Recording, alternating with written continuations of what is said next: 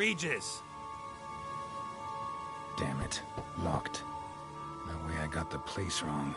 This is it. Gotta be. Gotta be another way in around here.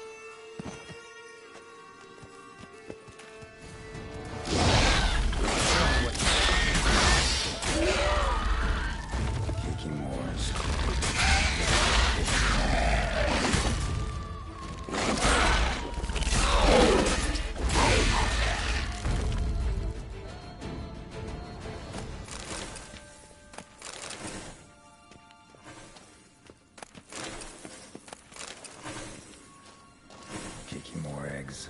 Need to incinerate the ash.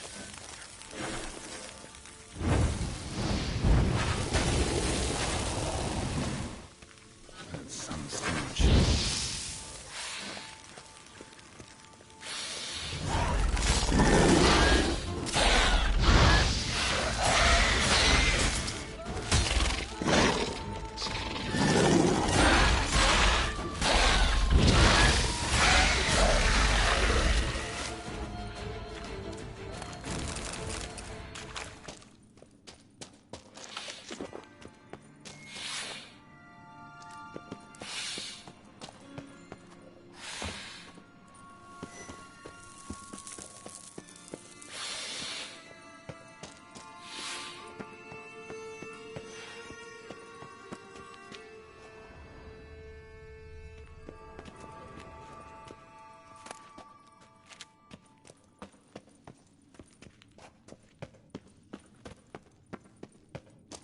Now in his eye. Ought to use it.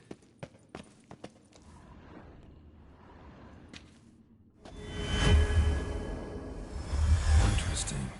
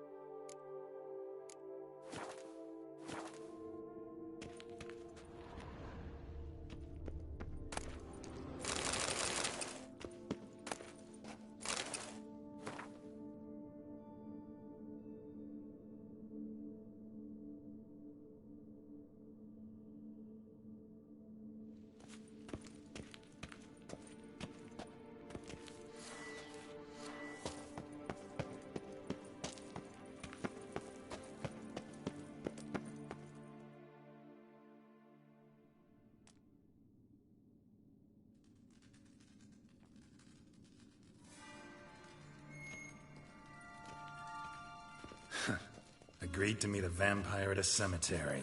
How much more cliché can you get? Nothing comes readily to mind. Could have left the door unlatched. What of my privacy? I value it rather deeply. Unmolested, especially by unwanted guests, that's my preferred state. Besides, I knew you'd find a way to get in. True enough. Need to find your friend. I'm hoping you'll agree to help. I shall do whatever's in my power. Yet what you want or even need must matter little. What matters is what Dettlaff wants. If he does not wish to be found, you will not find him. Ever. End of story. Come on. Gotta be some way.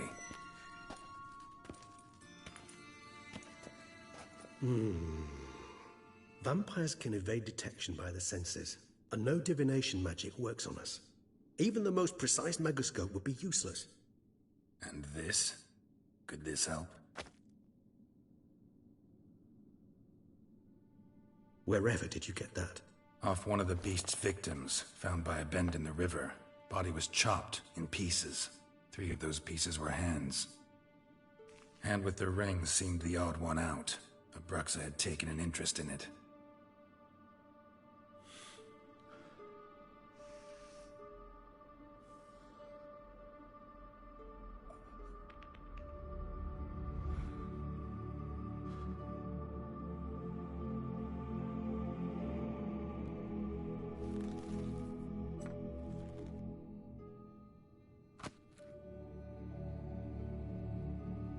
It's Dettlaff's hand, without a doubt. It will do splendidly.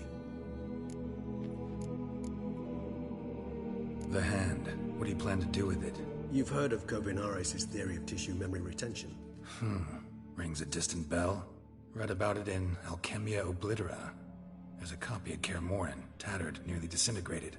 But if memory serves, Kovinaris never managed to prove it worked. He did prove it, just never managed to publish his findings.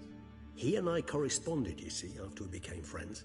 Thus, I know he completed his research and performed the first tests. It's complicated, so without delving into details, it is possible to use any piece of tissue to reconstruct what a whole body experienced. How's it work? We need any special equipment? We must brew a decoction which Kovinaris gave a rather poetic name, resonance. Once imbibed, it sends one into a trance similar to that induced by narcotics. This triggers visions of events linked to strong emotions experienced by the tissue's owner. Picture it as dreaming a fragment of someone's life. Any chance we might see what Dettlaff was doing just before he lost his hand? Indeed. Though I also hope resonance will reveal the location of Dettlaff's hideout. Ring's pretty intriguing. Made of no metal I've ever seen. And the ornamentation. It comes from our home, where we lived before the conjunction of spheres. It's actually mine. I received it from a dear old friend. You might call him a humanist. He saw us vampires as guests here, guests who owe their hosts, meaning you humans and the elder races, respect. Respect? Meaning not to treat us like cattle to be slaughtered for food? Precisely. And the reason why I, in turn, gave it to Dettlaff. To remind him of the ideals my old friend championed. Can't you just summon Dettlaff? You're both hired vampires, there's gotta be a way. If I'm to be entirely candid, there is indeed one. But believe me, we will be better off never availing ourselves of it. It is a last resort. Absolutely. Last resort? The hell? Why? There is a being who can summon Dettlaff. Possesses the authority, even the power, to force him to appear in a given place. But the very act of contacting this being, well, it's akin to walking a slack line extended over a chasm filled with molten lava. An exercise as perilous to me as it would be to you. A risk I'm unwilling to take. I beg you, let's do it my way. It will be both quicker and easier. Kovinaris spent half his life proving his theory. Wild guess. Making a dose of resonance won't be easy. You guessed correctly. In addition to Dettlaff's tissue, we shall need a powerful occipital lobe stimulant. Effectively a poison, to make one susceptible to visions. Well, got a few ingredients to choose from. Unfortunately, all are pretty rare. There's Mamoon glands, but closest ones I know of are in Vizima. A spotted white saliva would also serve, but they were culled to extinction over a century ago. Could go with a kobold's eyes, but the creatures are sentient. Rather not gouge one's eyes out. Given that we lack the time to sleuth this out ourselves, permit me to summon some help.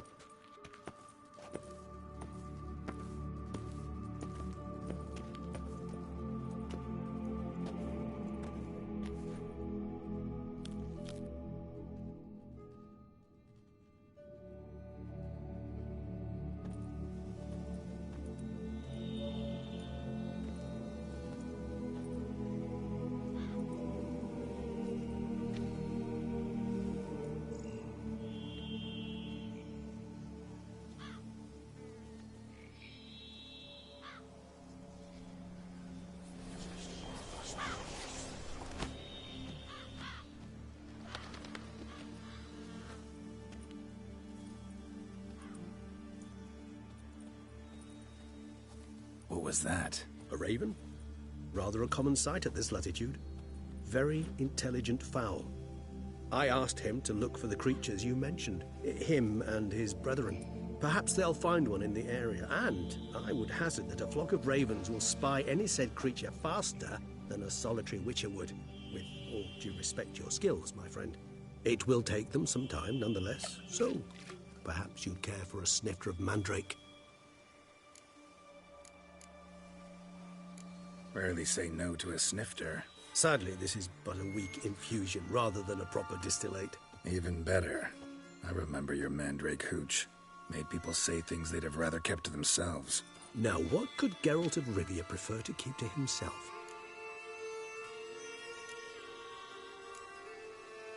Everyone's got some secret. I agree wholeheartedly. I also believe it wise at times to share one's secrets, unburden oneself to those one can trust. This your sophisticated way of asking me if I trust you? I prefer almost always to ask you directly. It seems a test of intelligence, one you just passed. Maybe you should go first. Reveal one of your secrets. After all, you vampires lead very interesting lives. Anything in particular interest you? Curious what you did after you were reborn. As I'm sure you can surmise, at first I was thoroughly absorbed with recovering. As it is, I've still not recovered completely. Yet I was so weak the first year that I could not stand or move on my own. Detlef bore my weakness bravely, showed great patience. If not for him, I wouldn't be here, and I'd have regenerated far slower. Once I could at last stand unassisted, I set off for Bruges, for my one-time home of Dillingen. There I led the peaceful life of a rural healer and surgeon, enjoying my neighbours' respect and, in fact, constituting the exact opposite of the monstrous vampire the populace imagines. Bruges, you say? Rebirth make you sentimental? Perhaps a dash. But what of you? Where have you been? Ever find your Cyrilla? Back then, yeah. But we parted again soon after. And when the time was ripe, she came back, defeated the Wild Hunt together. Ooh. Seems I certainly missed quite a bit while I was absent. True enough. But it's a conversation we'll have another time. Need to know more about you now. Gotta ask you the big question. One everyone wonders about. What happens after death? You wish me to tell you if the human belief in the gods is well-founded? Well, that I do not know.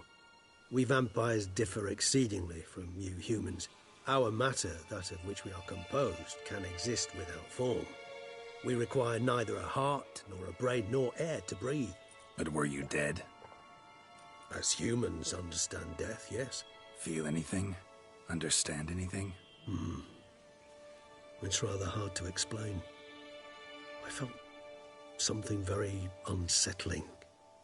Something I cannot even name, for I did no reasoning.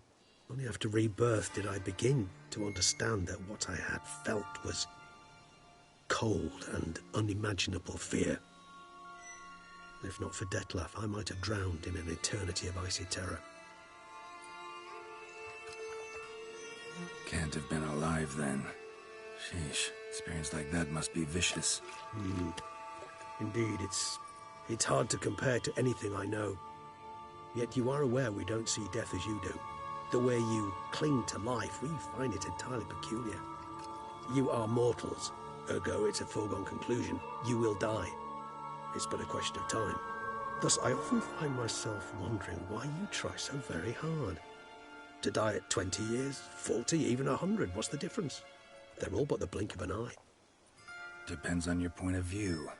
Man who's got 1,000,000 crowns to spend can't possibly understand one who's only got 20. Very true. One's outlook can indeed change much.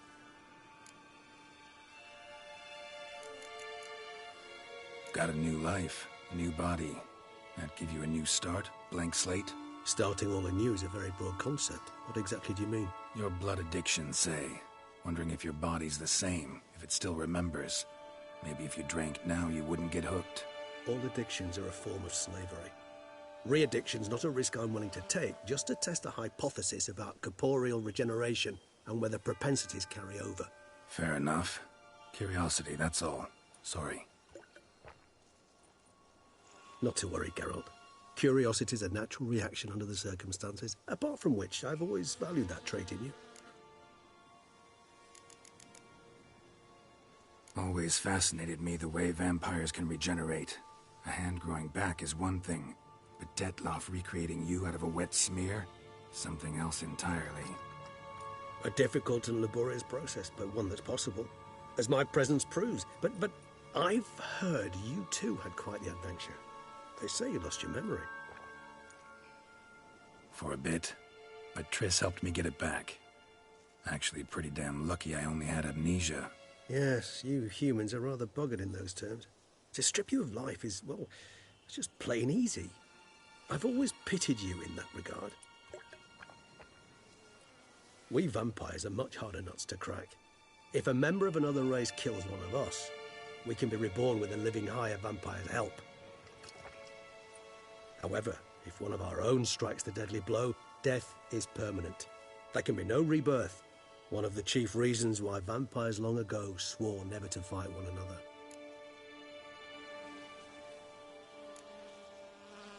All right, give you one question. What do you want to know? One question to ask one as fascinating as you, Geralt. Cruel parsimony, I'd say, but I shall do my best to make it count. If you were to die and be reborn as I was, in your new life, would you choose to be a witcher?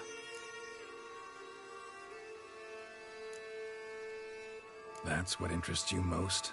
Whether I'd like to be a witcher again? Many things interest me, but we've not much time left. Please answer.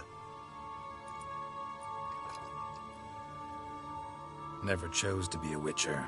Fate chose for me. Had it been my choice, I'd have picked a different profession. A profession where I wouldn't have to risk my life every minute of every day. Maybe even one that'd earn me some respect. Thank you for being honest. Honesty is an attribute of the truly brave, and thus a privilege of the very few. Still no sign of your winged friend. Sure it understood what you wanted? Dead certain. Let's wait a bit longer. It'll return soon, don't doubt that for a moment.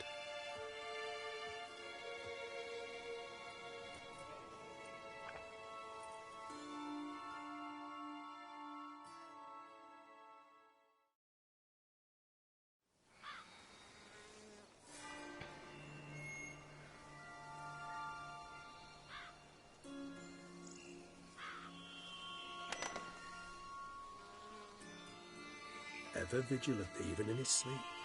Quite vampire-like, in fact. Are you absolutely certain they don't administer a few of our genes during the trial of the grasses?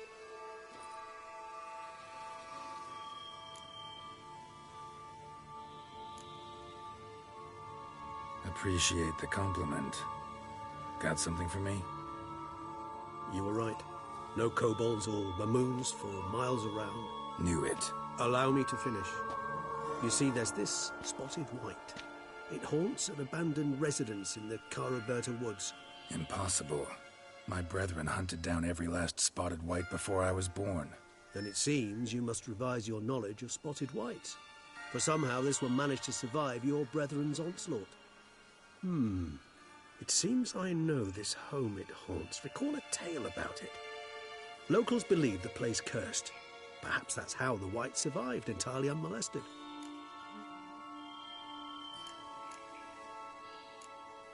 Whites rarely appear in the woods, even less likely to find them in abandoned human homes. They inhabit remote wildernesses, old abandoned cemeteries. What's your point? This might not be a spotted white after all. Your little helper might have made a mistake. I sincerely doubt it. Ravens are devilishly intelligent creatures, and they've highly developed observational skills. What exactly did they observe? The area around the estate. It's covered in spoons. Spoons? Spare me the skeptical smile. I'm but the bearer of this news. Or perhaps this spotted white is a hoarder. Or the spoons are somehow related to the curse. Know anything else about this curse? I don't recall much in particular. Really don't attach much importance to such things. It was mentioned to me as an anecdote, no more. Come on, search your memory. Something, anything could be important. I believe it had a relation to hunger, or, perhaps greed, rapacity. Someone was punished for something... Textbook definition of a curse, pretty much. Sorry, Geralt, I try not to clutter my mind with the details of every far-fetched tale I happen to hear. What are your thoughts? A specimen of a species thought long extinct, and a curse in one place. That a coincidence, or are they related? Ah, professional curiosity. Personally, I've nothing against you delving into this dilemma, but please remember we need the White's saliva. Nothing beyond that. Let's do this. Start making your decoction while I go get some saliva from that White. Uses it in its brews. Do you imagine the White will simply sell you some? Worst case scenario, I'll bring you its salivary glands. They ought to do as well. For a moment there, I imagined you asking the White to spit into a vial. Quite amusing as a thought, but the salivary glands will do fine indeed. So, see you later. Yes, till later. I shall start by perusing some tomes. Tomes? Thought you were gonna make this decoction. We require one last ingredient. Alas, obtaining it could prove a trifle toilsome. Thus, I hope to identify a suitable alternative. All right. Good luck. And to you, my friend.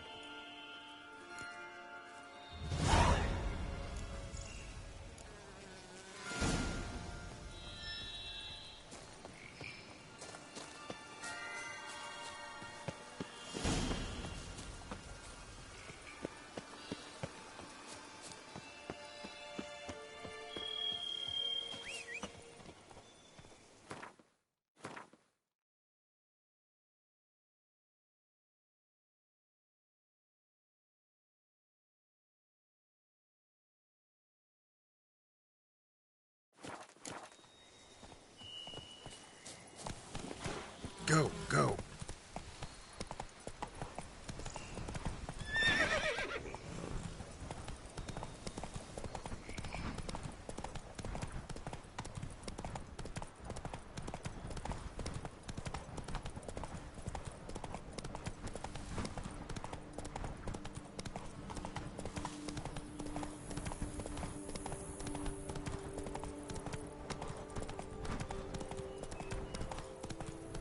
Dressings, bandages.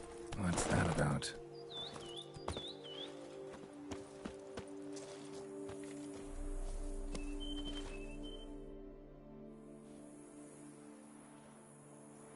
The dressings, bandages. Where did I put them? Forget it. Bandages won't do him any good. What? Oh, but he breathed still a moment ago. Mm-hmm. Breathed his last then. Bled to death. Legs broken, femoral arteries ruptured. Wound like that, you're dead in minutes. Gods. What happened here exactly? I was rolling through, fully loaded, when I heard screams. This one crawled towards the road, then drooped to the ground, lost consciousness. I jumped down to help him, dress his wounds. Then you appeared. Pretty admirable stopping to help a stranger. Truthfully, when I saw him, I considered it might be an ambush. The thought entered my mind, I near decided to crack the whip. But to abandon a man in need? It's simply not the decent thing to do. Decent enough in many other places, believe me. Before you go on, clean your hands thoroughly and burn your shirt. Might also want to rub some thyme on your body to be sure. Smell of blood might attract ghouls otherwise. Who might you be, precisely? A witcher. Oh. Do you expect some beast might have killed him? See what we have here. Legs broken, but cause of death's the wound. Small but deep, edges unfrayed. Either a thrust weapon or a thick claw. Maybe a wyvern's. Tough to say, and... breastplate's unusual. Dented. It's got a patina. An antiquity, I believe. I deal in these things, so... what's puzzling is... why did he don it? Not likely to learn that from him. Now to figure out where he came from. From that house, I'm assuming, but need to investigate. Got some work to do. So long. Wait, I will come with you.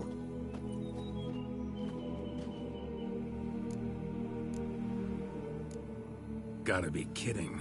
This isn't a garden romp. Whatever killed him's damn dangerous and it might still prowl the area, so if it's all the same, I prefer to accompany you. So be it. But stay close, keep it down, and don't touch a thing.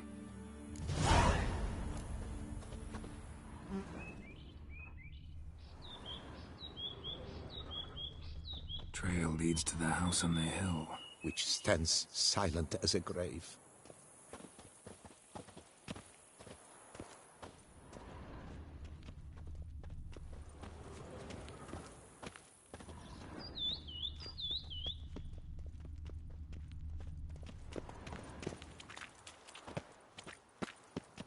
Gate's locked from the inside.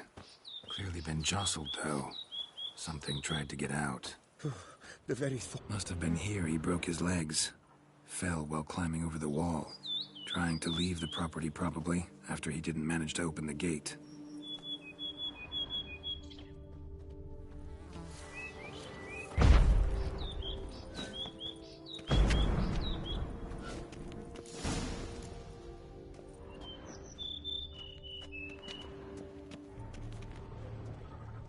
Burned alive.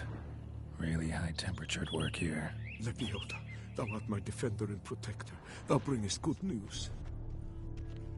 Damn it. Good gods! Servant.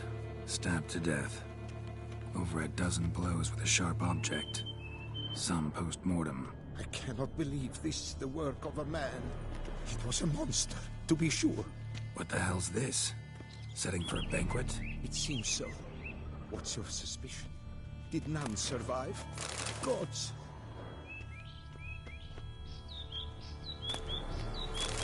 Silver tableware. Elven engravings.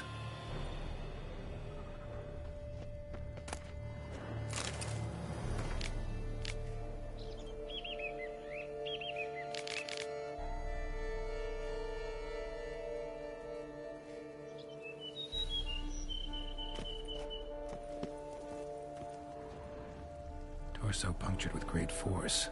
Blow pierced hardened steel. Man on the high road. Breastplate was identical. Throats massacred. One mighty blow. Shield along sides old and dented. Swords ceremonial. And Shay handiwork clearly. Ceremonial bowls. For little sacrifices? Of what? Please, do not say humans. Ceremonial bowls. For little sacrifices? Of what? Please, do not say humans.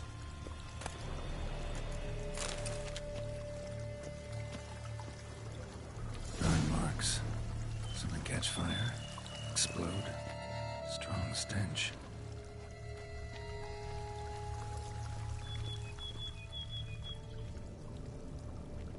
Multiple multiple wounds on the body. All puncture wounds, but hard to tell what caused them. Victim's human, but the attire's elven. Are you certain? How did he come by it? We've so few non-humans in Tucson. Fled, then dropped to the ground to douse the flames. Didn't manage. Burnt smells growing fainter. Might have been another luckier soul managed to flee.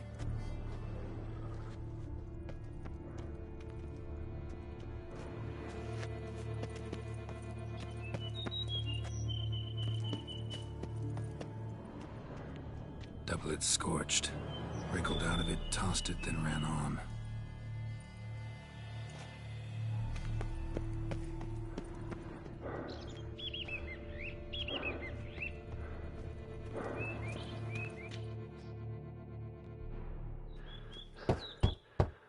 Perhaps there's no one inside after... I know you're in there. Breathing's loud and clear. Open up. We mean you no harm.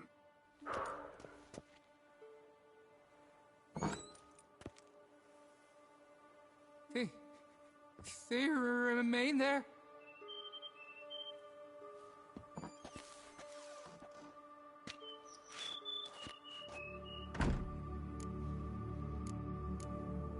Listen, I'm a witcher. I'm here to help you. But if that's gonna happen, you gotta answer some questions first. Who are you exactly? Durant Faucher Plamonton de Safaran, Lord of these lands, and Chairman of the Society of Friends of the History of Tucson. We meet here annually to mark the anniversary of the Elfin Homage, but something like this, by its first. You mentioned them. Who do you mean? Those, I don't know what they were, spirits. It all occurred of a sudden. We were staging a scene, the death of paying homage. There was a flash of light that blinded me completely. I heard cries, though saw nothing, then felt my own robes were in flames. I broke and ran, threw off my doublet, leapt in here and shut and locked the door behind me. They pounded on the door. I thought they would get through. I thought I was done for, but in the end, it grew calm. So while reenacting a scene from the past, somehow, unintentionally, you summoned a specter, a Korgorath, or a tube, maybe. What? What now? Best thing? You gotta do it again, of course. Are you mad? Would you have this thing kill us? No, don't want it to kill anyone. Precisely why I gotta do my job. Summon it again, whatever it is, and tend to it once and for all. Durand, think I can reenact the pledge? The giving of homage, alone? It was a great, momentous event. The surrender of Tucson's last elfin king. You will need at least 3 individuals. You know what I'm gonna ask for. Need your help. But I'll understand if you turn me down. No objections? Good. Let's get to work. Start by clearing the corpses. Got some time. Won't start the reenactment before nightfall. Things of this sort are a lot more likely to work after dusk. One last thing, though. My pay. Don't work for free, you know. Understood. Just keep the danger at bay, and I shall be generous. Through and through.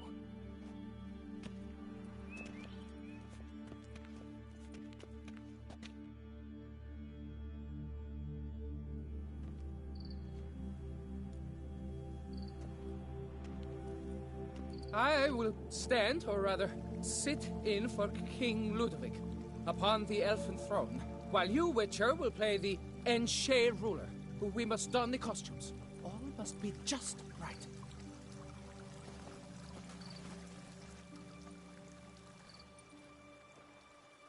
Divethef, the Elven King, hosted Ludovic in his own palace upon his own throne, amidst the blinding glow of a plethora of torches.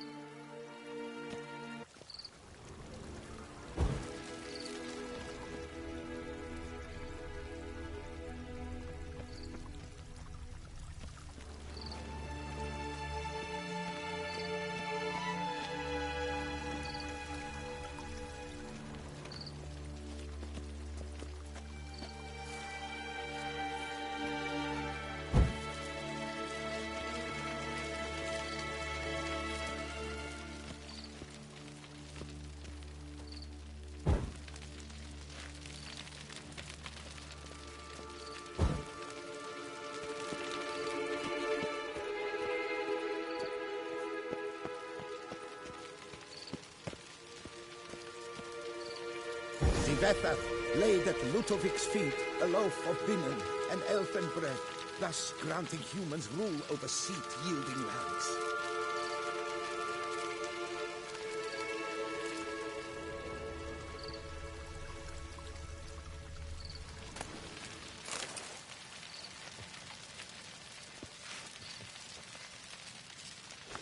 Tibetha filled the ornate ceremonial bowls with elven wine, Gwinoet, the sweetest blood of the land that had been torn from him.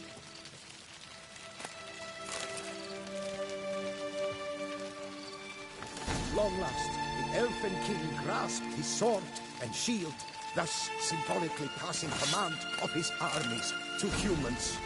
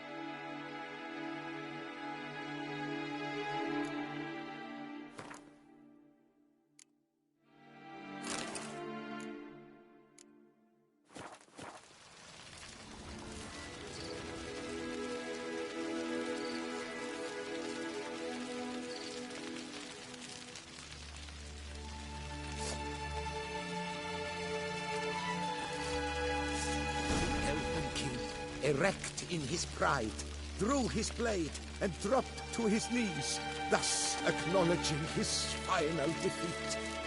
Ludovic then spake.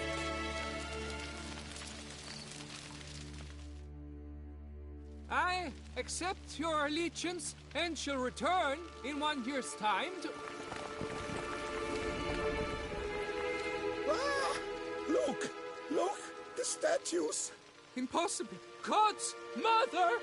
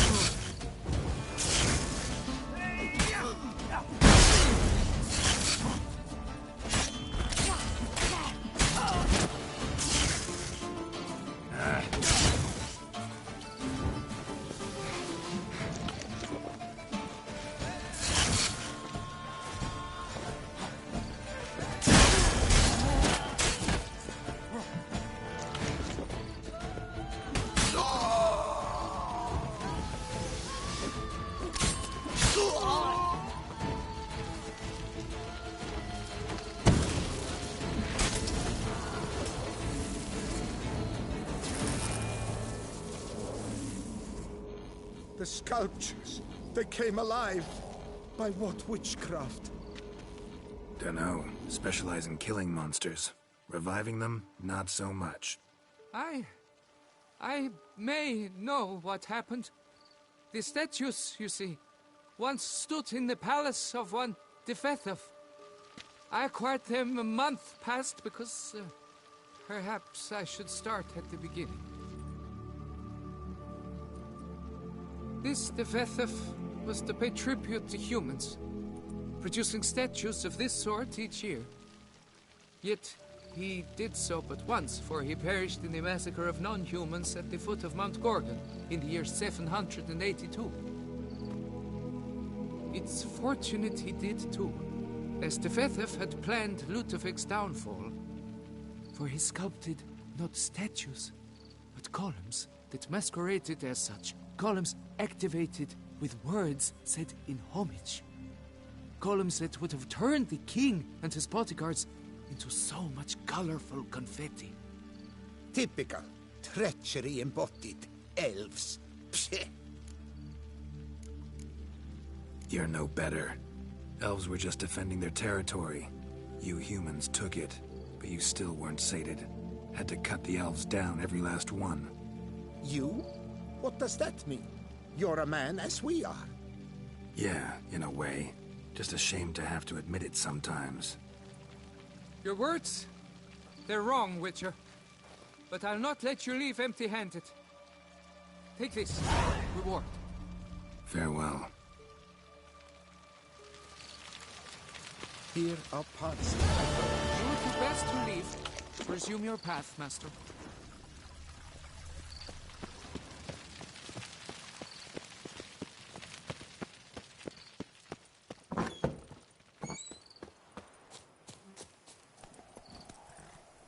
Slower.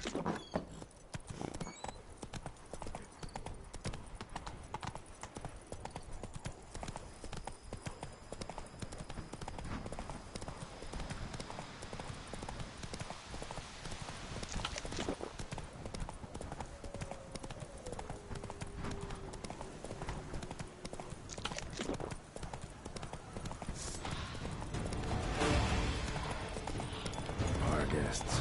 Never a good omen.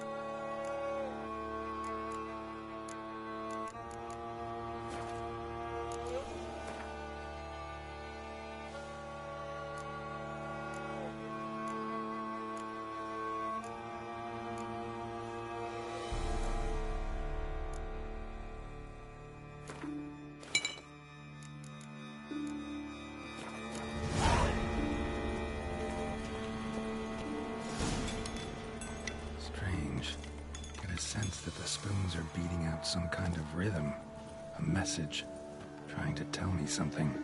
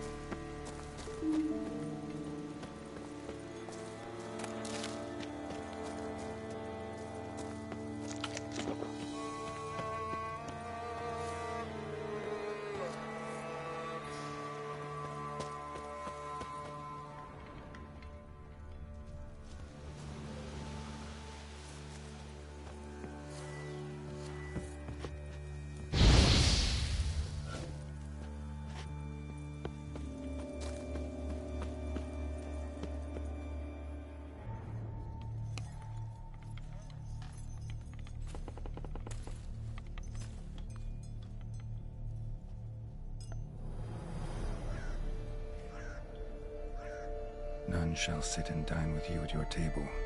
No spoon you have shall sate you. Never again shall you wish to spy your reflection in the mirror. Sounds like a curse, all right.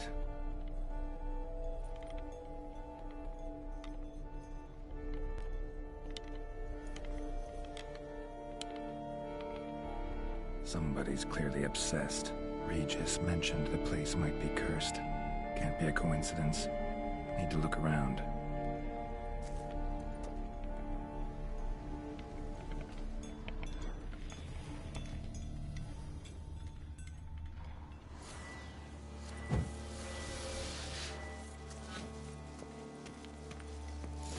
What a pigsty. Need to search it thoroughly. Find a way to collect some white saliva. White's obsessed. A real collector. Thoroughbred.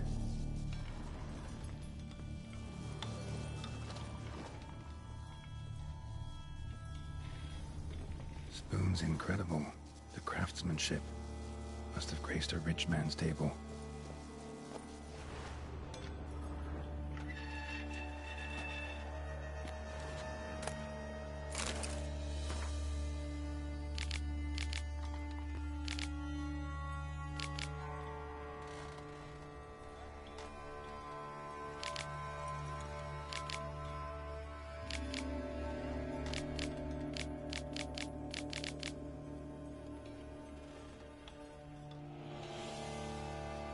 Girl realized she was changing into a monster, recorded it in her diary.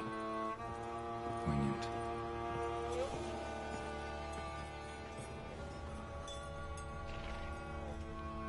Smashed mirror, as if someone couldn't stand to look at themselves. The monster. Journal's author, maybe?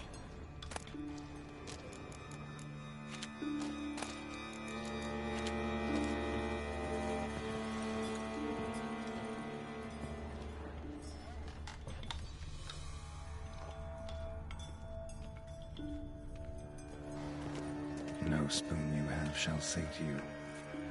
Whatever lives here treated that literally. Still searching for the right spoon. Spoon. Pretty ordinary. Maybe a little old.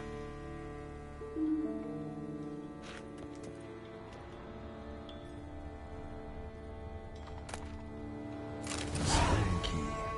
Sophisticated crafting. Tag bears a description. White's a true collector.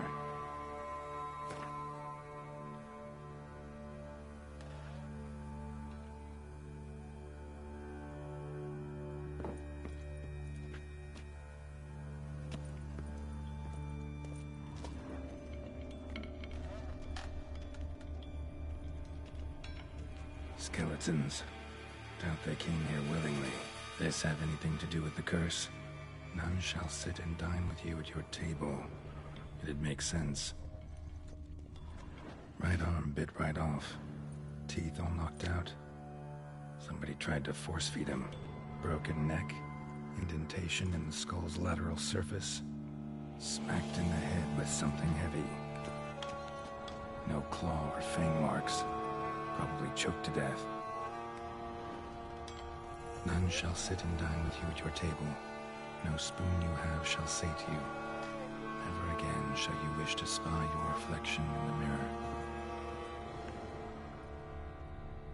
Woman's name scratched into this wooden spoon. Romantic.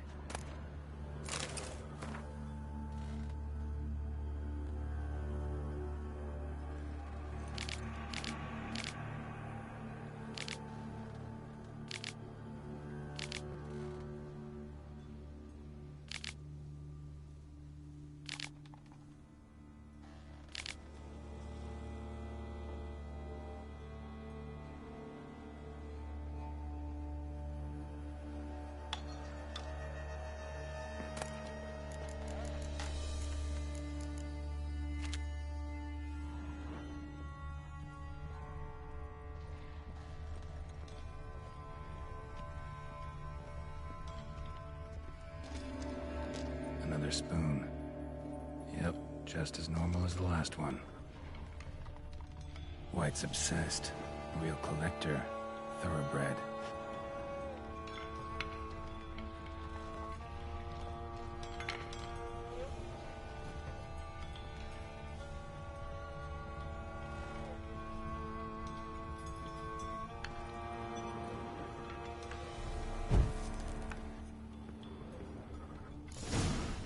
Actually does seem like a White's lair. Bit atypical, but still. Cauldron should be somewhere around here. Spoon. Pretty ordinary. Maybe a little old. Another spoon. Yep, just as normal as the last one. White's obsessed. Real collector. Thoroughbred. Cauldron I was looking for. White's not particularly tidy. Table's set. White who lives here is getting ready for some sort of feast. White that lives here, definitely afflicted by a curse, and it's been trying desperately to lift it. Cauldron's empty, unfortunately. We just need some brew. I'm afraid he won't get that. No choice but to hide and wait for the saliva glands and their bearer. Need a spot that'll let me observe the cauldron. Spoon, pretty ordinary. Maybe a little old.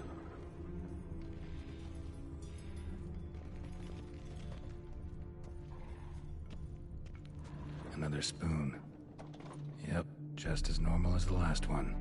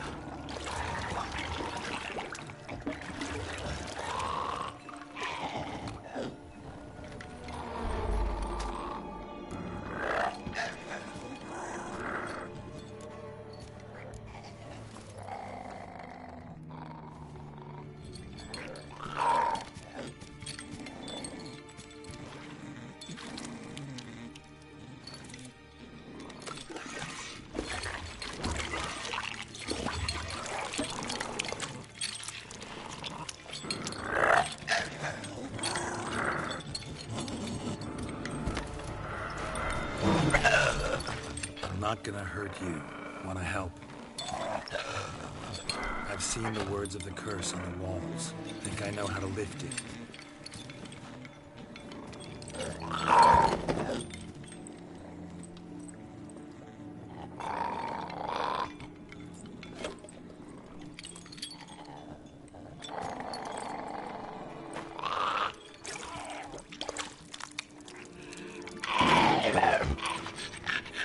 Tried to bring folk here, convince them to sit at the table with you, right? Well, I'm gonna be your guest now. Your willing guest.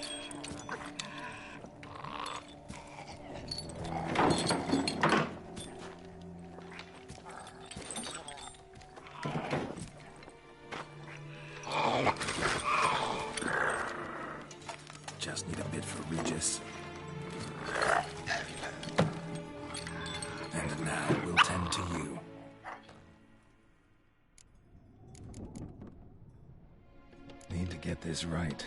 Words of the curse were, "None shall sit and dine with you at your table. No spoon you have shall say to you, never again shall you wish to spy your reflection in the mirror."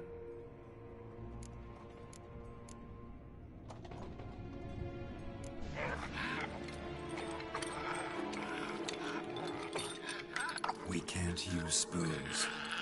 No, that won't work. You've been looking for a spoon that would feed you, but there's no such spoon. We need to eat without spoons.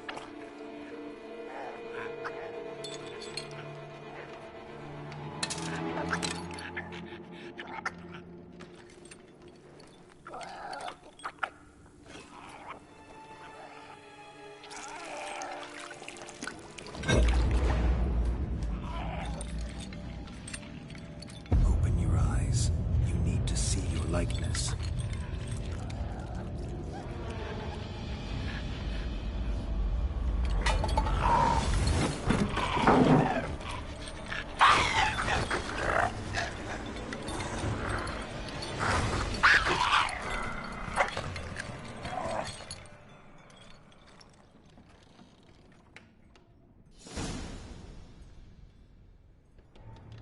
Think of that.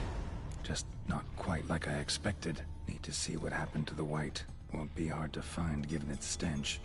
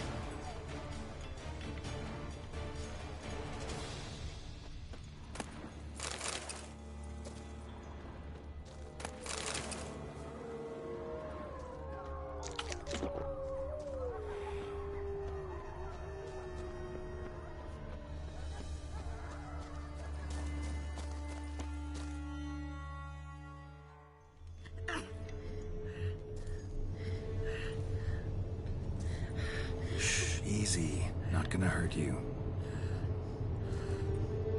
Eat. I must eat.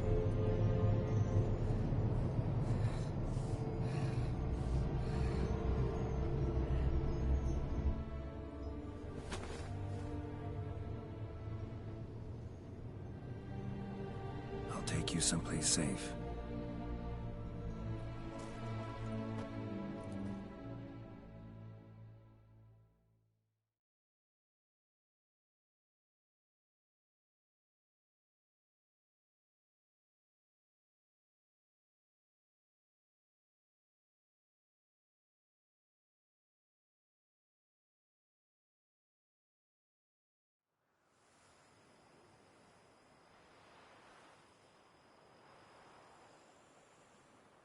So I took her by the hand and led her here.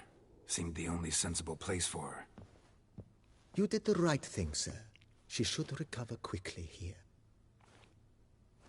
I'm deeply pleased, finally, to make your acquaintance, sir, though I do regret the specific circumstances. In all the commotion, I fear I neglected to introduce myself. I'm Barnabas Basilfolti, and by order of the Duchess, I am to serve as your major domo at Corfo Bianco. Nice to meet you, Barnabas Basil. Love to talk more, but got urgent matters to attend to. While I'm gone, please make sure she gets everything she needs. Don't worry, sir. I shall see to everything. She is safe here and in good hands. She'll soon be back on her feet. Might actually take a while. She hadn't eaten anything in over 100 years when I found her. Horrid. Whatever brought this about? Told me her story on the way here. Her name's Marlena. She was once the very beautiful and proud heiress to the Trastamara estate. One evening, when she was holding a banquet for friends, a beggar came to her gate seeking alms. He had a bowl and a spoon with him. He sat outside her fence and waited. I've heard of the custom. An ancient rite of hospitality that obliges one to give food and drink to such a guest lest he depart hungry. To neglect the custom is to bring great misfortune down upon oneself. Marlena didn't care a whit for the old customs. She drove the man off, saying she'd rather feed the leftovers from her feast to her dogs than to give the beggar anything. The beggar then broke his spoon, cast a curse. She was beautiful, so he said she'd never wish to look at herself in the mirror again. Since she adored feasts, he swore no one would ever wish to sit and dine with her. And as she even refused him the crumbs from her table, he swore she'd never find a spoon in the world that would sate her hunger. A harsh punishment. I imagine lifting the curse was hardly simple. Curses are tricky. They play on irony. Always gotta figure out what the catch is. Marlena had spent decades looking for a way to lift it. Transformed into a wight, she stole spoons and lured folk into her home, trying each time to get them to dine with her. Didn't work. So what did? Someone had to sit down and share a meal with her, of their own free will. They had to eat without using spoons, and make her look at her reflection. That's it? That was all it required? Simplest solutions are sometimes the last that come to mind. Besides, when you're a wight, it's pretty damn hard to find willing human company for a feast. I imagine so. But, most importantly, it is now over. Please, don't worry. She will be in good hands here. Vineyard comes across as a place with a rich history. Know who owned it before me? Baron Rossel, who went bankrupt, forcing him to sell the estate to the Duchess. The Baron, in turn, had purchased it from Monsieur Bolius of the Headsman, a truly colorful man of Ketweni origin. He was actually a headsman? No, not him, but his great-grandfather. Indeed. Apparently, he was a common cut-purse who somehow secured for himself the post of ducal headsman in Beauclair.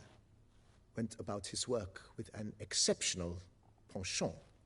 They say he chopped off more heads than there are grapevines in the ducal vineyards. He never hesitated, not once. Never sliced unevenly, never botched a job. For his exemplary service, the Duke granted him a title and this estate. Monsieur Bolius, on the other hand, was an engineer in his younger years. Once retired, he settled here and took to producing wine. Sadly, misfortune struck and he lost his sense first of smell, then of taste. Additionally, he could not drink alcohol. His medic forbade it. Shame that. He gave up making wine? Not at all. He made even more of it. Began throwing wild balls to which he'd invite friends from far and wide in order to treat them to his wine and delight in the fact that at least someone could enjoy it. It's the sort of man he was, Monsieur Bolius. Mind giving me a little tour de Corvo Bianco? Not in the least. Follow me, please. I think it would be practical to begin on the hill.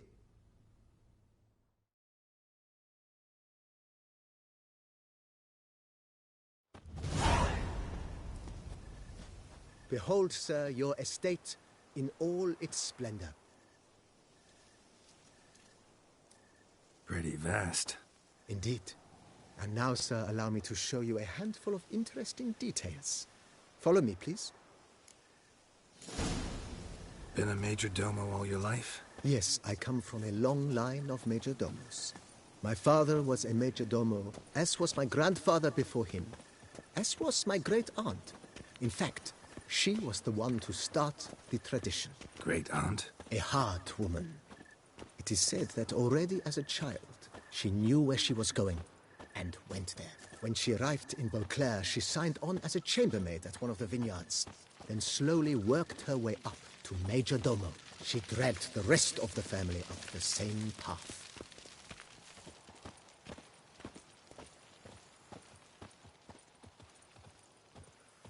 The servants' quarters. I occupy the green home.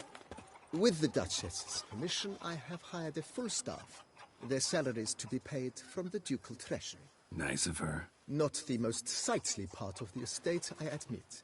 But I think it's worthwhile for you as master of the domain to know where the help stays.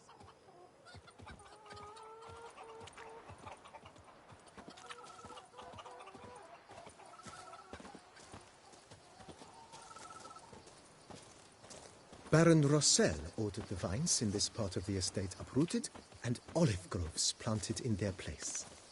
They look beautiful, especially come spring. Don't look at all bad now, either.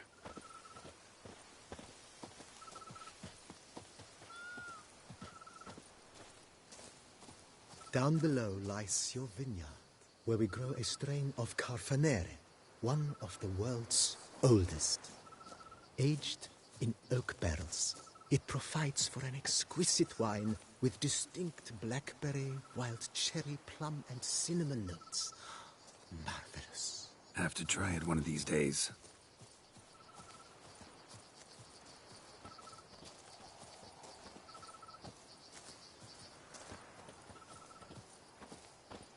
Follow me, please. Nice well. Picturesque. Yes, though it ran dry long ago. During the raucous feasts Master Bolius held, he would order it filled with wine. There's a tale about a guest attending a Bolius ball for the first time and thus unaware of the custom. He had suffered great heartbreak and had decided to end his life by jumping into the well. The festivities were coming to a close, and the well was nearly empty when the suicidal guest finally jumped. Instead of killing himself, he merely broke his legs. To numb the pain, he drank the wine. Drank himself to death? Not at all. When found the next day, he had concluded he'd witnessed twin miracles. The water had been changed into wine, and he had survived. He retired to a monastery in the Dragon Mountains and began preaching the wisdoms of Lebioda.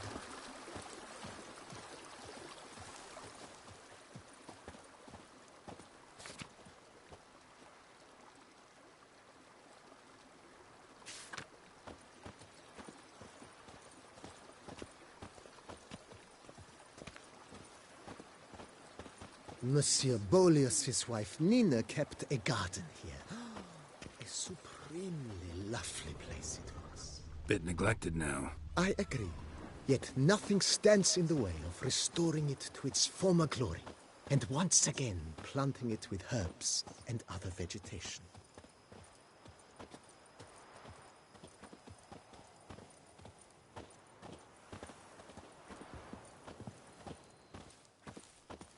Madame Nina planted diminutive, delicate flowers and herbs here. One might say their aroma still hangs in the air. You're quite the romantic, Barnabas Basil.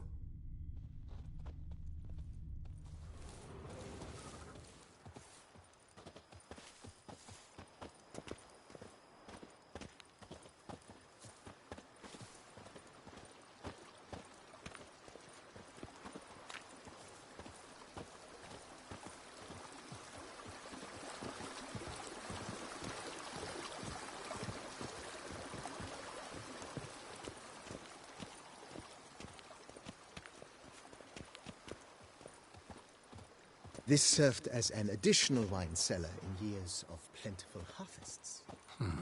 Bit of work and it'll make a fine stable for Roach.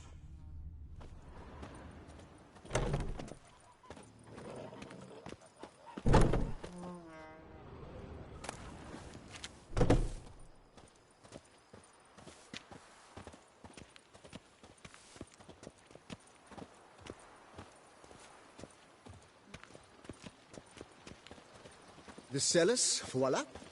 During Monsieur Bolis's time, wine was kept here, but Baron Rossel used it to store olive oil as well. I took the liberty of cleaning up the mess, which... I made while fighting the Bruxa. Thanks, Barnabas Basil. Appreciate it.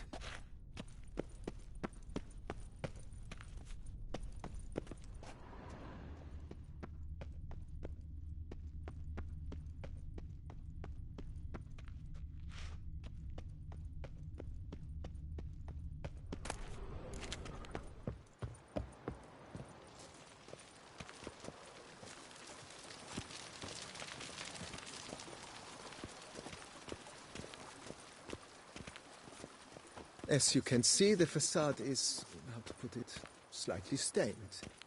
But one cannot deny it a certain subtle southern charm. True, though it could use a bit of subtle paint. Follow me, please.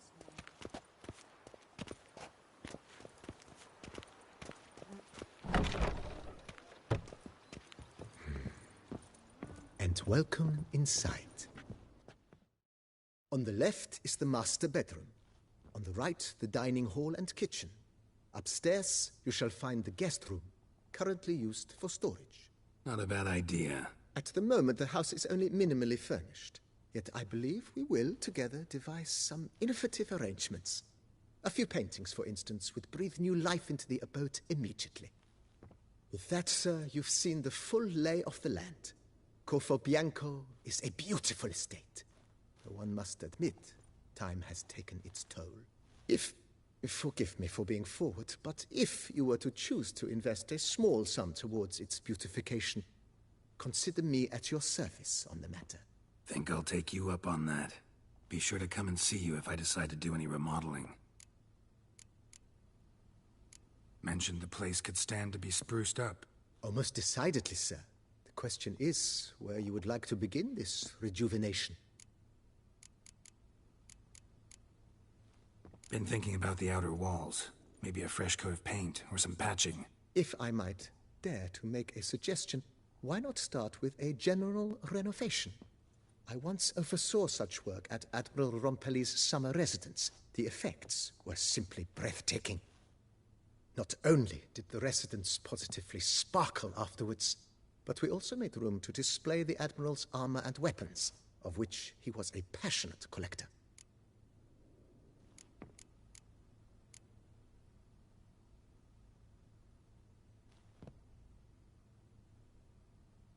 It's in your hands then. Make the place shine. I shall get to work immediately. Within a day's passing, I shall have sent for the crew which rebuffed the Admiral's residence. They are the finest specialists around. Highly skilled at what they do, it shall not take them too long, I wager. 2 days after they begin, your eyes will behold your residence in its refurbished, rejuvenated, beautified state. Is there anything else you require, sir? Know what? Changed my mind. Not in the mood to talk about redecoration today. But I wanted to ask you something else. I shall be glad to answer your every question, sir. Thanks. Gotta get back to my business now. See you soon.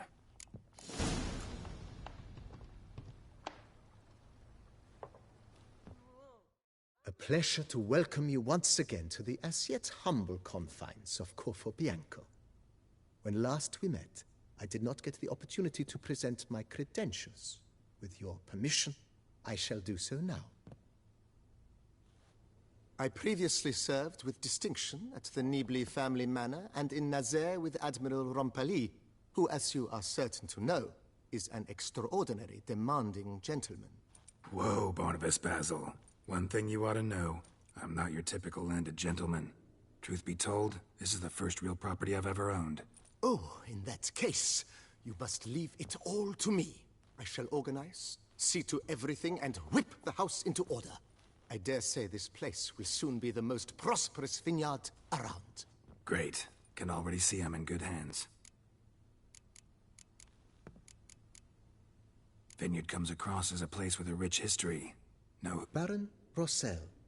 he was actually a hit. No, not him, but his great-great-great-great-grandfather. Indeed. Apparently, he was a common cutpurse who somehow secured for himself the post of ducal headsman in Beauclair. Went about his work with an exceptional penchant.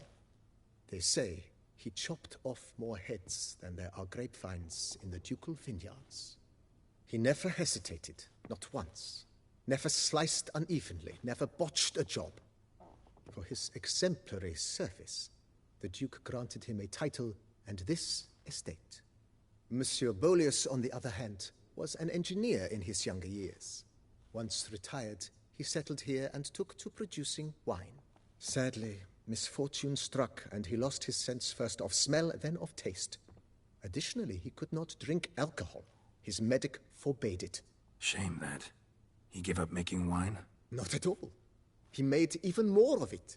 Began throwing wild balls to which he'd invite friends from far and wide in order to treat them to his wine and delight in the fact that at least someone could enjoy it.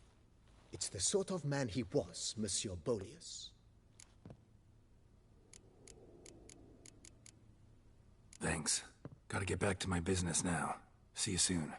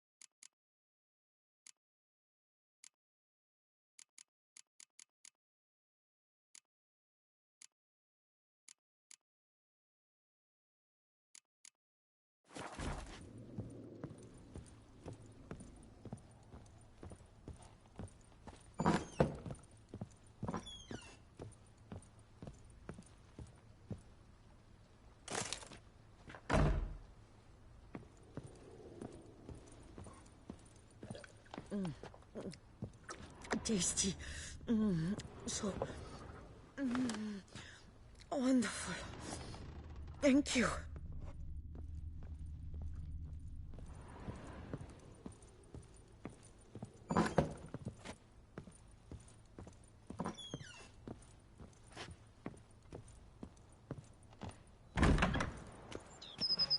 Could use one around here, full time.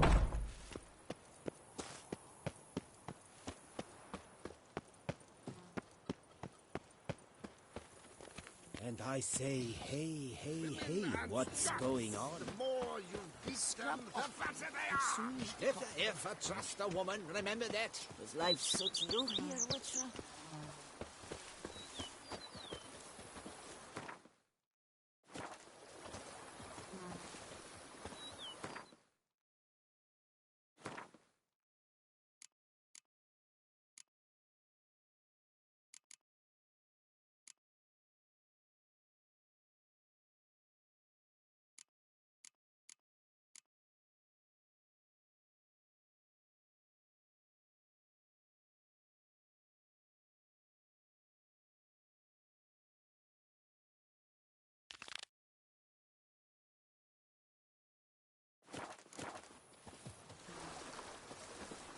A bushel of grapes is more a burden than that steel of yours. Run, Roach.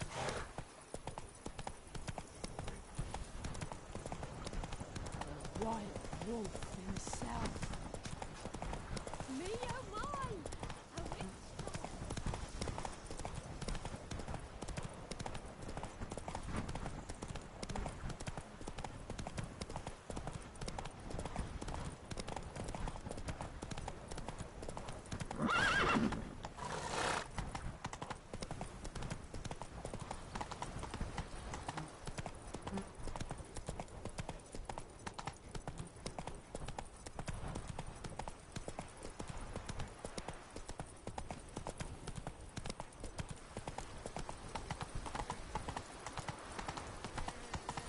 I've lots to do before it gets dark.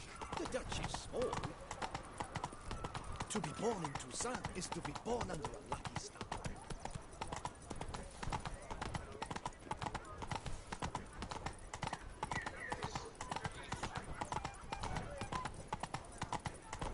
He's no hero.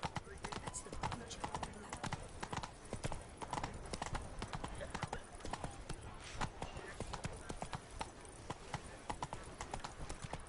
Eat, drink, and listen. For you are in Toussaint.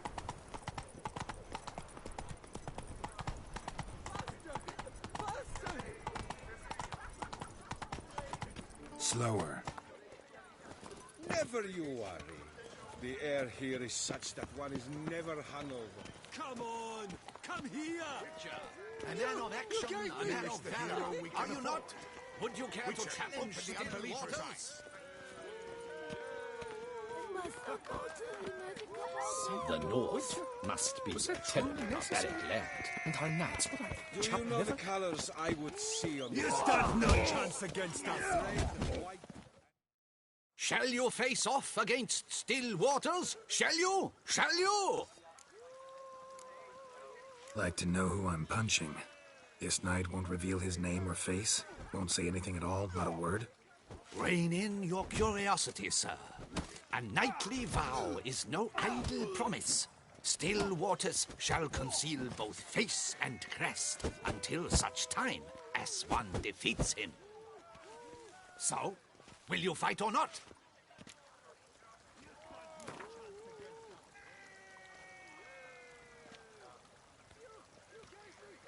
I challenge you to a duel.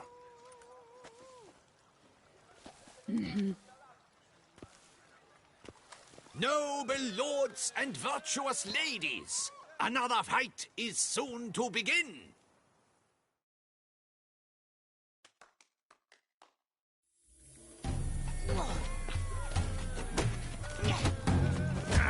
What? Lost your nerve?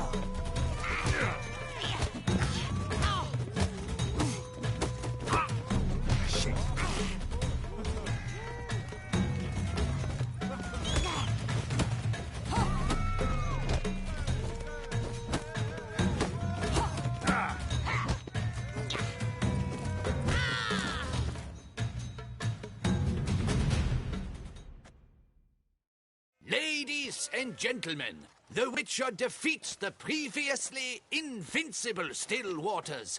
And what about it was? Freed of his vow, the knight can now show his face. Your blows are strong and true. My congratulations. Thanks. Have you naught to add? I'm a woman. No wry remarks? What for? It's the 13th century. Nothing peculiar about it. Women own taverns, run farms, and fight. Will you not claim there was no honor in fighting a wench? No. I'd expect to hear that from someone who is afraid to lose to a woman. Now only Colossus stands between you and a chance at the Maestro. San Sebastian, that's where you should go. Look for the largest courtyard. Come here! You fight with honor. I must give you that. You stand no chance against us. Scared the fright out of me. You gave me the hiccups! Come on! Come here! By the prophet's wounds. A witcher.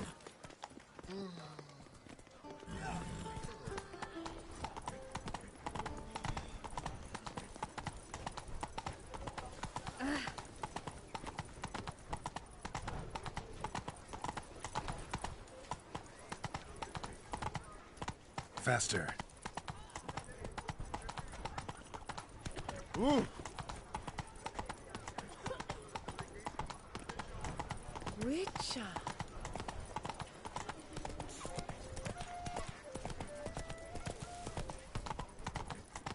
When the Duchessa laughs, it's no laughing matter.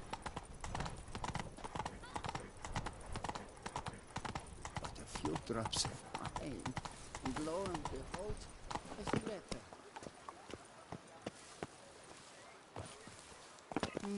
Nothing special.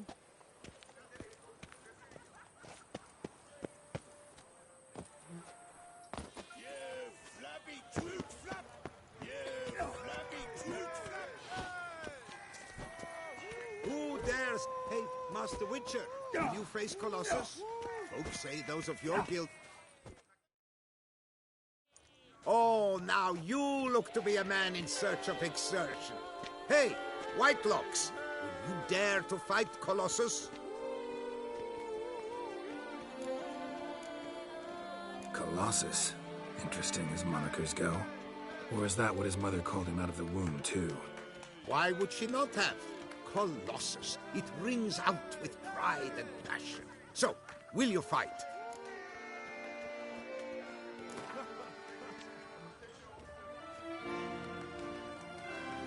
Fine. Let's fight. Ah, boring. I'm not interested. Quick I am. Too quick for you. It'll be knick-knack, patty-whack. Kiss your arm bone. Where's the sport in it? Don't want to fight? Why bother looking for challengers then? Wasting my time. Whoa, a bit testy are we? A witcher, right? Let's do it like this. You parry 3 blows I throw your way, you win. But you can't swing at me, not once. Just deflect my blows, got it?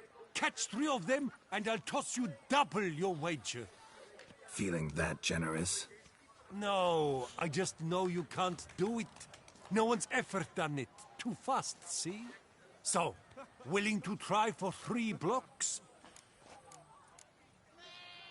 Fine. Doubt I'll have any trouble deflecting a few blows. That I get. At long last, one with a sportsman's soul. Now, listen. The rules say you're not to start your parry until I've cocked my fist. Standing with your guard-ups, not allowed. Ladies and gentlemen, witness a most peculiar fight. How shall I say this? The Witcher has accepted a colossal challenge.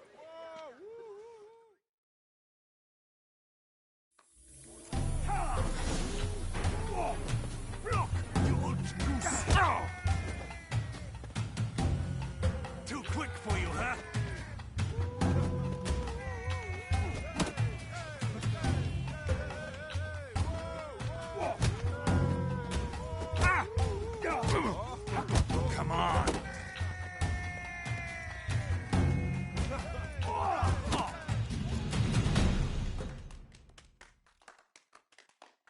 Incredible! The Witcher has parried Colossus's blows. No one's ever managed that feat. Here's your due. Thanks. You've earned my esteem, sir. We've not seen such a feat in years, and thus you've secured the right to challenge the Maestro himself. You'll find him by the docks.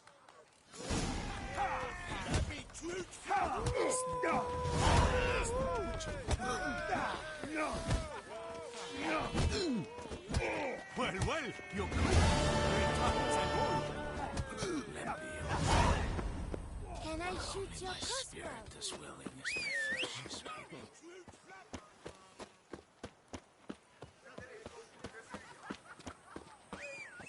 Lepiota's wheezing lungs. A real witcher.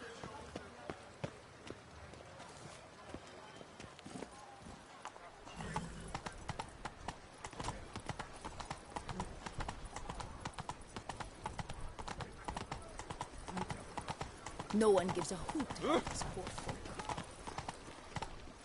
Go.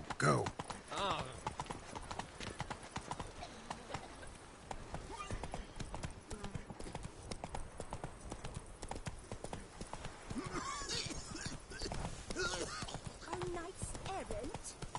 They're so heroic. Beaver booger me.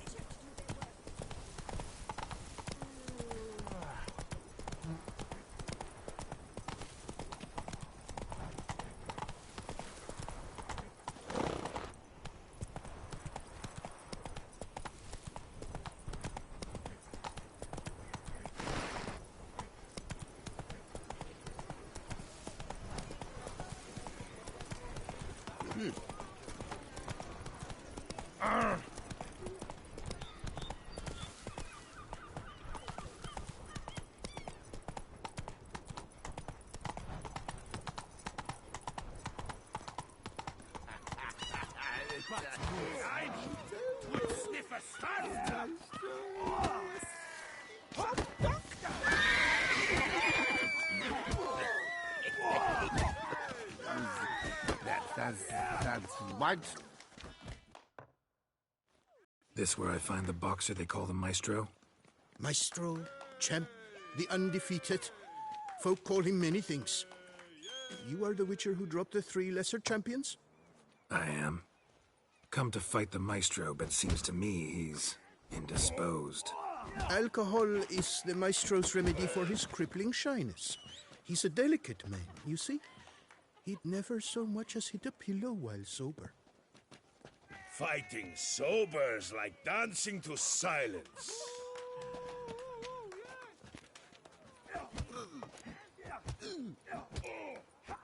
Forget fighting. Sure you can stand? You're blind drunk. Not your bum-bopping business. Ah, you cheat, you chat, while my vodka's gone flat. Will you fight, yay or nay? Let's go. I challenge you. Hold on. Whoa. I am a man of principle. I keep to a code. I don't tinkle where I eat, and I don't fight folk who don't drink.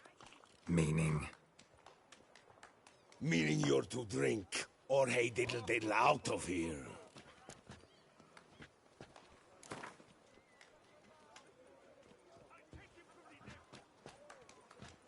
Sheesh. Fine.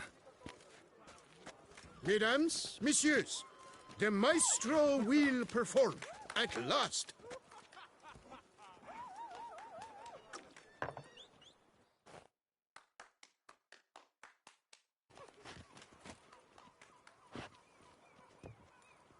Let's do this.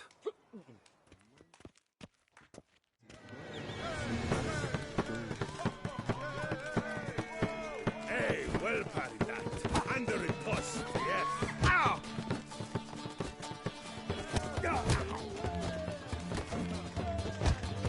Chop you bumble.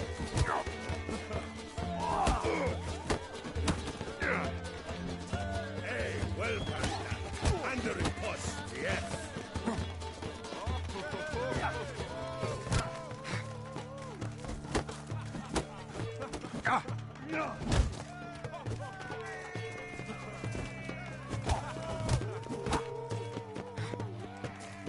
shot. Bumper.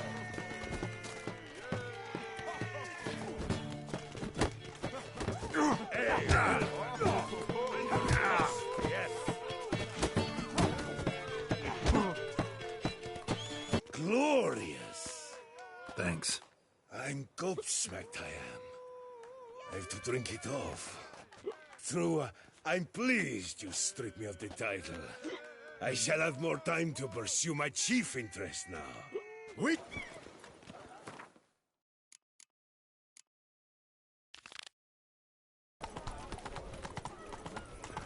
Oh.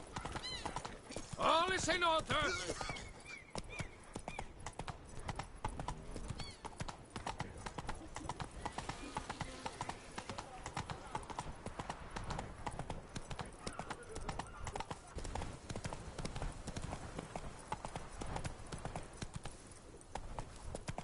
My good fellow.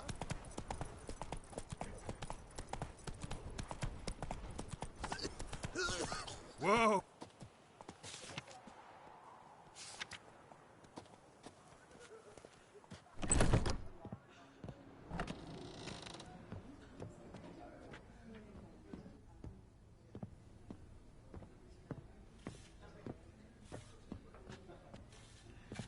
Whose notion of order is this? The fence. Why? Cemetery. You the one they bother? Yes, yes, and I'm alone in that, it seems. That is, no one else has bothered to take any steps, though all must hear the racket.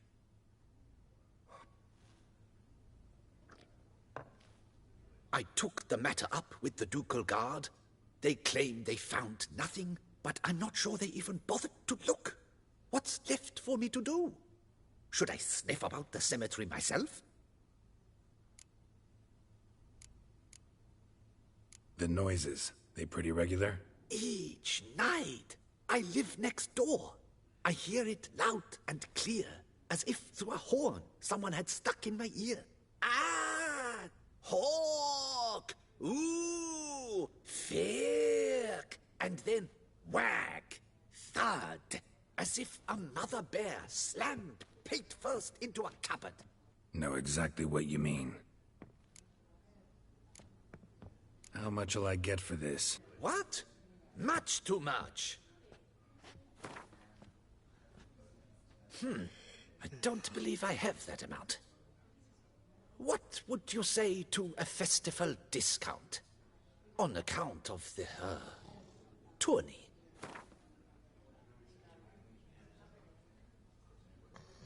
Agreed. Fine, I'll tend to it. Any victims? Someone go missing recently? Or are we just talking noises? No one's come to harm, thank the gods. Why? Do you think it might be a monster? Could be, but doesn't need to, though. Might also be grave robbers, tramps. Remains to be seen. I can't rightly say what would be worse. Whatever the case, Godspeed, Master.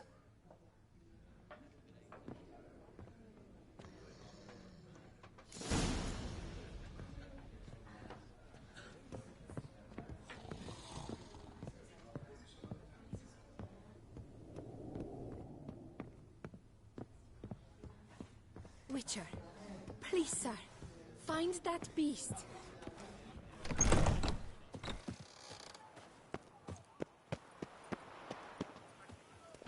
The ruckus is terrifying at times. My foo-foo out! On the feet. Slower. When the Duquesa laughs, it's no laughing matter.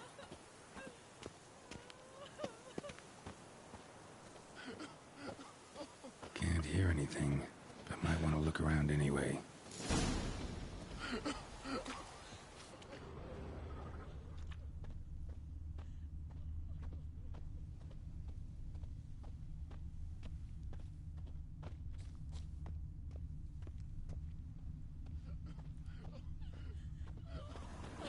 Tracks?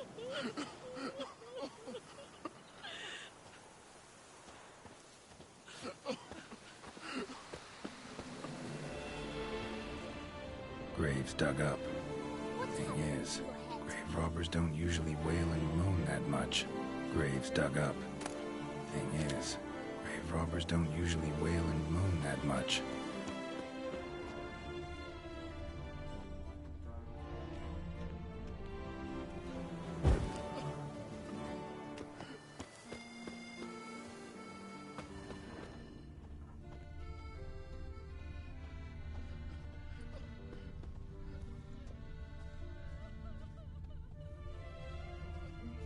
Trampled grass and bloomers.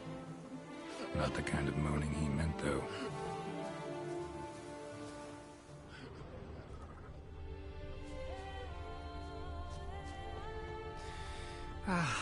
Love, youth, adventure.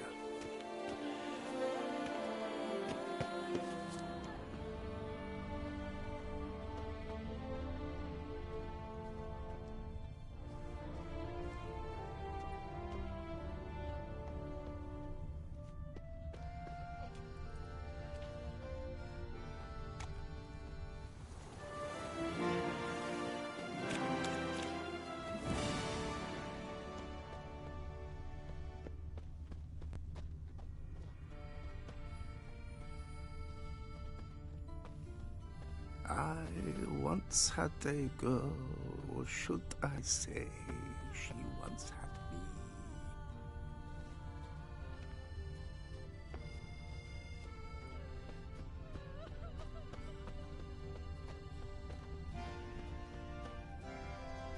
Lepiota, were only my spirit as willing as my flesh. Empty wine bottles. Leftovers. Big to do? Not likely. Lots of tracks. Not much I can glean from them, though. Gotta come back after dark.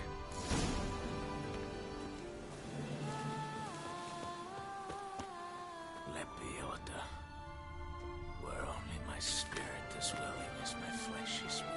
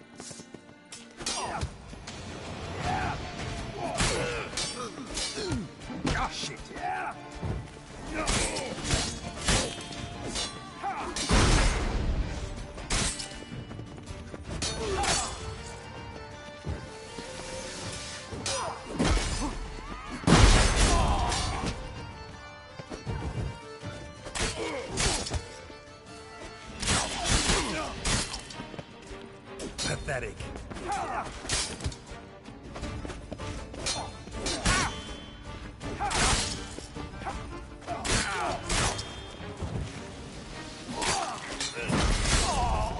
Noises could be coming from grave robbers. Can't know for sure, though. Need to wait till after dusk to confirm.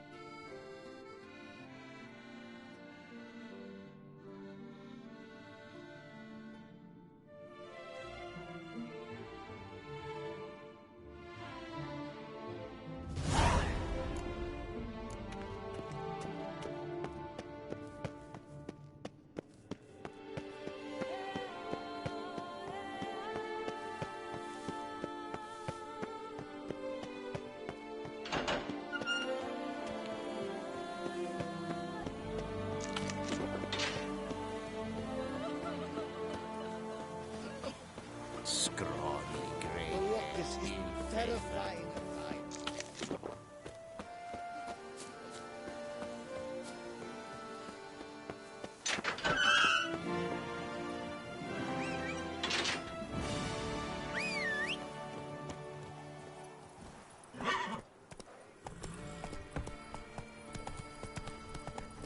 Help me, please.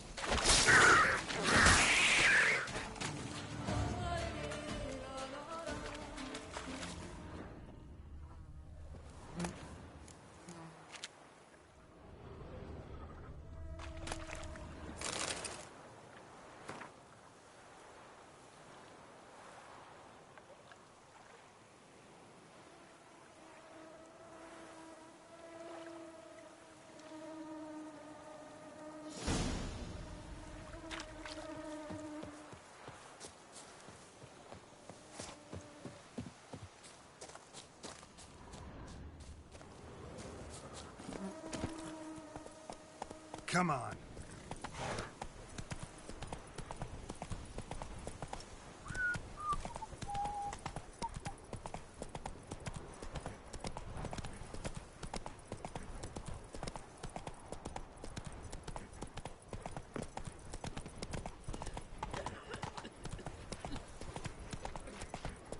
Slower. What do you want?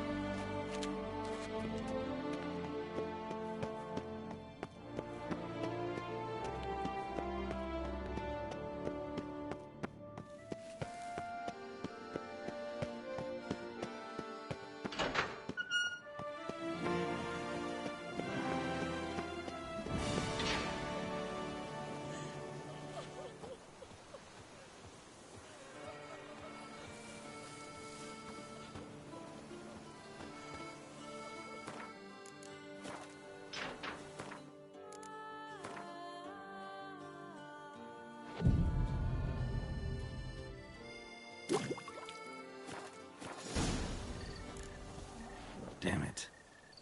More fighting. Noises coming from the catacombs, it seems.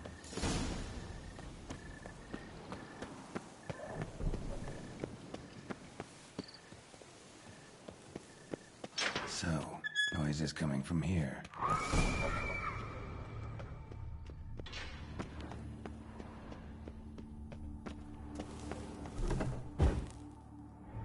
Not a soul. Strange. Doesn't look anything like a grave hag's lair either. Here lies Margot de Corentin.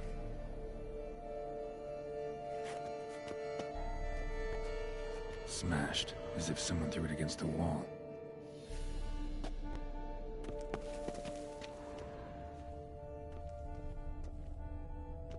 Louis de Corentin died on the day of Saint Zoetham's remembrance. Noises started right around then. Pretty fresh. Funeral wasn't too long ago.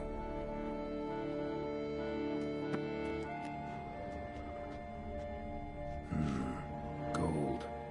Can't be grave robbers. None worth their salt would have left this. No sign of monsters or grave robbers. Bit of a mess, that's all. Maybe this isn't the spot after all. Strange.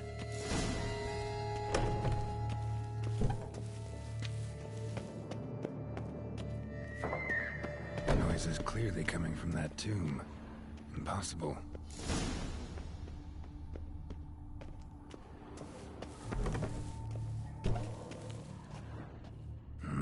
Something's not right. Need to hide, see how things play out.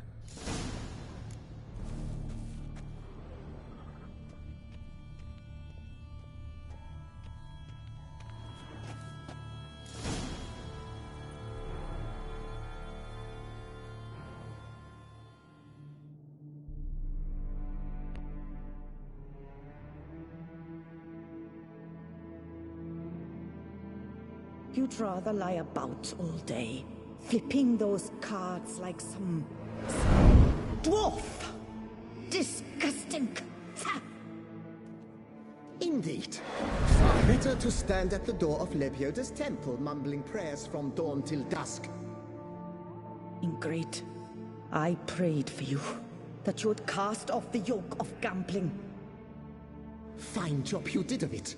Seems the gods had also heard enough of your cackling. And you? Why are you here? This is a private conversation.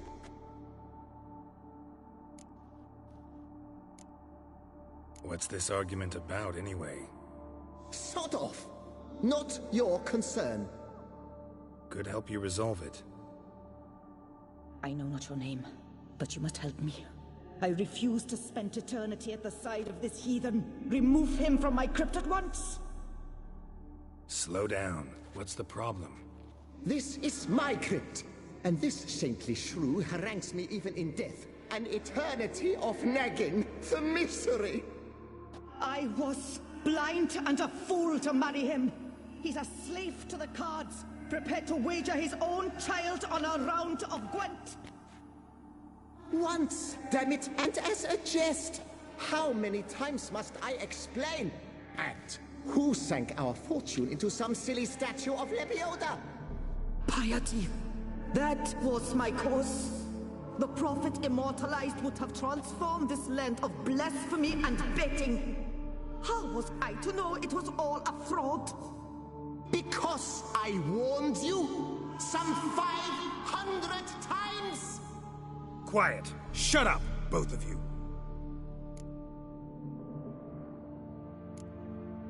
Who does the crypt belong to, rightfully? Must you ask? It's mine. My family's. The de Corentins. Are you illiterate? True.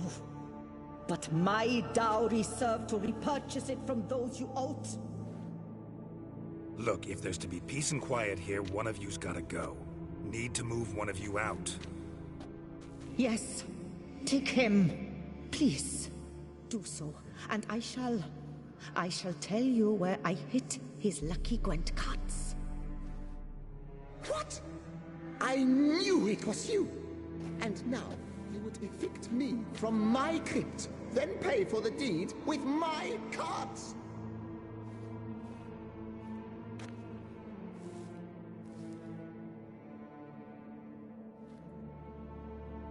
Blast it all! Had I those very cards at the tournament in Belhaven, I'd still be alive. It's your fault, you pox incarnate, that they stabbed me to death. They murdered you for your debts. I had nothing to do with it.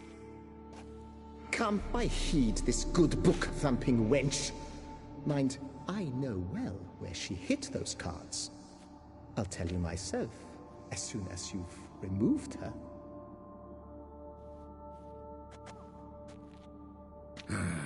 Need to think about it. right. Gotta move one of them out. Thus spake the prophet Lepiota. Thou shalt not play for coin.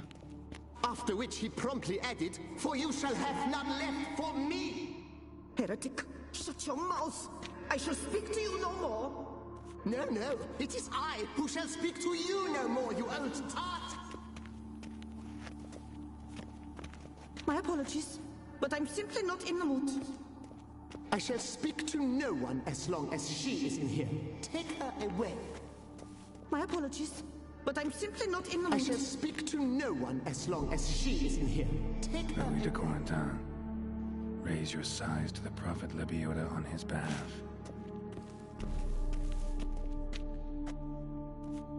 Here lies Margot de Corentin.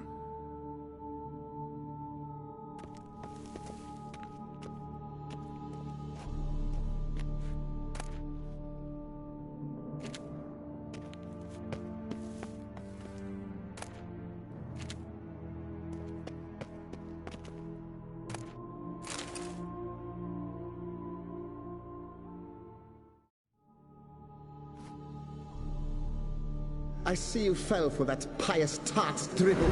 Drats! Ah, well, then listen. I've a request. Be a good fellow and set me in the chamber of the Gwent Friendship Society of Beauclair. It's just round the corner. You a member? That's just it. I was not. But I would have dearly liked to have been. And joining them in death shouldn't bother anyone. Certainly doesn't bother me. I'll do it. Where's this chamber? Once you enter the catacombs, go straight. The chamber will be on your right, near the corridor's mouth, and I thank you.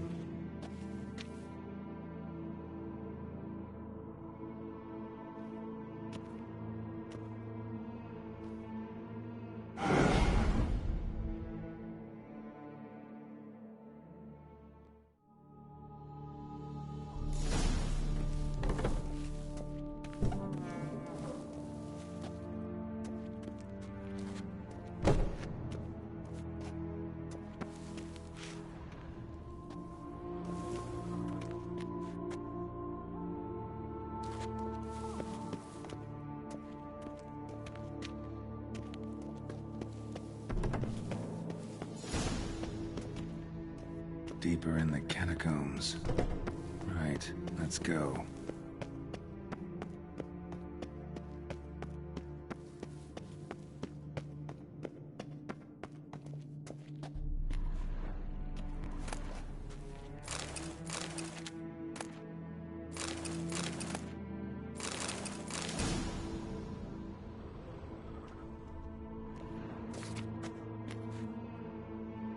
Private chamber. The Right Honorable members of the Gwent Friendship Society of Beauclair. This is it.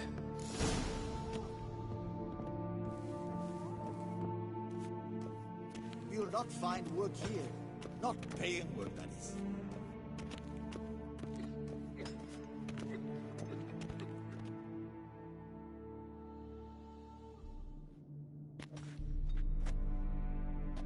You gents also looking for that Gwent club?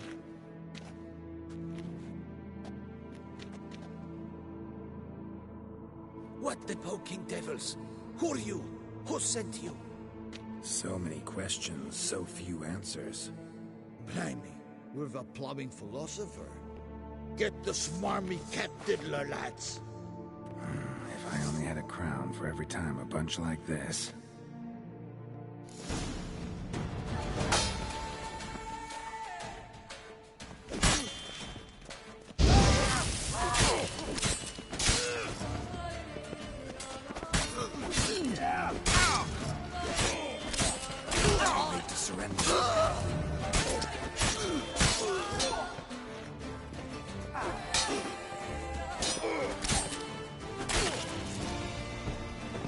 That ought to do.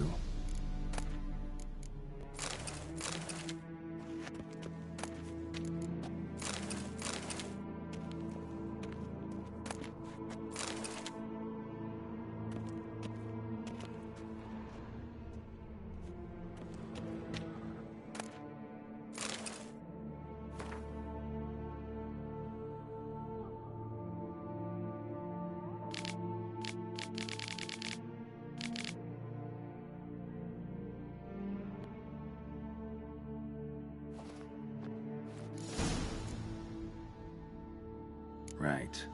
High time Margot paid up.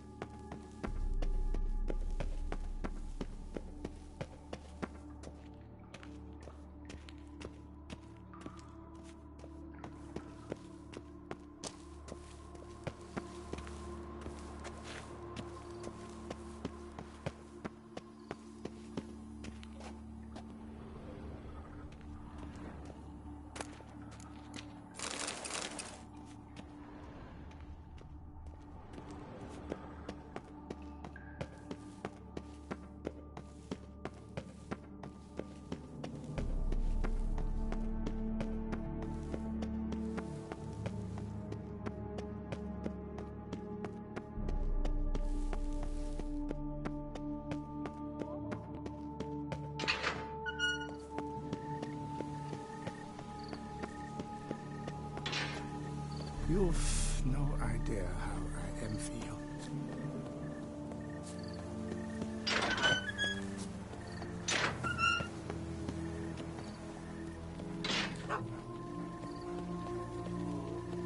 That Duchess of ours, have you at least did with her others? It matters not that a man's as fit as a fiddle if he never gives his lady a The rose. faint Gerald of Rivia, lover of witches. Eat, drink, and be merry. Thus spake the prophet Leviota.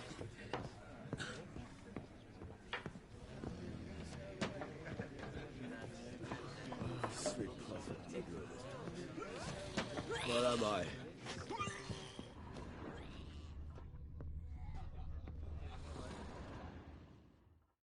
Hey there, I'm done. Cemetery ought to be real nice and quiet now. To sleep in my own bed once more. The clogs has grown intolerably loud. The punters bellow like men possessed. One madman especially, always shouting, "Order in, order in!" But tell me, at the cemetery, what was it? Beasts, as you claimed? Yeah, really tough, demanding fight. Barely made it out alive. Is it your codex? Forbids you from revealing the details? For the best, I dare say. There's a small premium for you. You've earned it.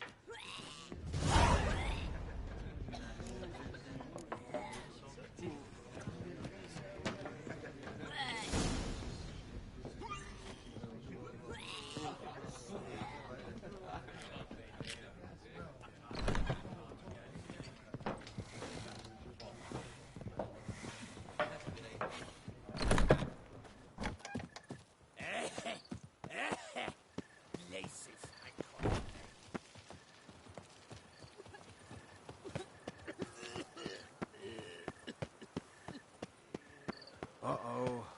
Trouble.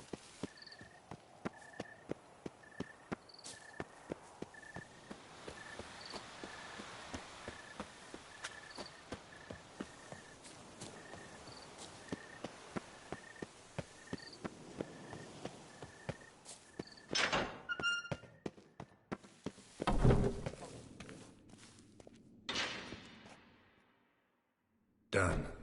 Now where you got those cards? Leave the city through the Cooper's Gate, then veer right. Our house is easily recognized. A tree adorns the sign above the door. I buried the chest in the garden, beneath the rose bush. Tree on a sign, rose bush. Think I got it.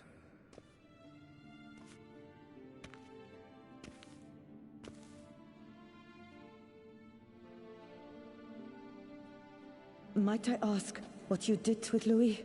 True, he knew nothing in life but Gwent, but I would still prefer he not spend eternity in a ditch or privy. Don't worry about it.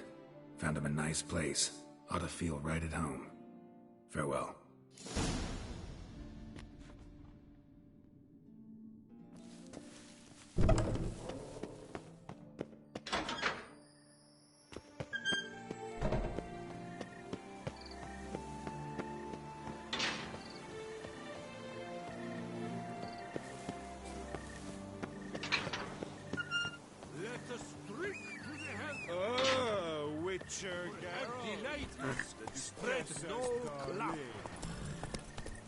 Our Duchessa. Do you poke her too, Geralt? Something of Witcher? Was that truly necessary? It matters not that a man's as fit as a fiddle, if he never... Long live Duchessa Anna Henrietta.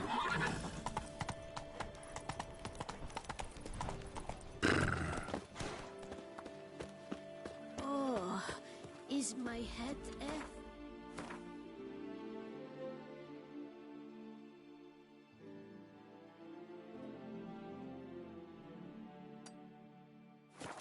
think of the last night.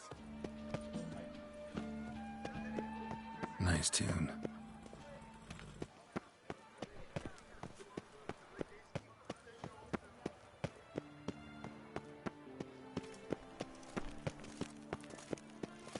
The guard brings peace to our domains. Flout its writ and rot in chain. Ah, the serendipity. I'm so glad you're back. Master Witcher, what luck to happen upon you. Got work for me? New contract? Of the contract in question, you acquitted yourself beautifully years past, on your last sojourn in Beauclair. I was in a bit of a bind at the time, do you remember? Yet I swore a solemn vow to pay you in full one day. Guess it rings a bell. Sadly, you went on your way before I could settle matters with you. So, I took your coin and placed it in an account for safekeeping. What kind of account? A savings account at Cianfanelli Bank. You need but walk in and withdraw. The sum must be rather substantial by now. Thanks. Head over there first chance I get. Gotta stop by that bank.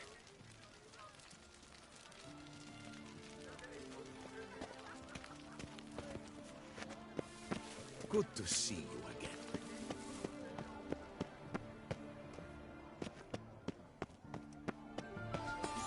No to raise that.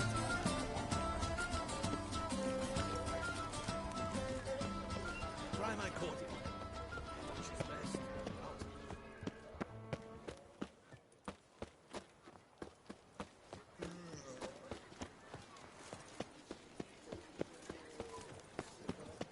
A Witcher. They're smearing his hiney with honey. I don't know why. You can't pull one over on me, Witcher. I can see. Whoa!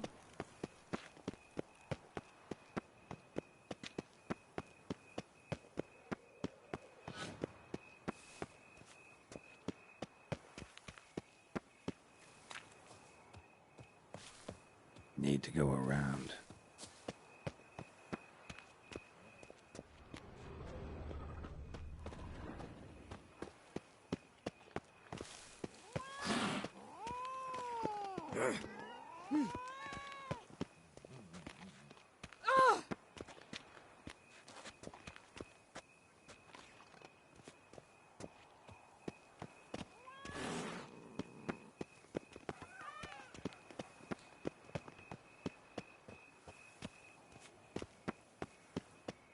Tree on the sign.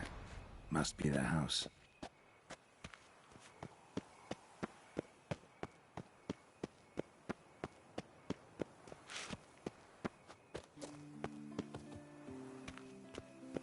Medallion's humming.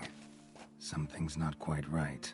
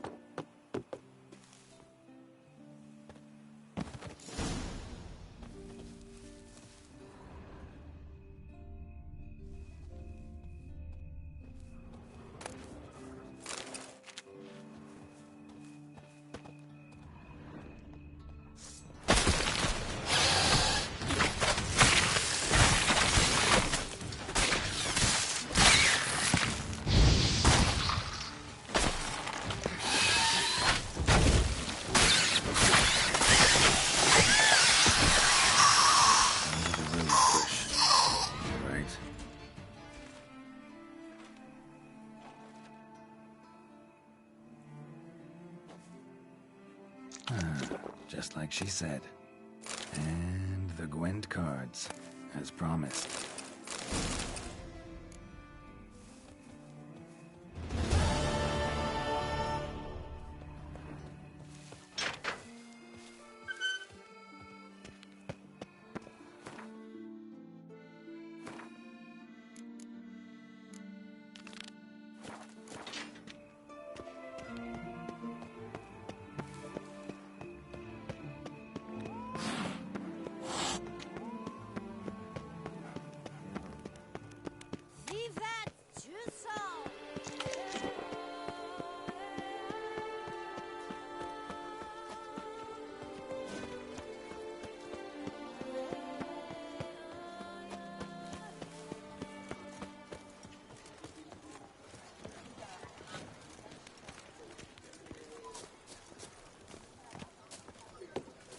The North must be a terribly Need to barbaric come back land. during the day.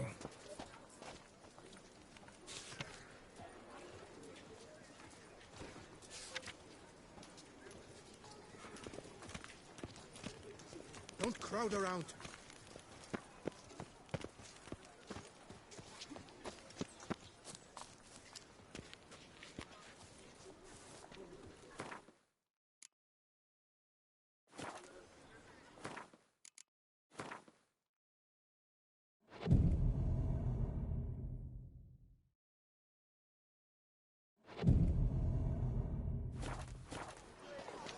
Never you worry. The air here is such that one is never hungry. Ah.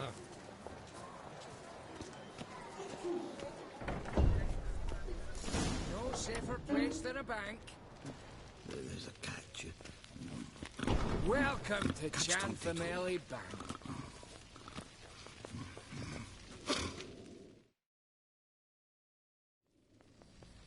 Welcome to Chanfanelli Bank, where we look after your coin as if it were our own, and the customer's always right. How might I be of service? I'd like to change some coin. By all means. Got an account here. Like to make a withdrawal. Naturally. Your name? Geralt of Rivia. Wait a moment, please, while I find the relevant record.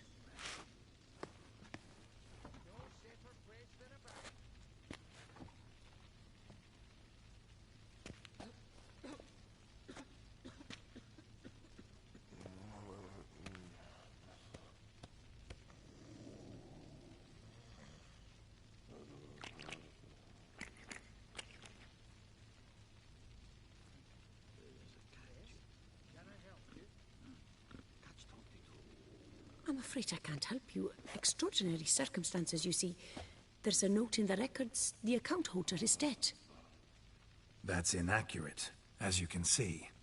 It's some kind of mistake. The note is clearly an error. To reactivate the account, you'll need permit A38. For more information, please go to window number 1. All right. Where's window number 1? Collins. Always. Right.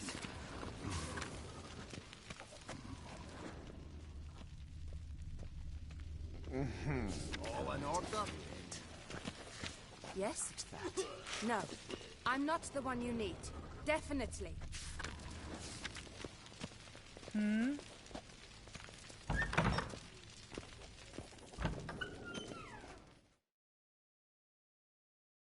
Welcome to Chanfanelli Bank, where we look after your coin as if it were our own, etc., etc. How can I help you, sir?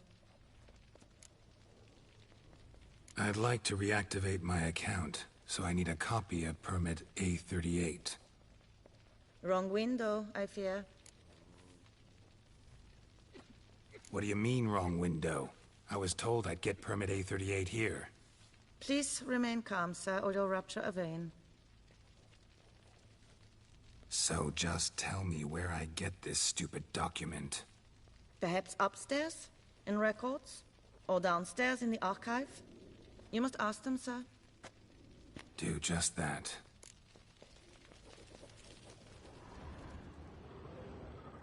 Welcome to Chanfanelli Bank, where we... This A38 permit. In a bit of a hurry, see? There any way we could speed this up? Does the gentleman believe the rules do not apply to him and he may resolve things under the table? Well, if so, he's mistaken. Come back later. As you wish, sir.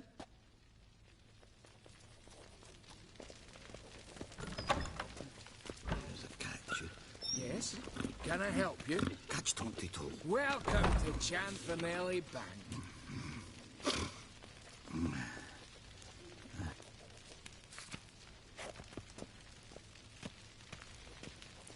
What can I do for you?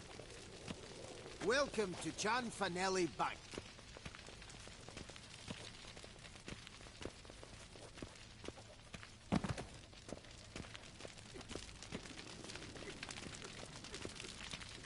Yes?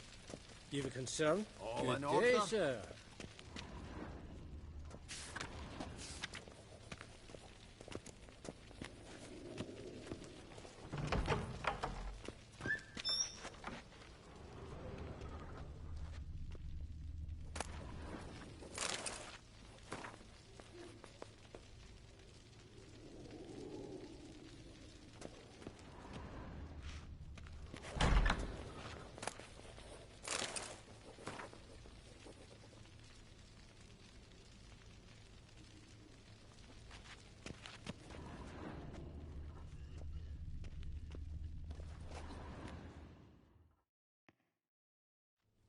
What is it?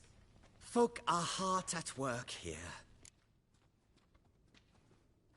I need permit A38. Any chance you could issue me a copy? Fiddlesticks, I've just run out. Wait, really? Of course not. In truth, I've never had anything of the sort. This is the archive. Listen, say I made a small donation to a certain member of the bank's staff. A bribe, sir? How dare you? I truly cannot help. This is the archive. That'll be all. Thanks. Yes, it's what they always say. And once you're upstairs, do tell them not to send every lost fool with a problem to me. I've work to do. Damn bureaucracy. Our bank is the pride of all Beauclair. What can I do for you?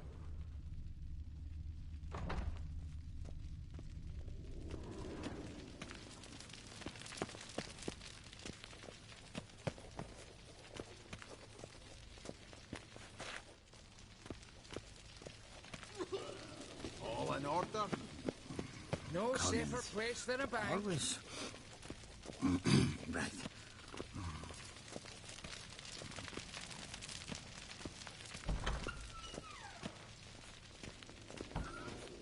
You cut the line, sir. Push, shove. It's uncivil. Abide we do. Yet nothing moves.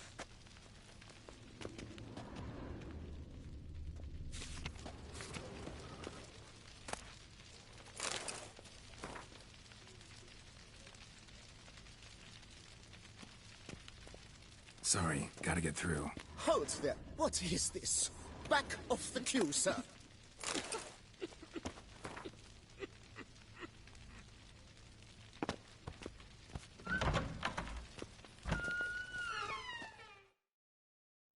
Welcome to Chanfanelli Bank, where we look after your coin as if it were our own, and the customer is always right.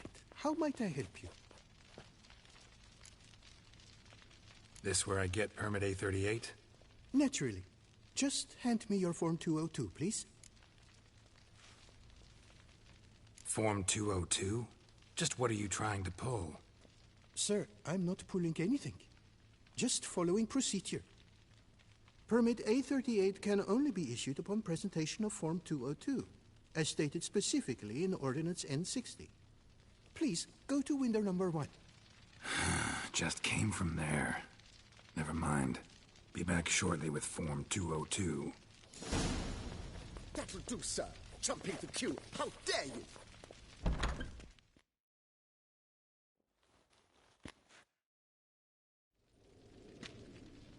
You cut in front of me, sir.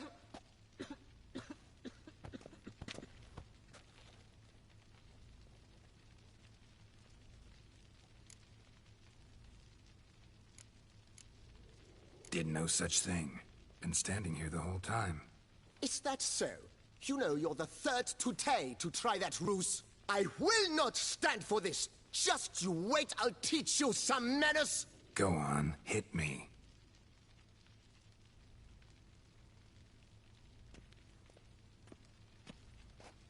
Oh, gentlemen, if you wish to raise a ruckus, do it outside. Outside, now!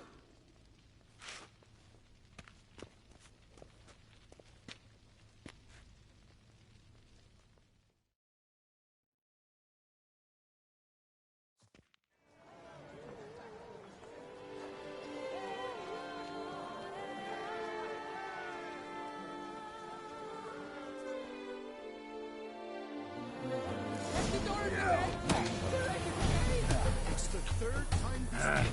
I wager 10 on the one on the right.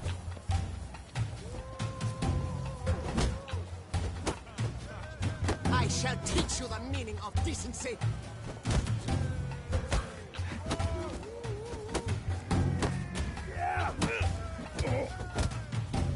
Poor simpleton, prepare to be humbled.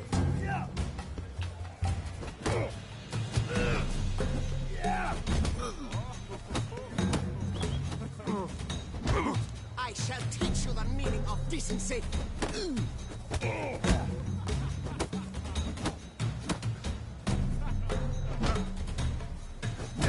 Poor simpleton.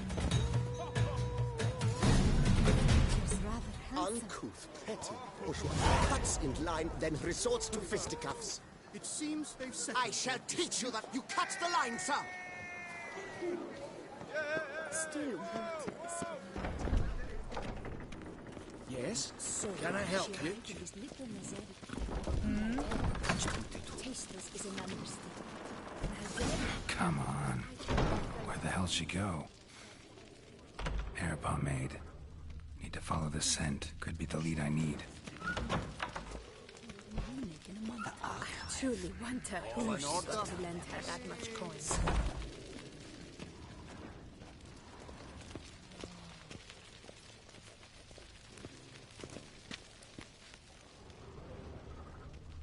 No safer place than a bank.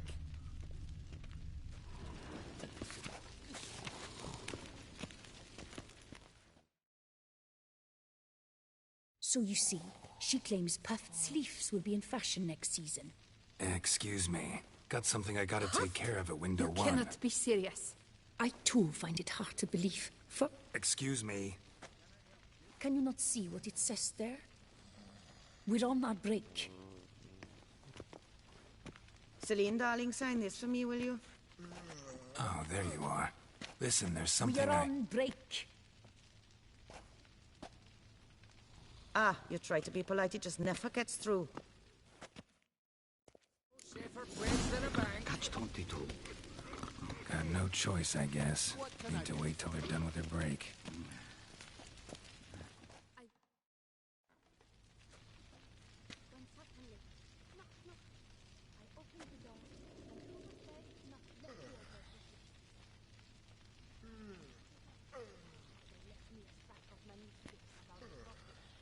You must wait.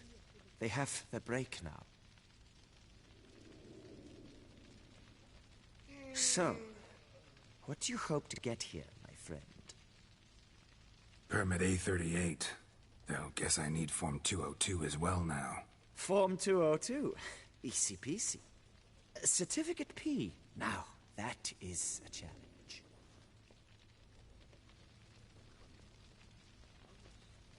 But, as we are both forced to wait, fancy a round of Gwent. See, you know this place pretty well. Must have taken care of a good amount of business. Oh, naturally, my friend. Naturally. Indeed, I've managed to work the system a time or two. You see, such things require finesse, subtlety. Otherwise, you're stuck. I have seen them try everything. Magic, hypnosis, bribery. Nothing works. Might as well go if nothing works. There's nothing I can do. Be kind. Be pleasant. This and only this. The woman here, she sits at her window 12 hours each day without hearing so much as a good day from anyone.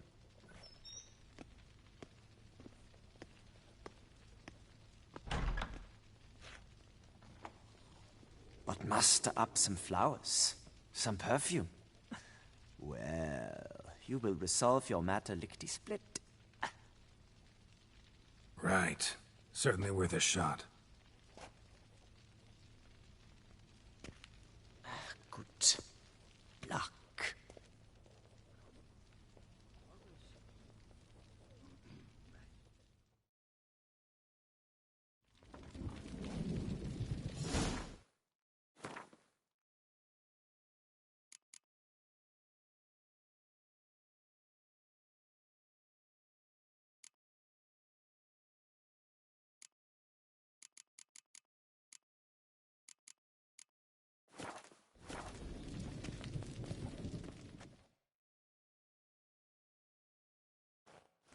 Welcome to Chanfanelli Bank, where we look after your coin as if it were our own, etc., etc.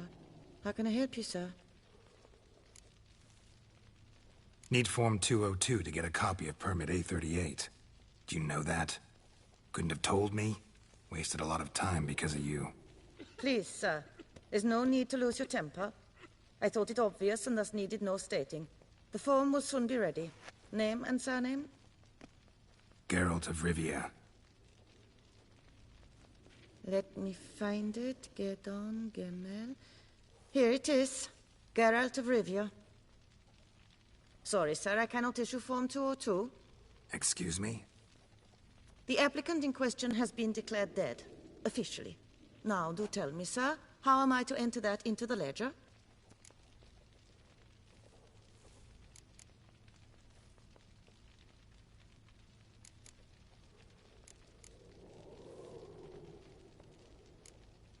Got you some flowers, just to thank you for helping me with my file. Oh, but I shouldn't. For me? Really? Match the color of your eyes. Oh, you, sir, are quite the charmer.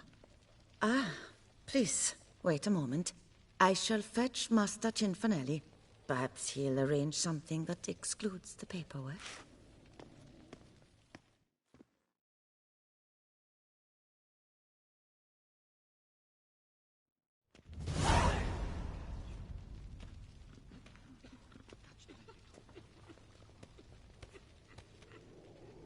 You tell him, dinna disturb, but no, always some bugger who can't stand to wait. Plough me, who's this? Hearty greetings, Master Geralt. You haven't paid us a visit in eons. Been a bit busy, but I'm back now and I need your help with something. Of course. Now do tell, how can I help you? Got a problem with my account. Wanted to withdraw some coins, see, but... Nae problem there, we'll get you paid up in a jiffy. Just gonna need to settle yon tiny wee trifle. Heard that already. Permit A38, among others. Oh, my hands are tied without them, Geralt. But I see you're a quick learner in the ways of banking. You'll get them in a heartbeat. Chanfanelli, no more excuses. Pay out my coin, now. Come on, Master Witcher, for why the ire? There's no need. We'll have it all for you. You just need to see the necessary documents. Got a document right here means a hell of a lot more than any of your forms or permits. Have a look. Her Enlightened Highness, she's hired you. Mm-hmm. And as her personal emissary, I demand access to my account, right now. Aye, Master Witcher. This way. So how's the trade these days, Master Witcher? Can't complain. Good for you, because in our neck of the woods things are dark, dark shite. Wine sales are stuck in the muck and sinking deeper. It's the fucking wretched names, I tell you. Folk out with the duchy haven't any notion how to say Cote de Blessure and all that. It twists their tongues in bloody knots. Makes them ashamed to ask for it. Done. Deposit box 256. Last in on the right.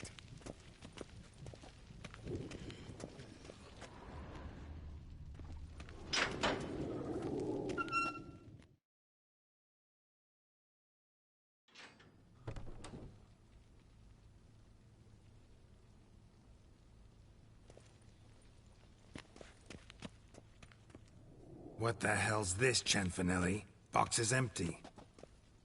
Well, coins got to circulate. So when we learned you were dead, Master, we, circulated yours.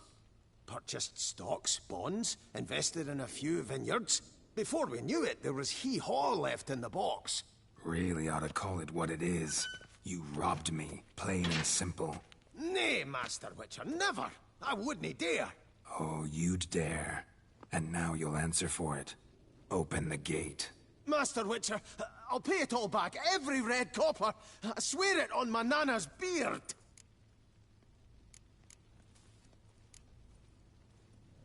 Got a week, not 1 day more. You shan't regret this, I swear. I'll rustle it up, have it ready for you in 7 days. Mm-hmm. See you then.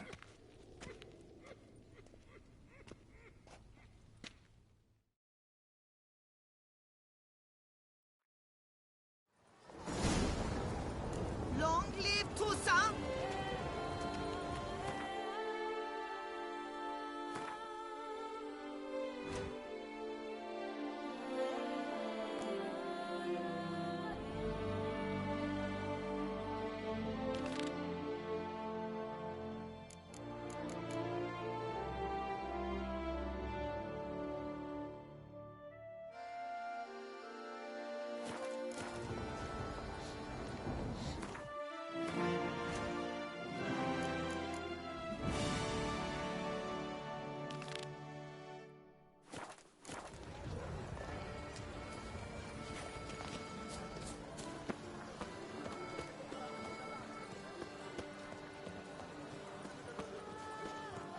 Night, bluff, and wine counsel no half-hearted measures.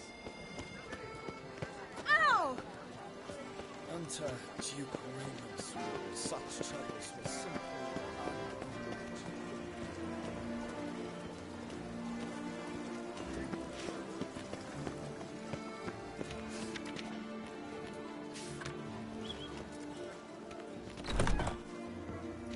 Yes, friend.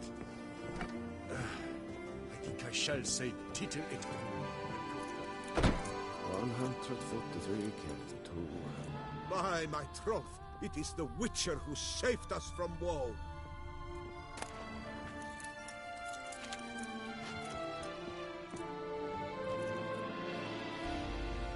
Greetings, brave hero. I am Raphael de Serman, and I am the Ducal Camerlengo. I'm Geralt. So what is it you do here? I pay the knight's errand. For what? Our knights wander the roads, protecting Toussaint from bandits and monsters.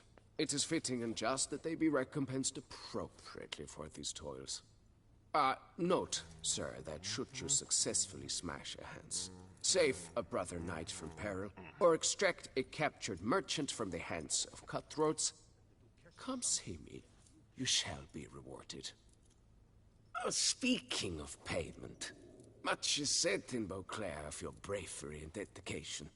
Thus you've secured a claim to compensation. Sign here, please. Can't help but be curious, but where do the funds for those payments come from? The ducal treasury, of course. Her illustrious highness Anna Henrietta assigns great value to bravery and selfless patriotism. It is her standing order that any knight may receive a wage, pardon me, financial compensation for his dedication to defending the duchy's internal security and order. Wouldn't mind a glance at your books. Ones you're willing to sell, that is.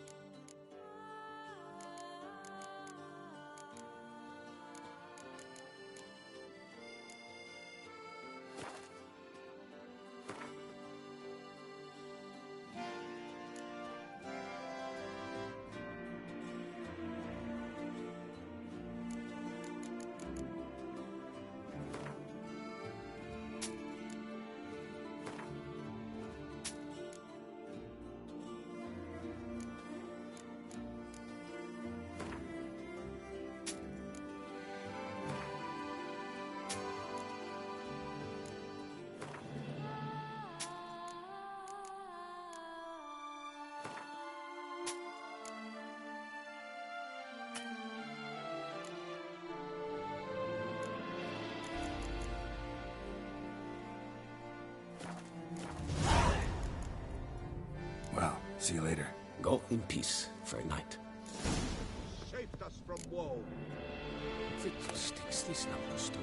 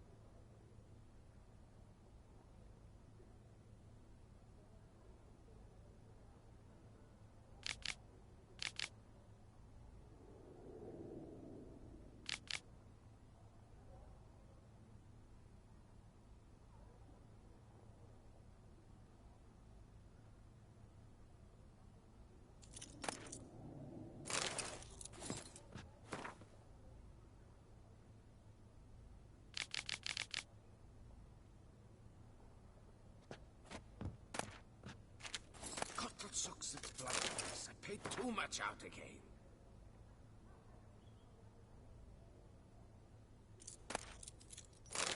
It is right and fitting, Witcher, that the Duchessa summoned and you came.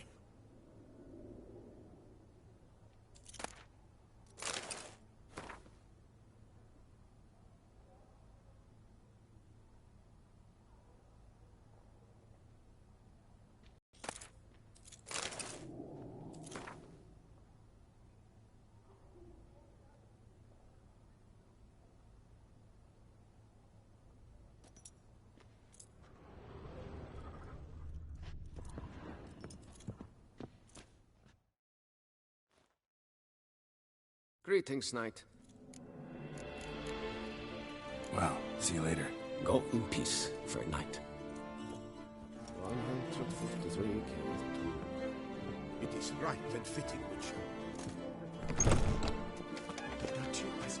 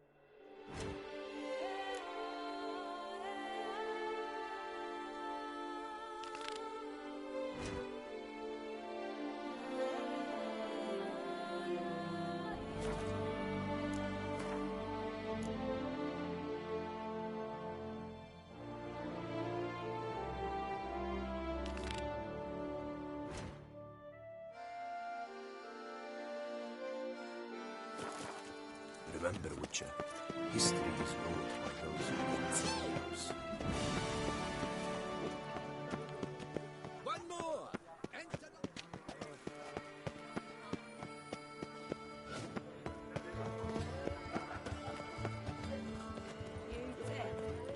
Keep calm! Start no brawls!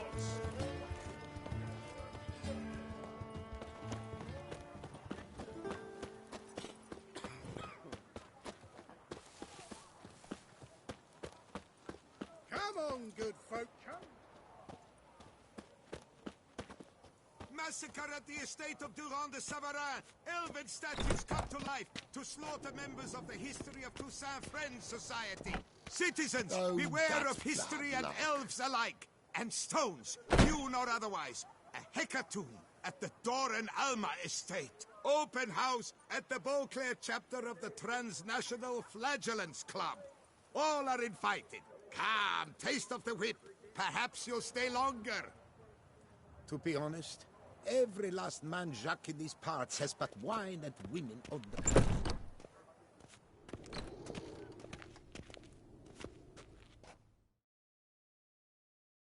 Greetings. A witcher from the School of the Wolf, here in Tucson. Greetings. I'm Lazar Lafargue. Geralt of Rivia. Seem pretty enthused. Got a job for me? Rather. Mind you, it's no monster hunt, but I'm sure you'll be interested all the same. I'm an armorer, see, and I've for years sought diagrams for witcher armor of exceptional quality, Grandmaster level. Heard of them. Never seen any, though. Thought they were lost. Not quite. For I've been lucky enough to learn that their holders came to Tucson. Alas, they then perished, but I know where. I just need a partner to help me retrieve them. If you know where to look, why not get them yourself? No offense, but do I look like a rough-hewn adventurer? Besides, who would serve my clients while I romped about seeking them? No, I'd rather leave it to someone familiar with such matters. Bring me the diagrams, and from them I'll forge for you whatever you fancy. All these diagrams somehow wound up in Toussaint? How is that even possible? Toussaint was once home to Tiensail, a legendary and now deceased elfin master armorer. Witches from all corners of the world came to him to forge their plate, their mail. Heard about him. Supposed to have been the best. And thus he charged a king's ransom for his work. Witches would take difficult, dangerous work to earn the coin to pay him. Some, alas, met with misfortune, and the diagrams they carried were left to rot with their earthly remains. Got it. Find them, find the diagrams. But how can I know where to look for their remains? As it happens, I learned my trade at Jensail's side.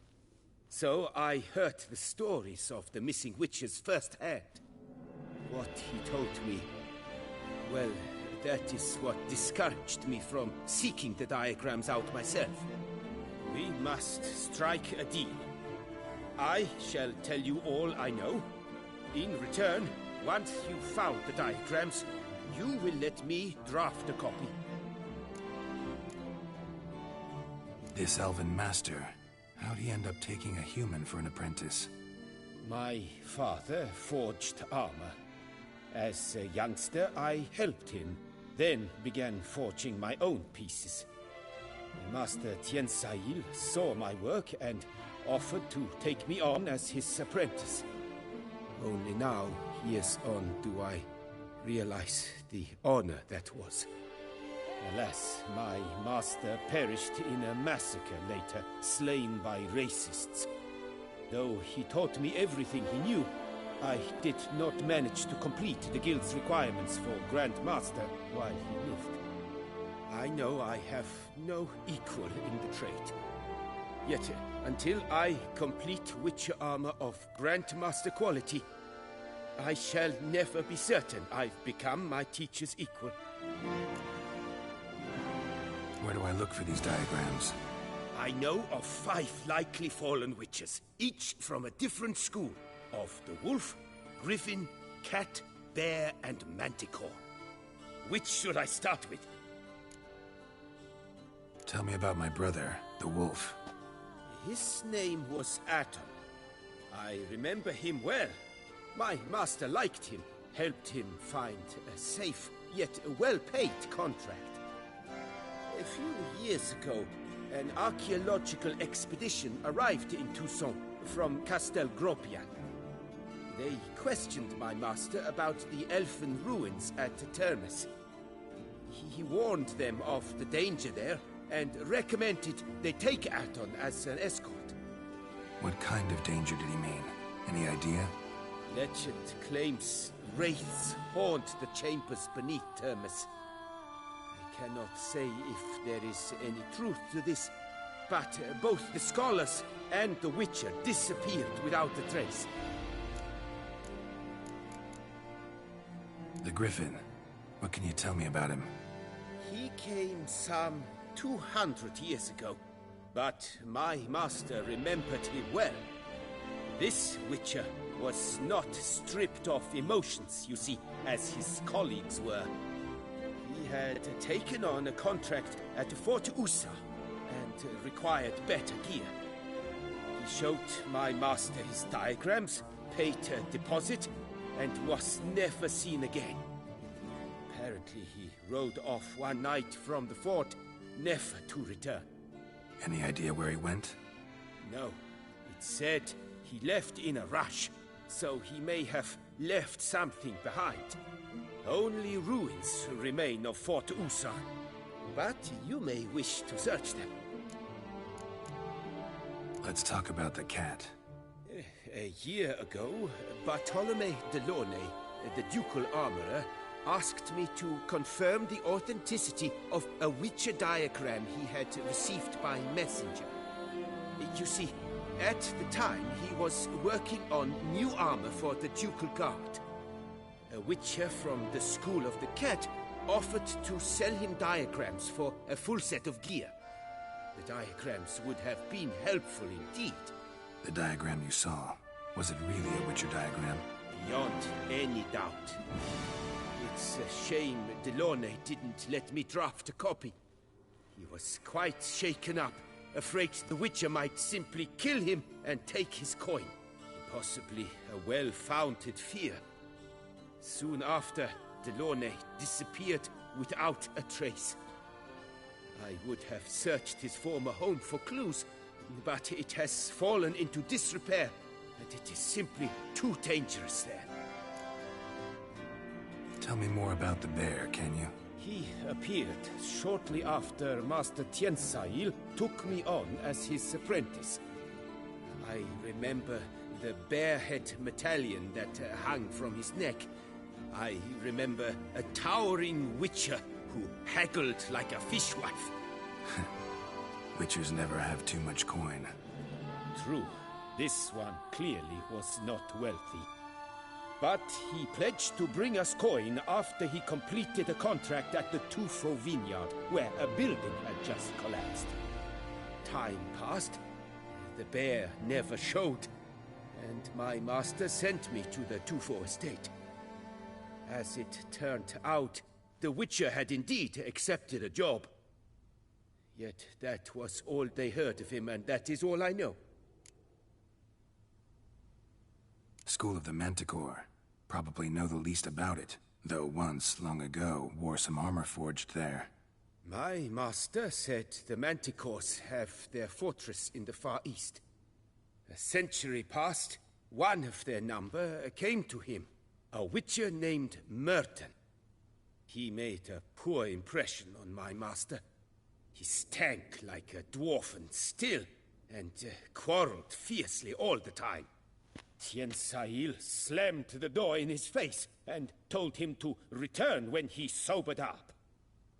He would conduct no business with a drunk. The Witcher, however, failed to return.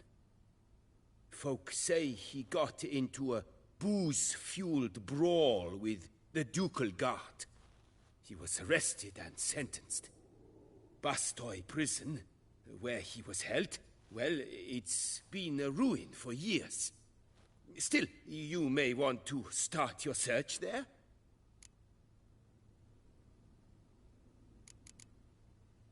Farewell. Good luck on the path.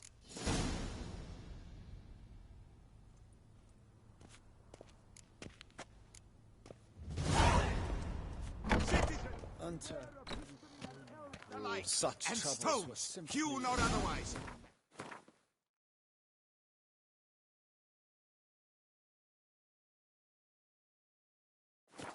Better to die of drink Door than and on Alma board. estate. A friendly reminder from the boat.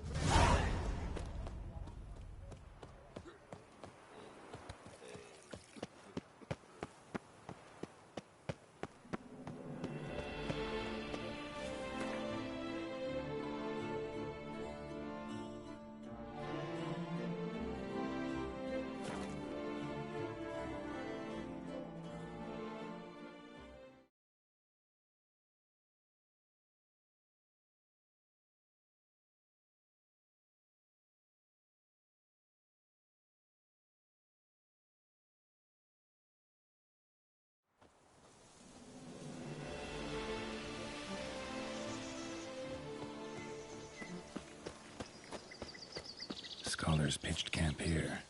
Should look around.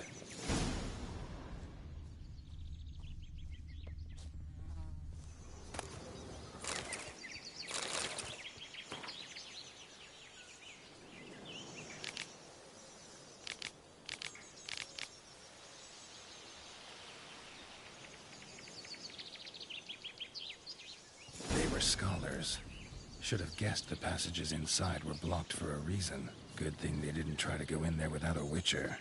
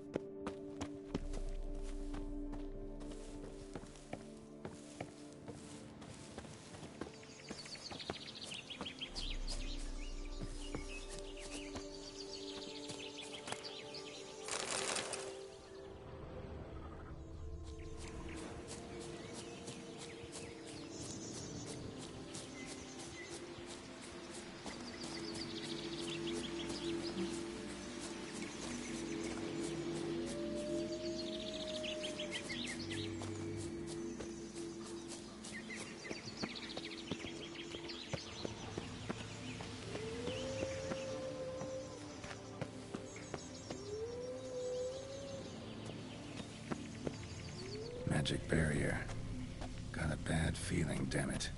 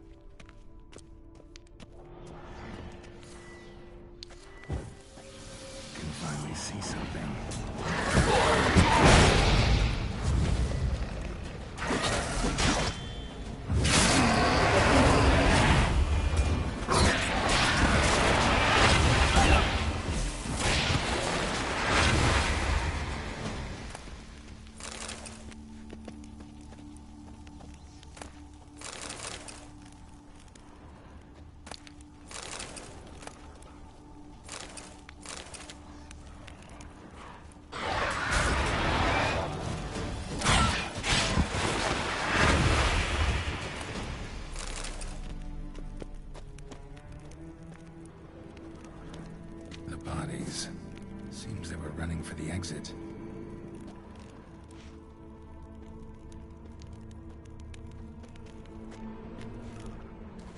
The bodies. Seems they were running for the exit.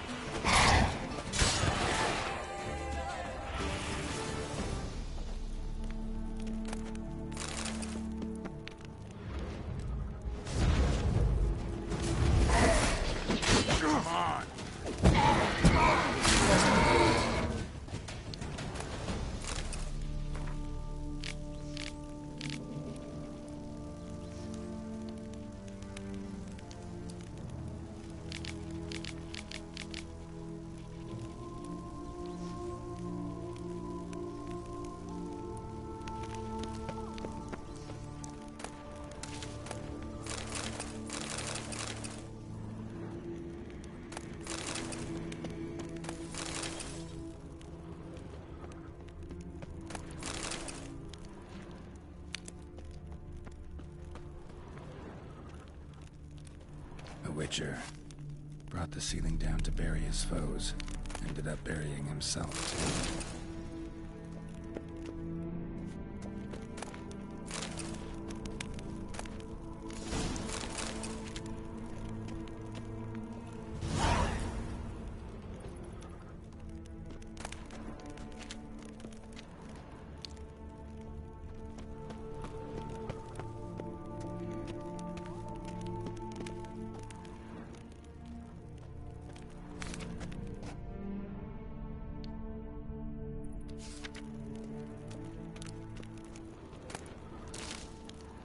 Satchel looks like it belonged to a Witcher.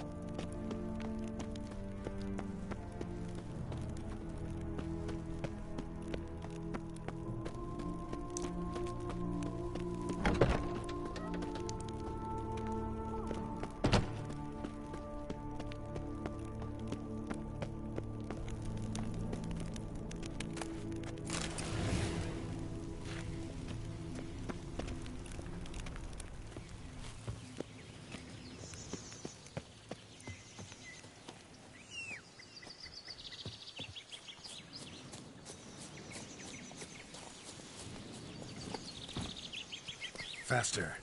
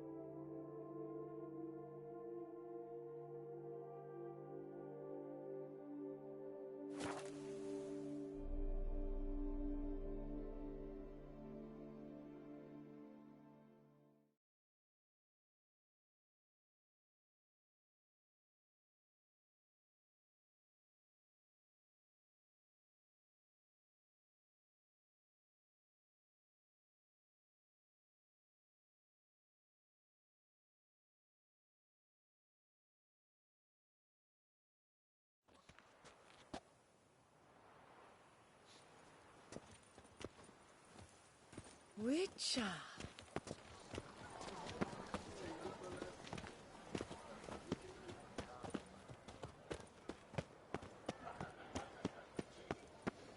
Take good care of yourself. They say it greatly about the Witcher.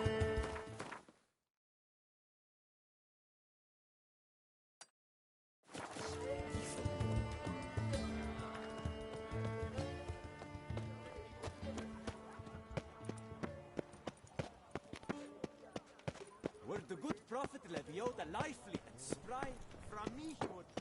Can't afford a barber, let alone my wares.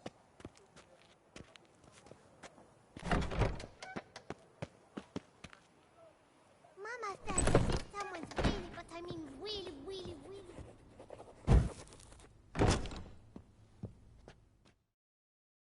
You need new breeches? Gauntlets, perhaps? So long.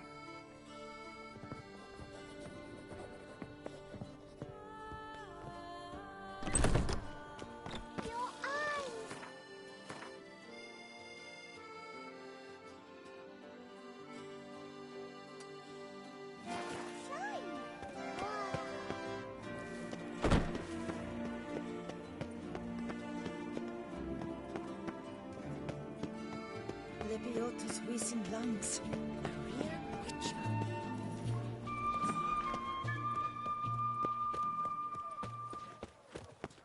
Work doth one ennoble, sloth doth one gratify. Dum, dum,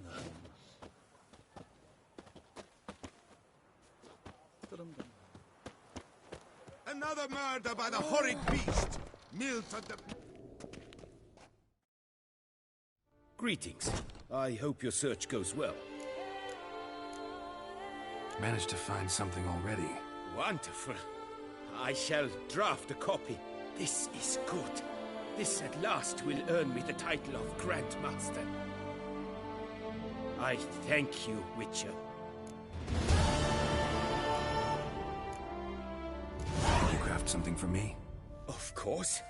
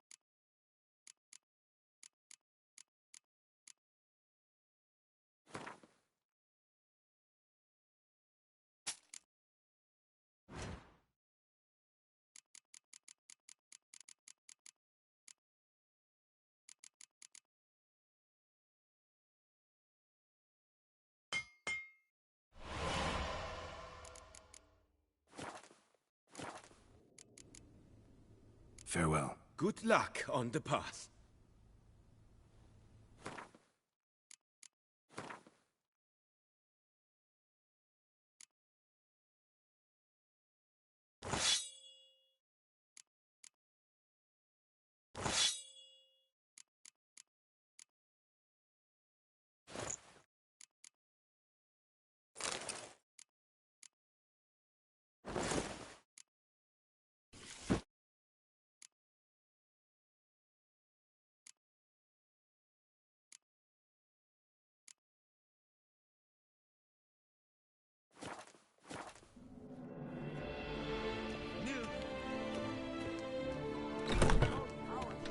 The beast of Beauclair!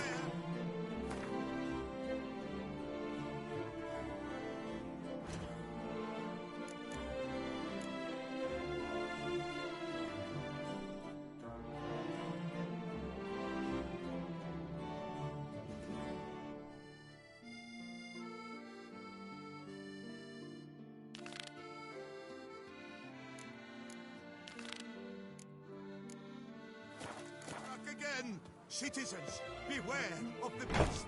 Turn your trembling hearts to the good book. You will find solace there.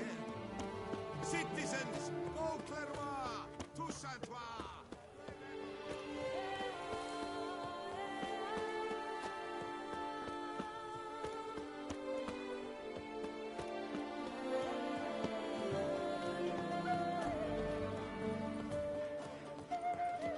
Have I got absolute...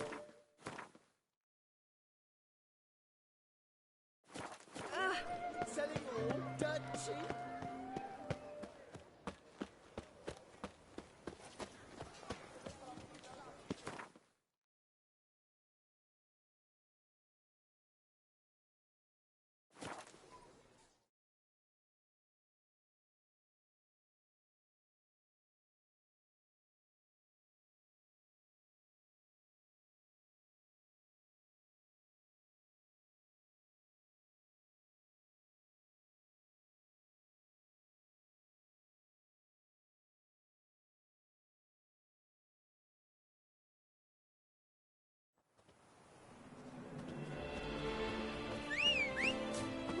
A snake keep its paws.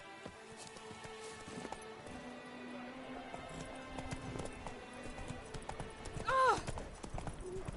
What happened to your head? Good man! I need a fresh set of shoes for my mount. Promptly get you. Witcher, I've a matter of prime urgency and import. I must speak to you.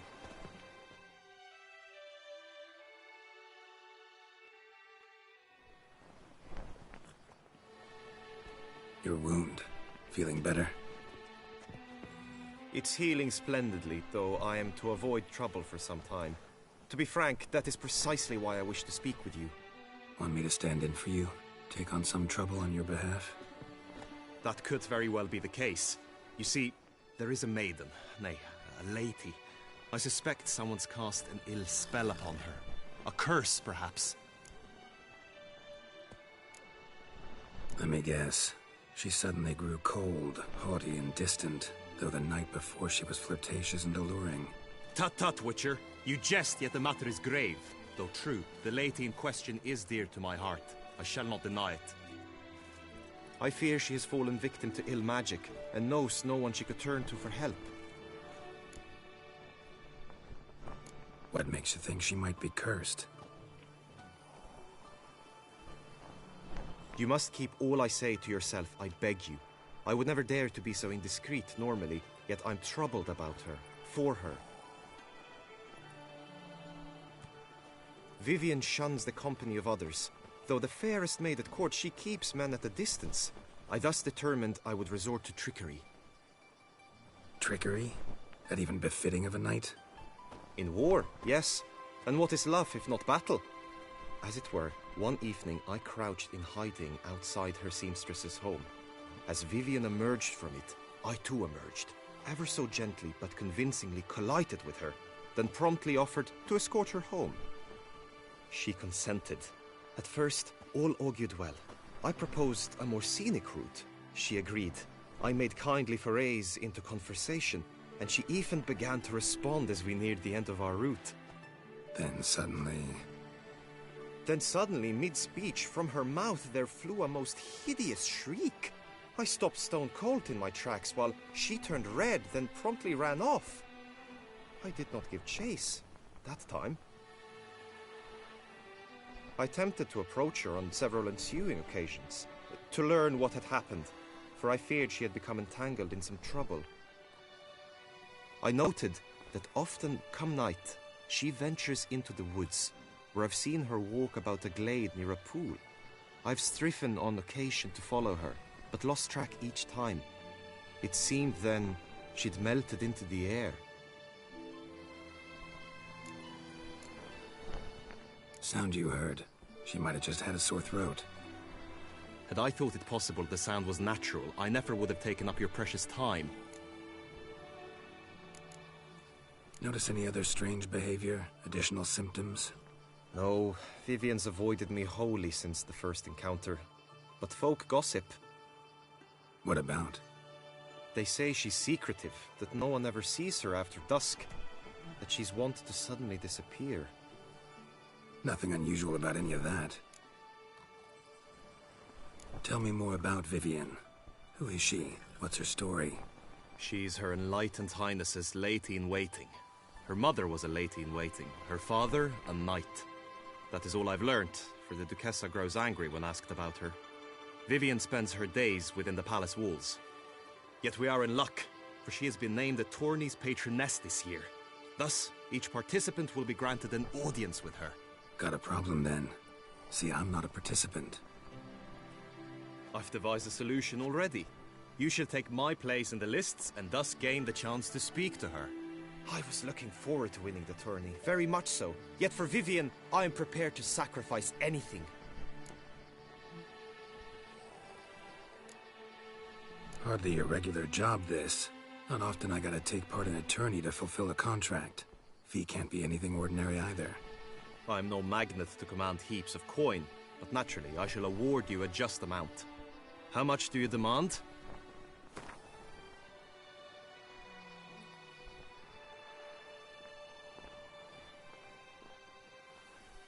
Vivian is worth every copper, but this amount I simply do not have. You ask too much.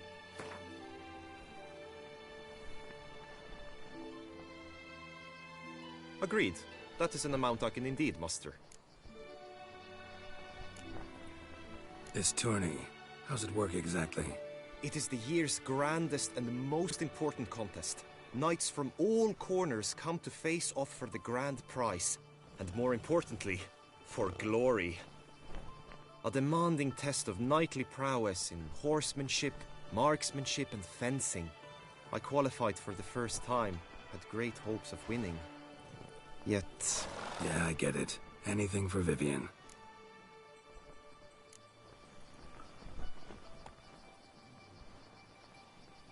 Fine, I'll look into it.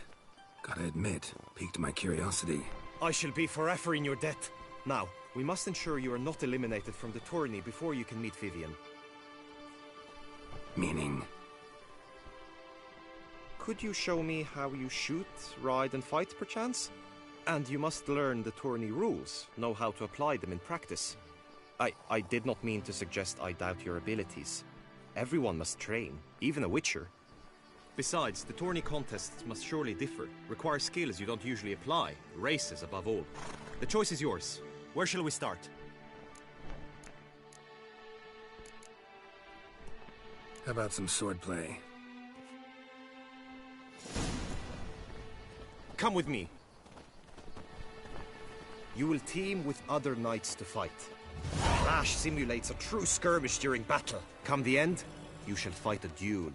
It will determine your place on the podium. I always liked the duels the best, but now I can think only of my Vivian. In the end, it is good you will replace me. I sense I would simply be distracted this time.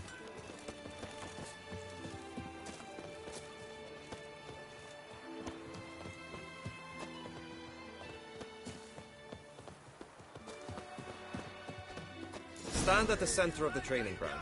A knight will approach and challenge you.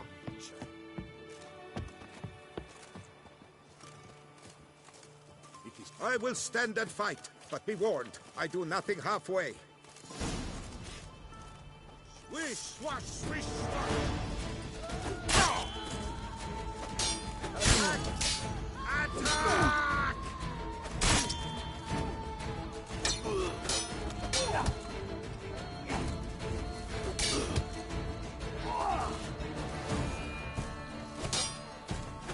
Never learn.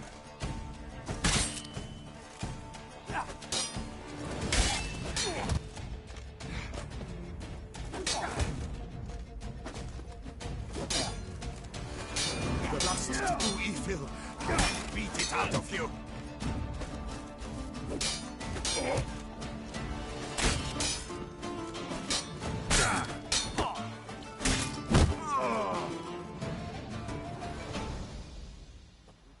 Do you wish to practice fighting a moment longer? Think I've seen enough. Sorry to be blunt, but the simplest Witcher contract demands more skill than this kind of combat. Where to now? If you wish to know my thoughts, were I you, I would train on the race course ahead of all else. Time for some target practice, I think. Come with me. The knight returned from his The days marksmanship of war. contest shall pit you against another for the best time and score. He who hits all his targets first wins. Hope my aim's as good as that Cupid's who shot you. Sometimes when you speak, I miss the meaning entirely.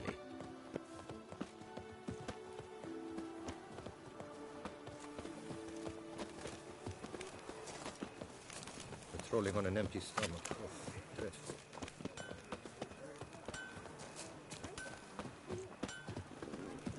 Damned bedbugs. Didn't sleep a wink.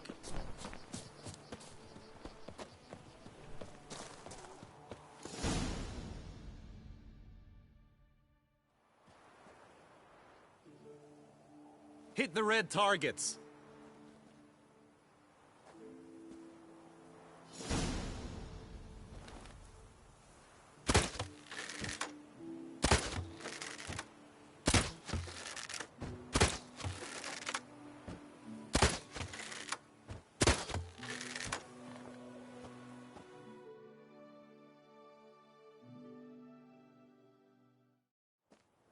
Once more?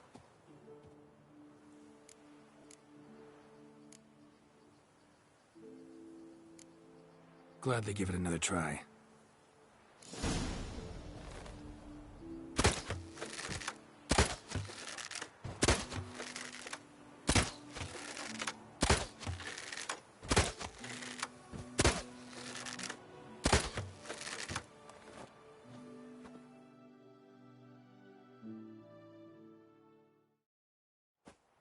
Once more? Done enough shooting. Where to now? If you wish to know my thoughts, were I you, I would train on the race course ahead of all else. Let's do some riding. Roach will like that. Excellent idea. As famous as you. Come with me. The tourney's race differs from others you might have taken part in. You shall not ride against any opponent. How's it a race at all, then? It's a race against time. The true track begins in the arena, runs round the tourney grounds, then finishes again in the arena. The training track, however, lies beyond the arena. We shall go there now. Move it!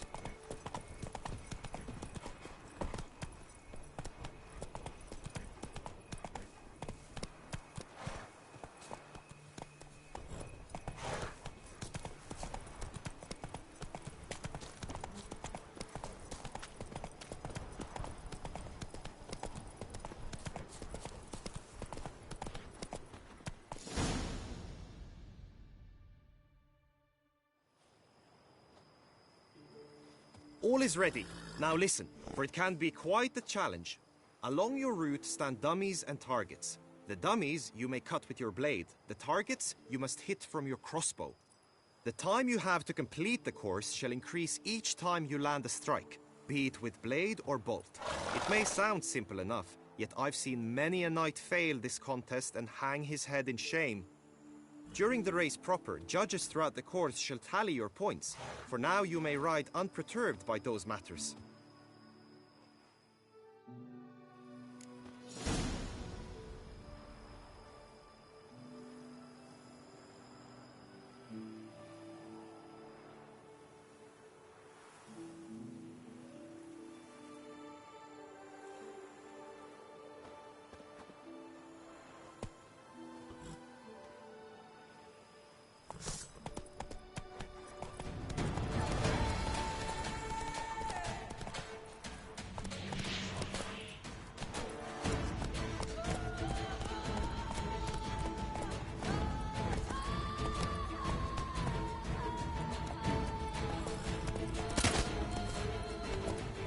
Come on.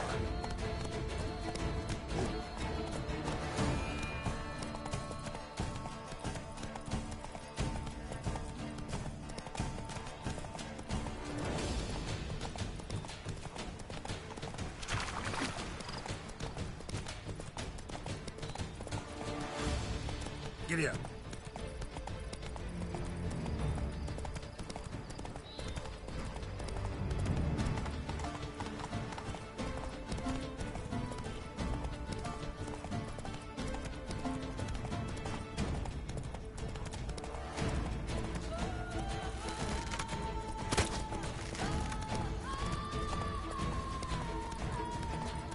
Come on now. So, have you had enough, or do you wish to ride again? No harm in going again.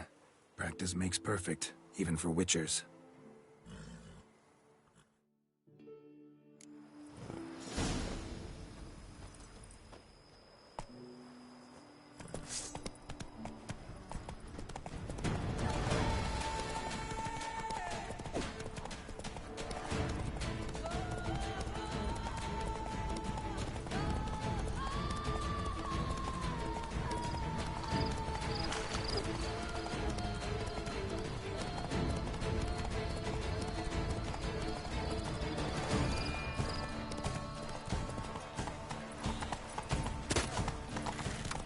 Whoa there, Roach.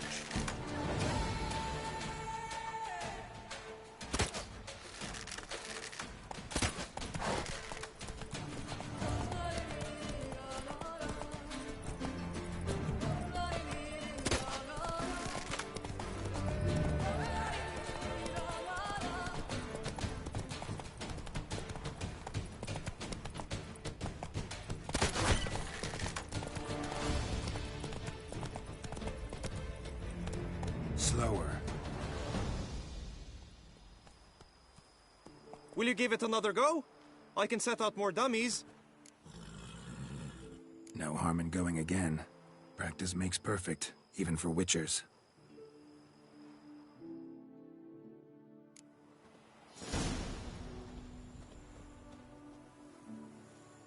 Let's go!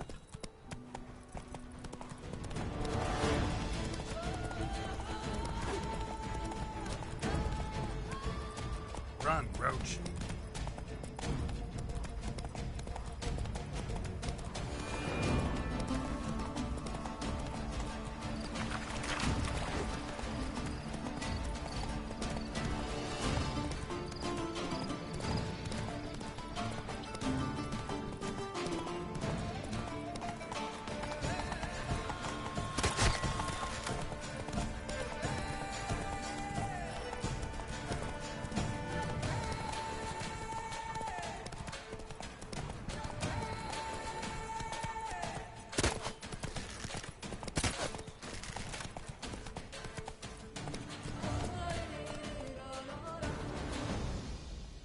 So, have you had enough, or do you wish to ride again? Had enough.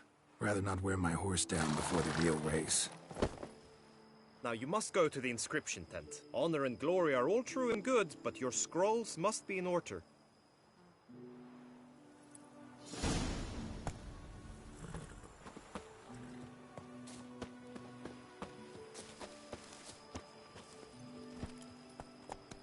That's it, Roach.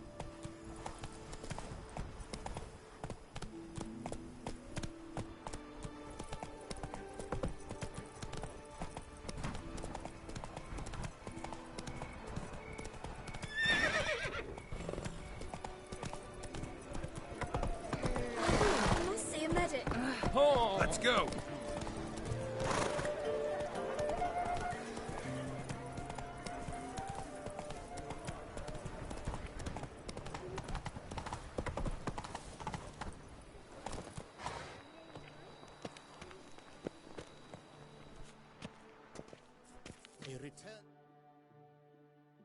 Greetings.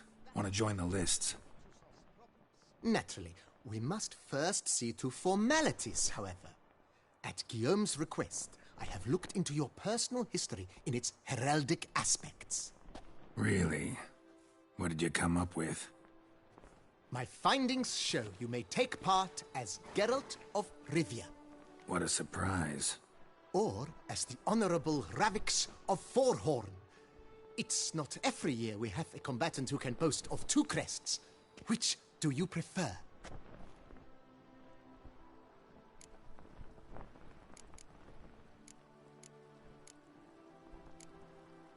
Ravix of Forhorn? How'd you manage to dig that up? Here in Toussaint, we treat heraldry very seriously. One visit to the Ducal Archives. That is all I needed to acquire the necessary information. Ravix of Forhorn was the name under which you attended a feast honoring Princess Pavetta, daughter of Queen Calanthe of Sintra, on the occasion of her 15th birthday. That's actually right.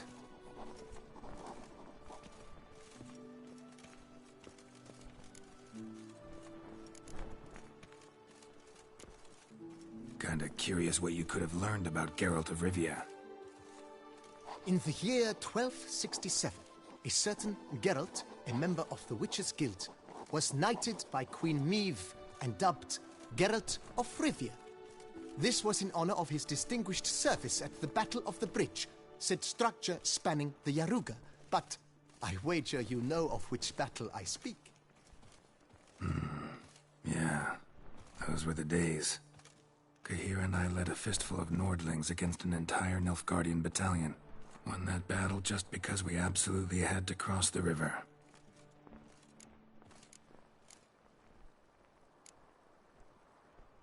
I'm Geralt, not about to fight under a false name. You may now take the shield bearing your crest. I'm a Witcher. Shields aren't something Witchers ever use in combat. Who mentioned using it in combat? Not I. The shield commemorates your participation in the tourney. You may take it as a souvenir. In that case, thanks. Have you been instructed as to the tourney's challenges, prizes, and vows? If not, I do hope you will allow me to tell you about them. Guillaume told me a bit about the contests. Rather make sure I'm clear on them, though. An admirable thirst for knowledge. There are contests 3. A shooting range, where you will compete side by side with an opponent. A horse race, during which you will seek to complete the course within a specified time. Any targets hit with bolts or dummies felt with blade will increase the time you have. Finally, the group melee in the arena, crowned with a duel against last year's champion. As each contest ends, its results will be posted on the board outside my tent. This way, all will be apprised of who leads at any given moment. Convenient.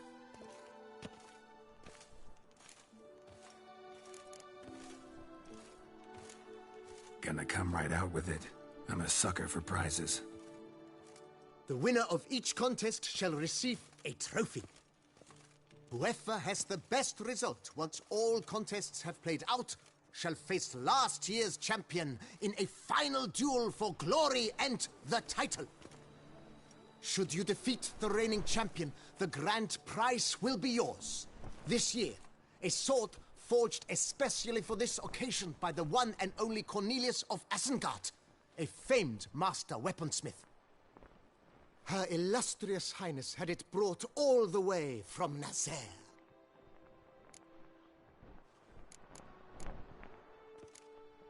You say something about vows? As is our custom, knights make vows to which they hold for the duration of the tourney. Each swears on something which to him represents his most cherished virtue. Feels like I know everything I'd ever want to know about chivalric tourneys.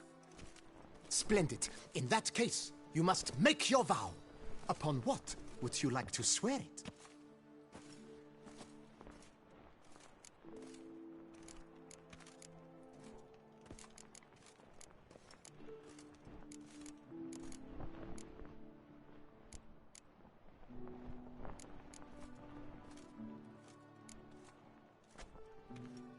I vow on the love of my lady, Yennefer of Vengerberg, to respect the chivalric virtues.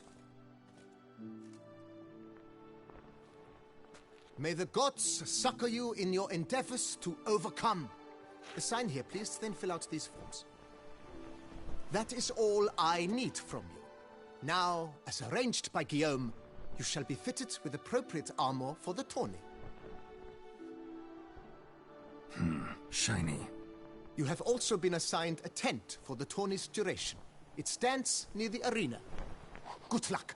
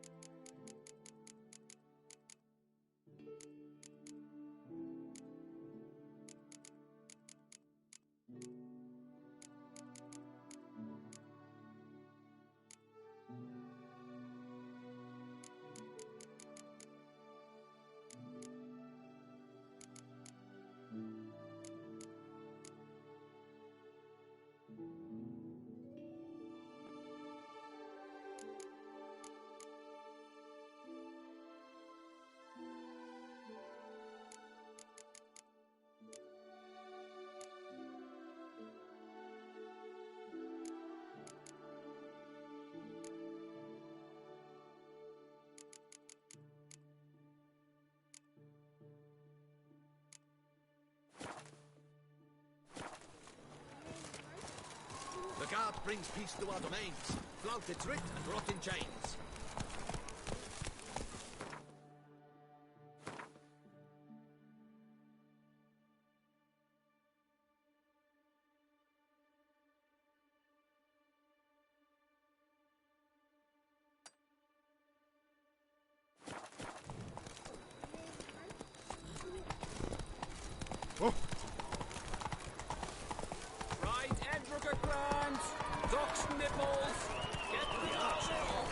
Surely got an empty stomach. The gods have sent the beast! Nothing to see here. Move along.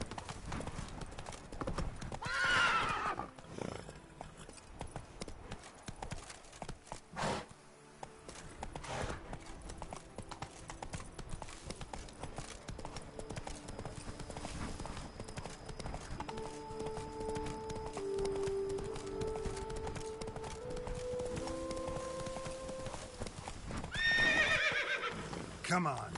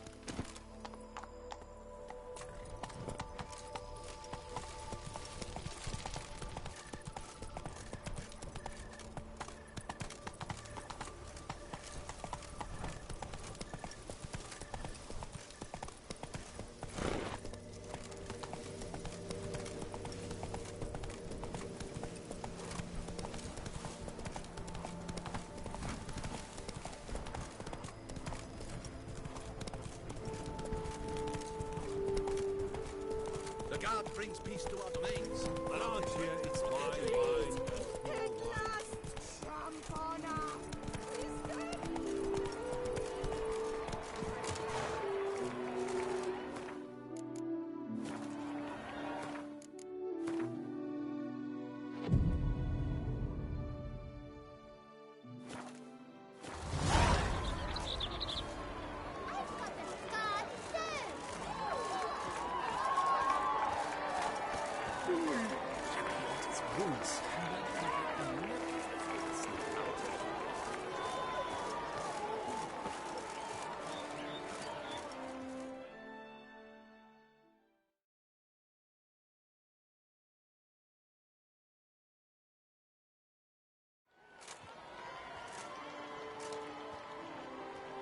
Geralt, well, I'll be...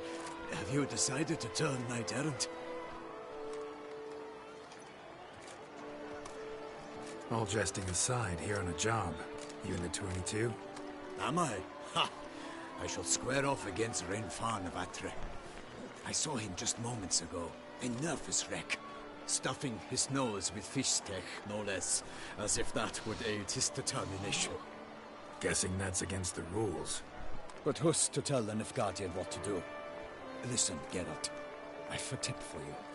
The timing of your marksmanship duel is such that you shall have the sun in your eyes. Makes no difference to me either way. Nor will it give you any pleasure. Since, as it is, we must both wait, play me in a round of Gwent.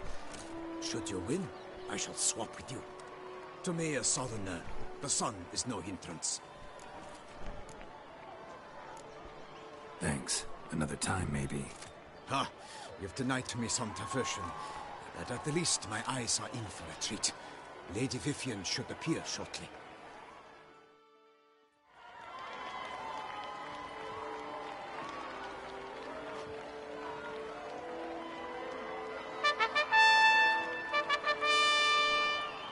Fair knights, I salute you! The honor and duty of tourney patron have fallen to me this year. Fight honorably, so that I may bestow upon one of your number the tourney's grand prize. You have sworn your vows. You have ready body and soul. The time has come to test them.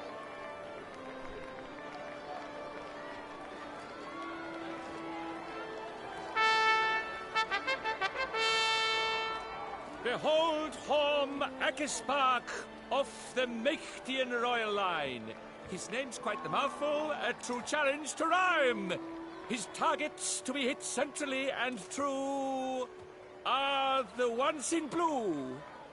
Against him new blood, a knight unknown till now. Sir Geralt of Rivia, give us a bow. The targets he must with his quarrels thread are red. May the better man win.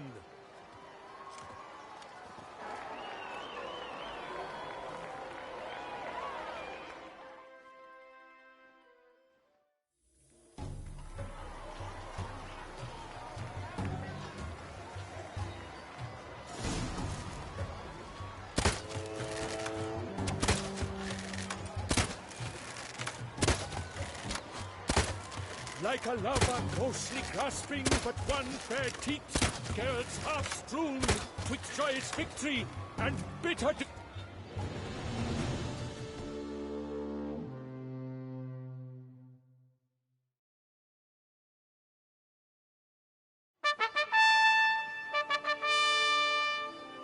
Sir Geralt of Rivia has trounced his foe, pounded him soundly, immersed him in woe.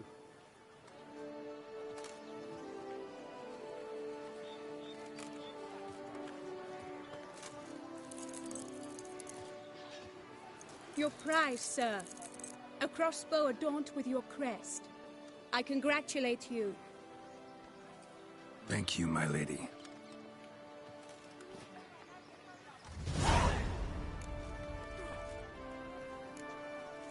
Would you tell me about the other prizes? Alas, I cannot devote more time to you than to the other combatants.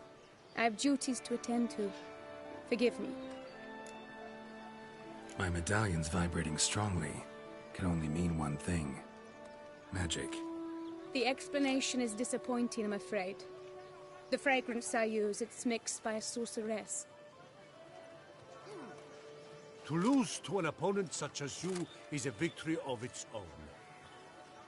Accept my congratulations as well. Thanks.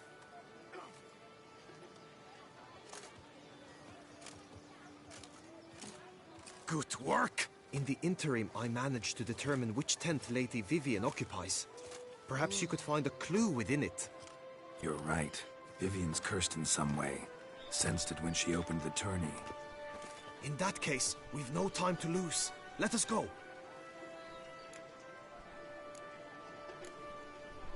Yeah, let's go now.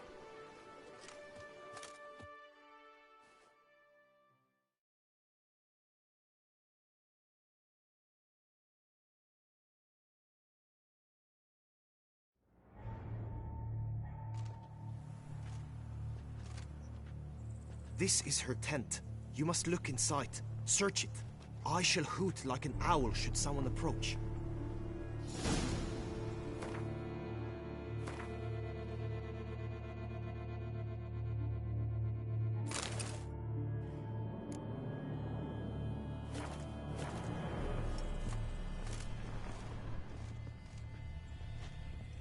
Claw marks, that's clear.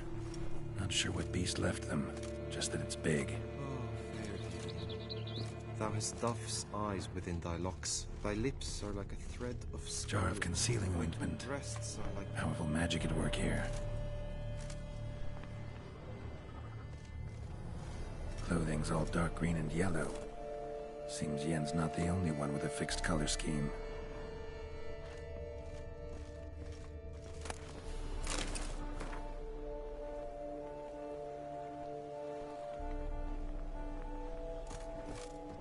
Oriole feather. Vivian keep a bird as a pet? No sign of it here, if so. Bruxae tend to be fond of birds and salts. Used to make compresses. Someone approaches. Quickly! You were supposed to hoot. We shall speak later. We must return to the tourney now. It's time for the second contest. Sirs, what seek you in my lady's tent? Inspiration? Begone from here!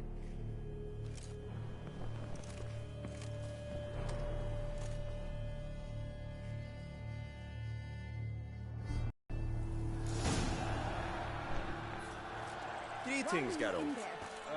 Tourney business. Nothing of import. How fares your health, sir?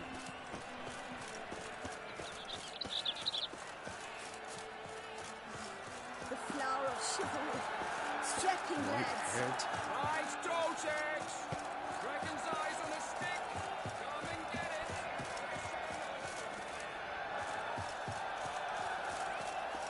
Agreed! And last, Trampana!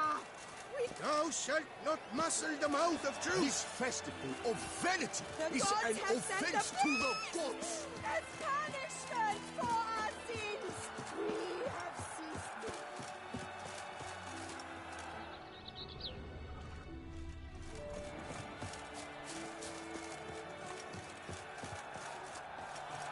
Agreed! And last, Trampana! We stand, lie stripped of all that is evil. Lords, over generosity!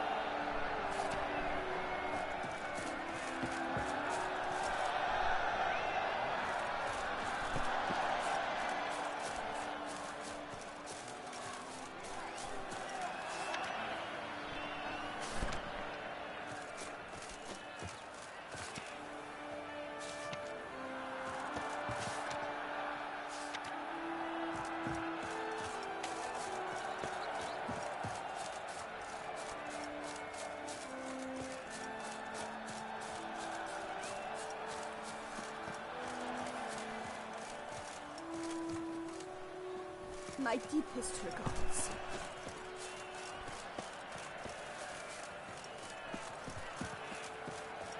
A fruitful hunt to you, Richard. Drink, listen, he eat, drink, and make merry. For tomorrow the feast of the forest. The gods have sent a beast as punishment for our sins. We have ceased to succor our ancient tradition.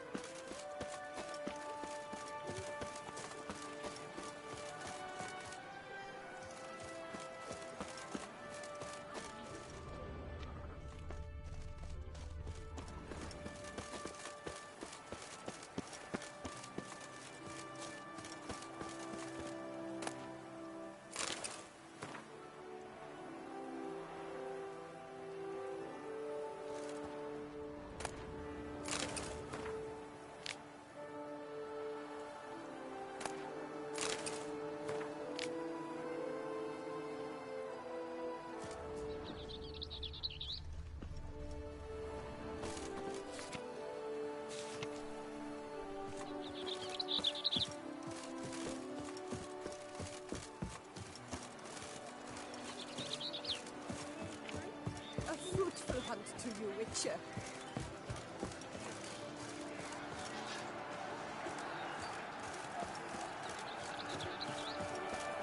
Greed and lust from honor, wisdom lies stripped of all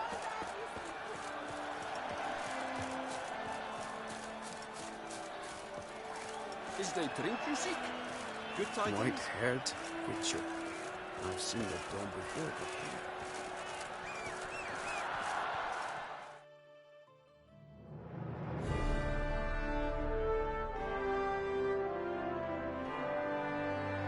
Behold, gallant knights and ladies decorous, gaze at the host assembled before us. Look upon chivalry's best and most storied. Come from far lands, here to seek glory. Hear now their names as I shout them aloud. Savor their titles, of their presence be proud. Halmarin, the Baron of Longfall. Linus of Metina. Renfarn of Atra. Hoyakimm of Make. Donimir of Troy. Guy de Boisfren, in service to the Duchess.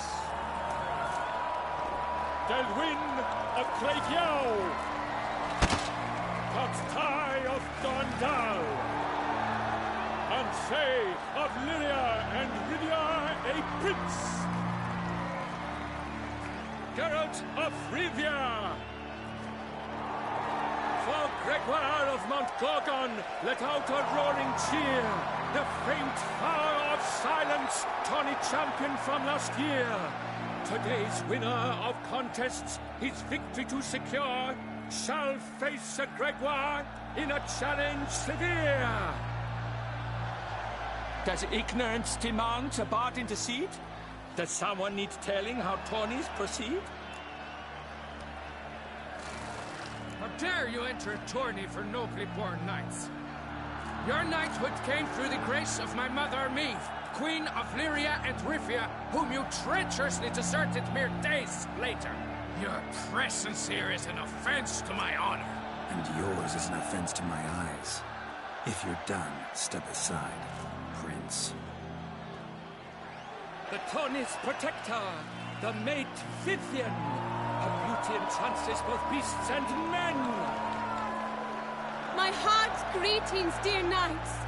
May my grace guide you and show you the path of honor, valor, and glory. Accept my wishes of good fortune, sir, and devote all your strength to the tourney, and only it. The time has come for you, Sir Knight. Mount her steed. Swift be your flight.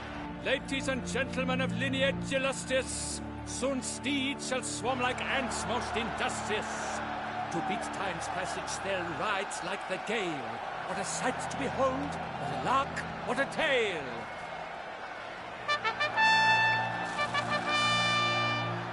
Before us Gelt from Rithia come, fast as the wind, bright as the sun.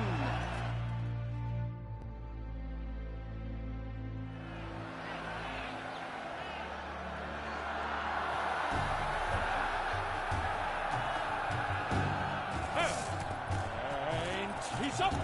We the thunderous roar, hoofs pounds the ground. No legion of drummers could make such a sound.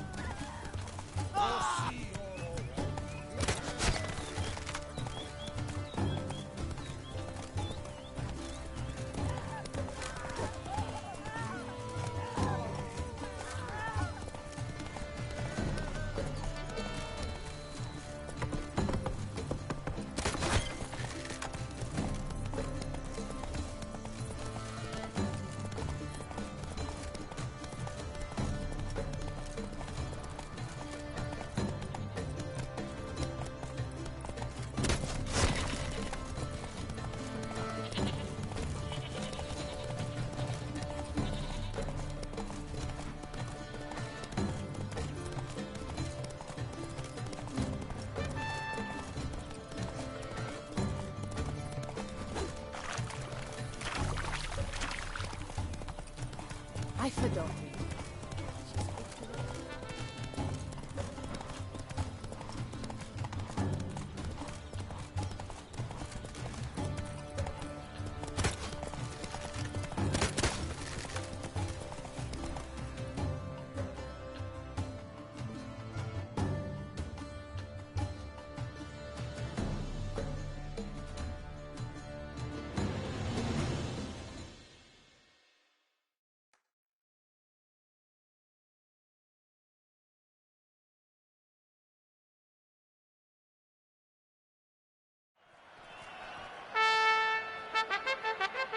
A failure, a loss, a tragic trip. Let us hope with its sword he makes no such slip.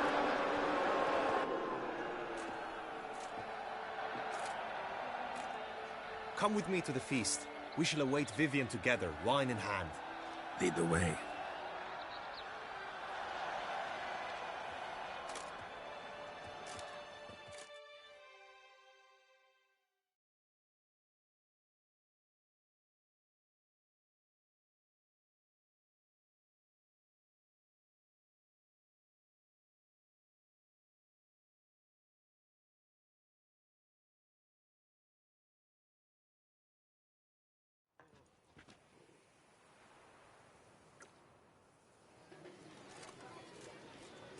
So, any thoughts on Vivian?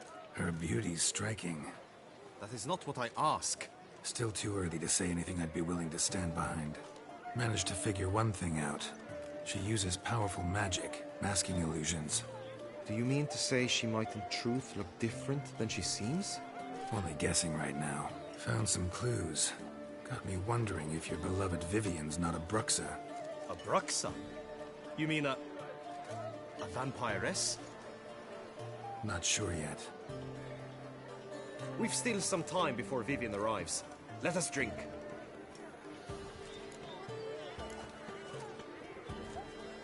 Sorry, don't drink while I work.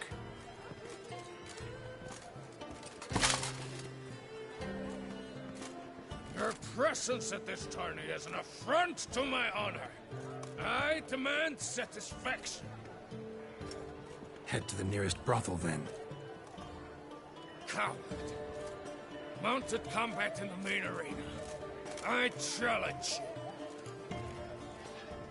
Since you insist, I'm all yours.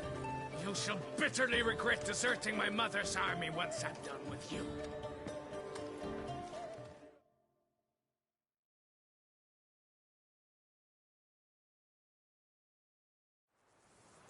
May the blood I will spill wash away the stain!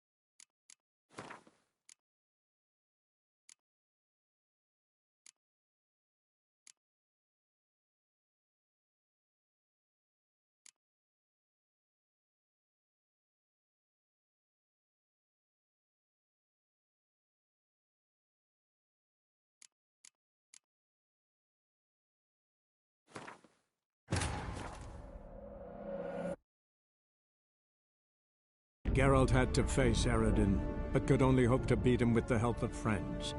The Wild Hunt could be defeated with exceptionally powerful magic, so Triss and Yen set out to reconvene the Lodge of Sorceresses. Avallac'h, too, began to lay plans of his own. The elven sage decided to erode the King of the Hunt's support in his own realm. With Geralt in tow, he ventured through other worlds to the city of Tir na Liah. There they found Eredin's viceroy, Gels. Gels had been a loyal subject of the Alder Folk's previous king. When he learned Eredin was a regicide, he agreed to help defeat the usurper.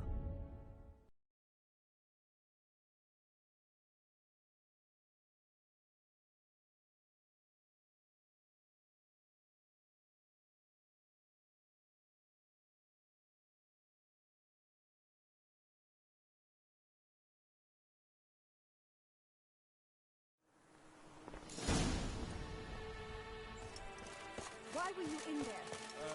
Tourney business. Nothing of importance. The flower of chivalry. Strapping lad. Soldiers! Dragon's eyes on the stick!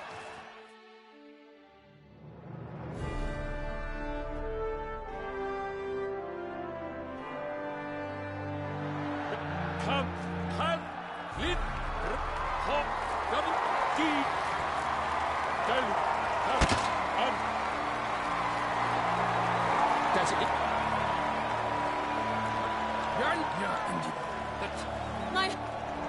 The time. Let before.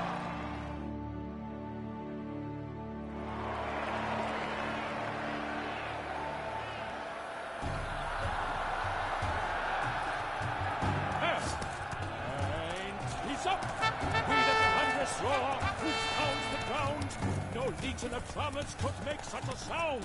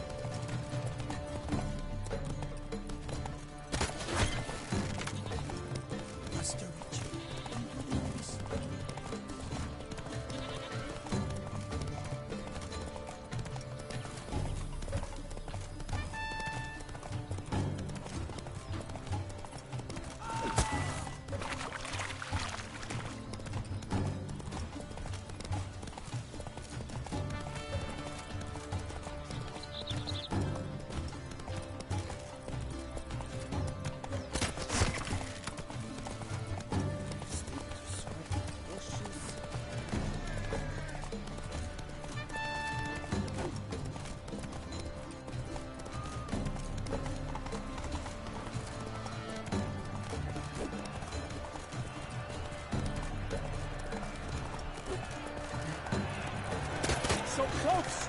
Will he last, endure, and keep pace? What tension, what strength!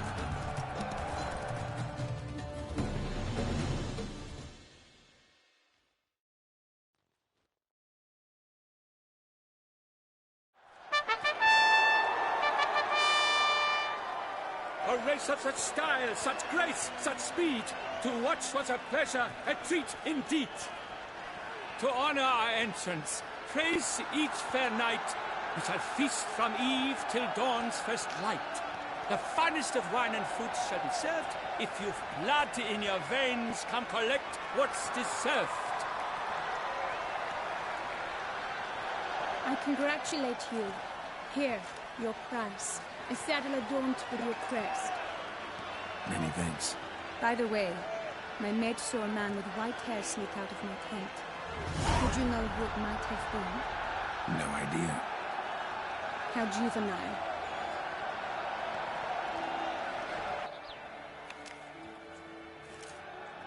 Congratulations on your win. In stellar style, no less. Ah, I no longer regret I was not able to participate. Almost. We must drink to this. Come with me to the feast. We shall await Vivian together. Lead the way.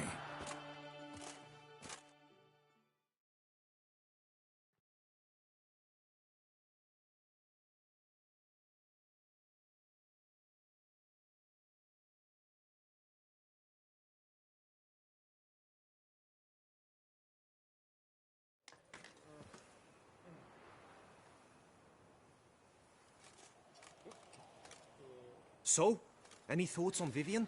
Her beauty's striking. That is not what I ask. Still too early to say anything I'd be willing to stand behind. Managed to figure one thing out. She uses powerful magic, masking illusions. Do you mean to say she might in truth look different than she seems? Only guessing right now. Found some clues. Got me wondering if your beloved Vivian's not a Bruxa. A Bruxa? You mean a vampiress? Not sure yet. We've still some time before Vivian arrives. Let us drink.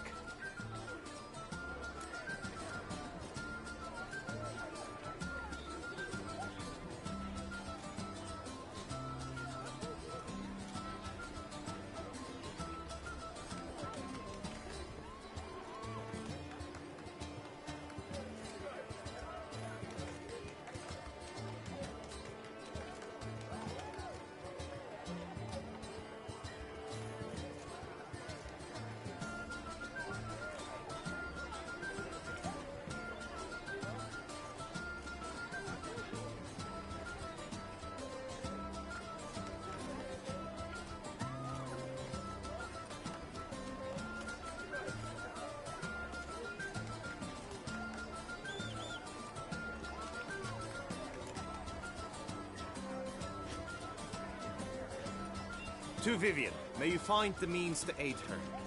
To Vivian. Ah, when I first laid eyes on her, I finally understood what all those poems and ballads were trying to say. Love's not poetry alone. Sometimes it's prose. Sometimes it's just plain ugly. You say that only because you do not know Vivian as I do. A life with her would be sweetness itself. Actually, you don't know her all that well either.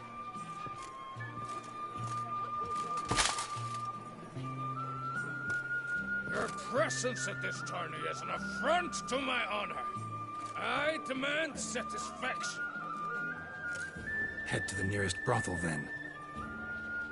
Coward. Mounted combat in the main arena. I challenge you. Since you insist, I'm all yours. You shall bitterly regret deserting my mother's army once I'm done with you.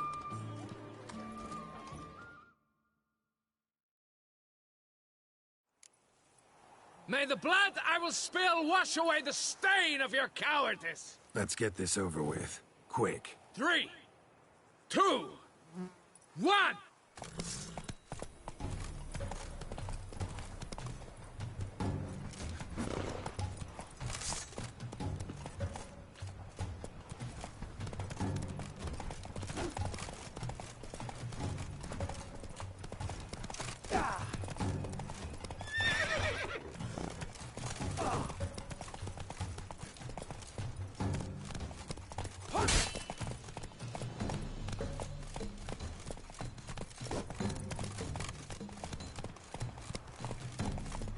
too late to surrender.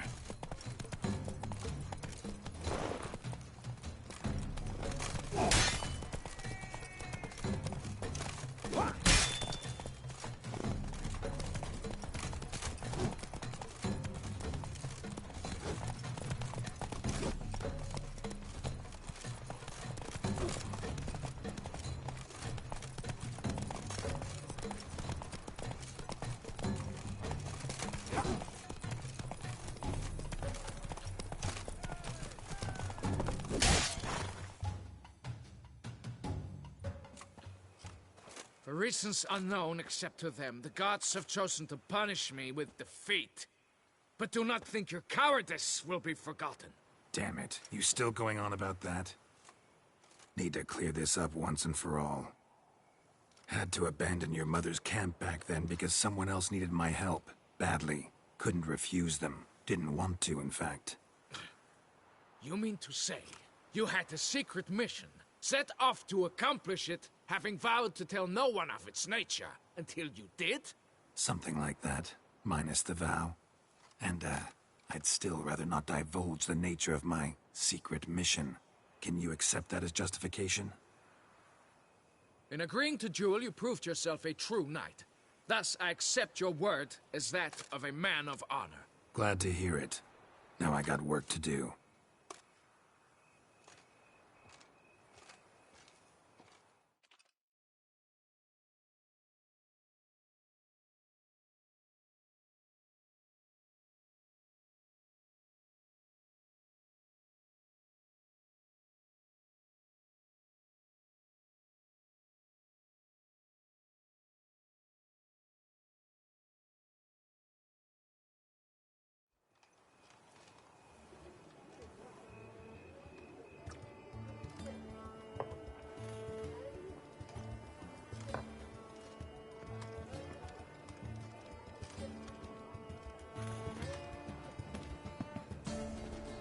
My heart swells to behold this beautiful celebration of valor and honor, and to witness you, who embody the chivalric virtues in your lives, strive for greatness.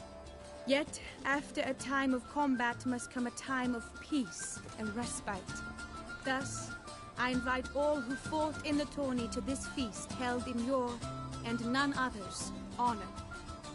And should any among you crave solitude, private tents await you nearby. The group melee shall take place on the morrow.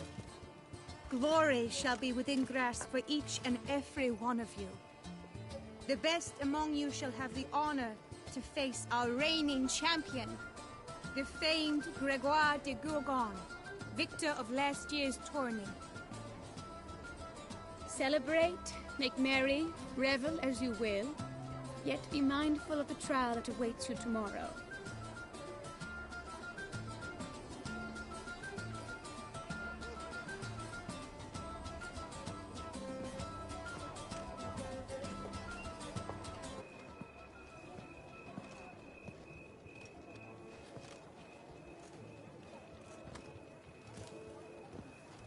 Follow her. We shall meet in your tent before your last contest. You must help her.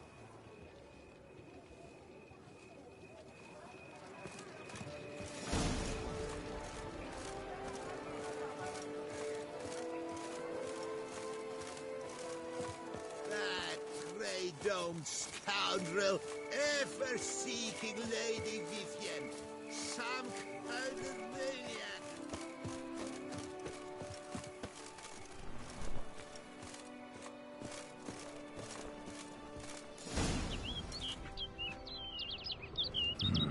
Strange. Was sure I'd find her here. Vanished. Melted into thin air. And that bird. She Bruxa?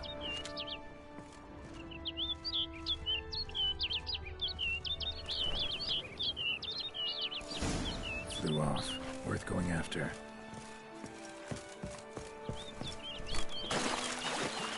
Looks like the bird's leading me somewhere.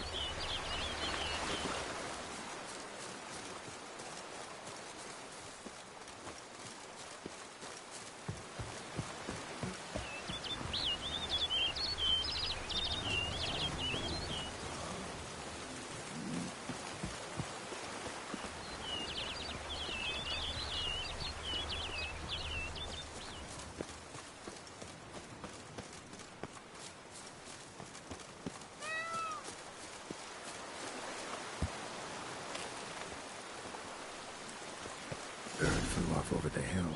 Might be quicker to pass through the cave.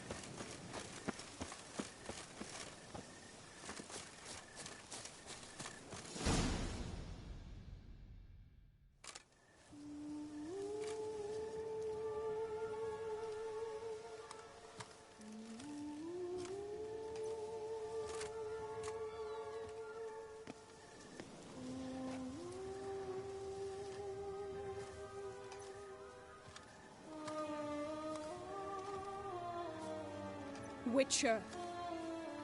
Lady Vivian? Counted on me getting lost. I did. I thought you no different from the knights. Good at tourneys, hopeless in the face of true danger. I was mistaken. So you're not actually a Bruxa? A what? Suspicion I had, that you might be a vampire. Certain details seemed to confirm it. Then I changed my mind. Anyway, unimportant. Hear you come to this clearing often.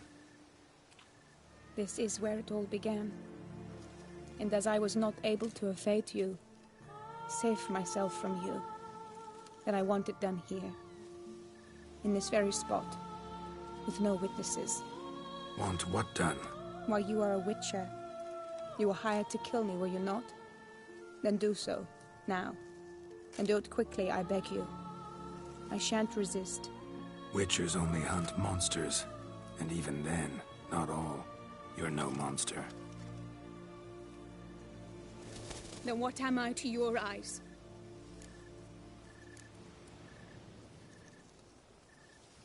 Most likely you've been cursed.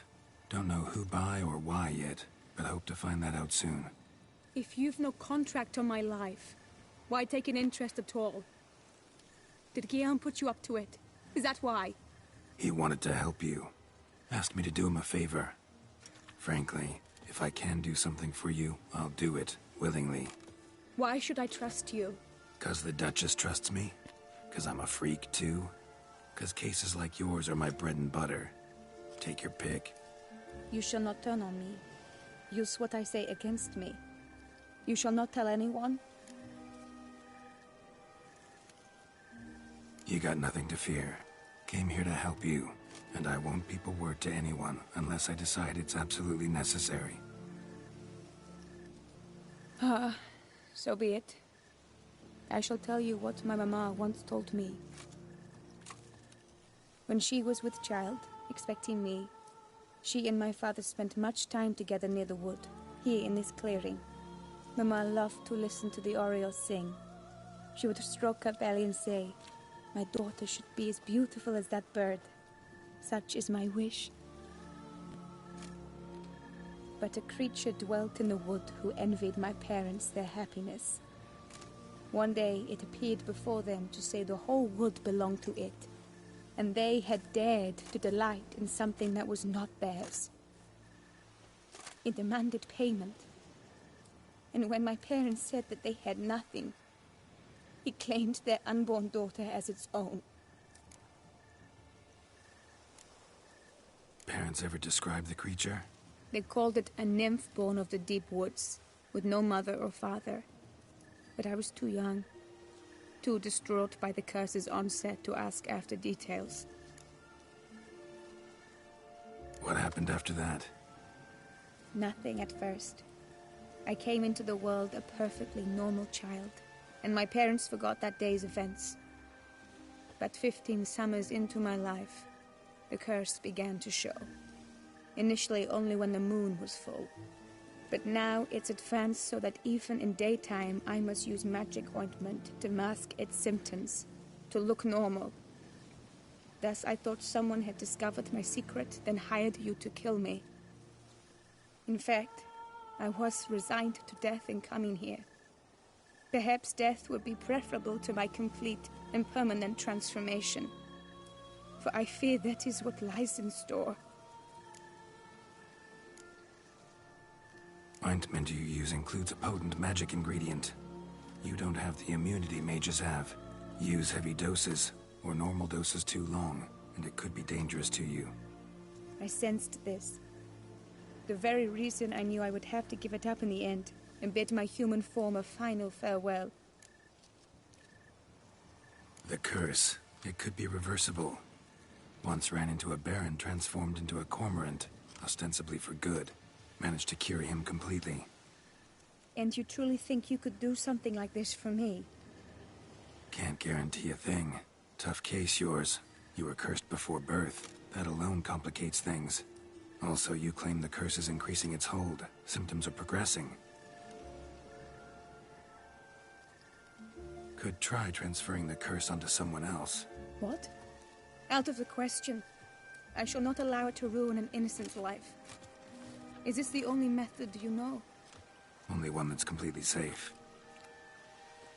So there is another. Pretty quick to reject help. Why is that? The curse once transferred would probably have a weaker hold on the new host. Lots weaker. I do not even wish to hear of it.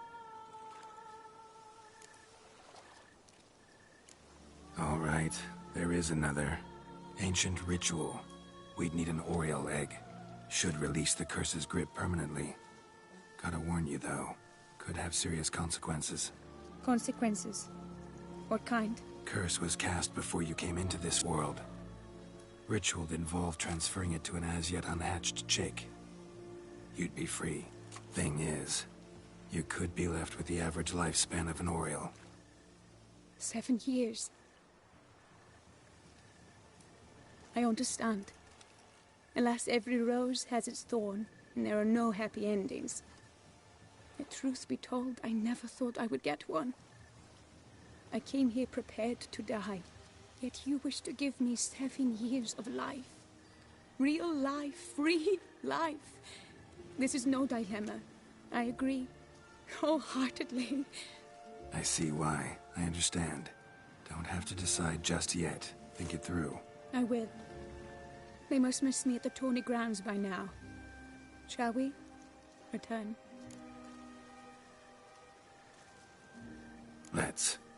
But are you gonna... Yes. I cannot appear there all in feathers. Pardon me for a moment.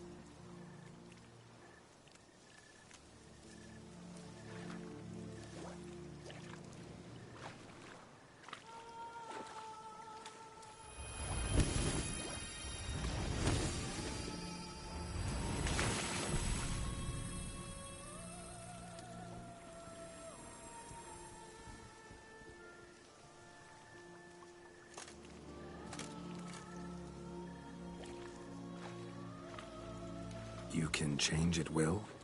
No, but I discovered the water of this pool helps. Its effects are brief, but I can always be sure of them. Interesting.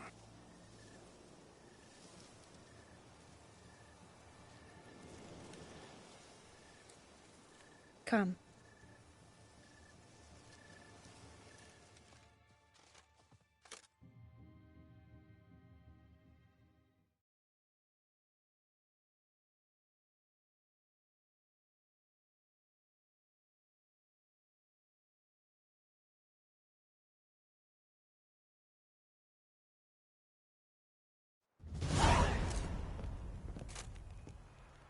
Did you learn anything? Yeah. Then speak, man. Can you not see I'm out of my mind with worry? What ails her? She asked me not to talk about it. But I want only the best for her. Perhaps I shall be able to help, or, I don't know, console her at the least.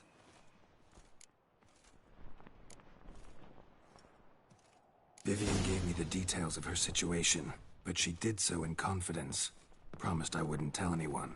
But I'm not just anyone. Why, I would do anything for her. I was the one to ask you to help her. You cannot shut me out now. I'm sorry. Look, in time Vivian will come to understand what she owes you. I'm sure of it.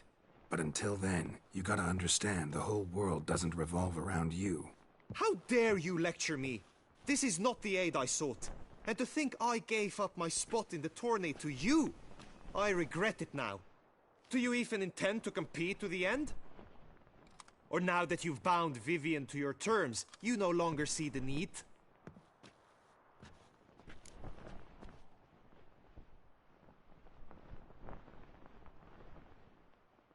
I don't back out of anything. I'll take part in the last skirmish. Besides, Vivian will be busy till the tourney's end. Indeed. In that case, you must meet the other knights of your team. They await near the arena's entrance, by the training ground. Got it. Thanks.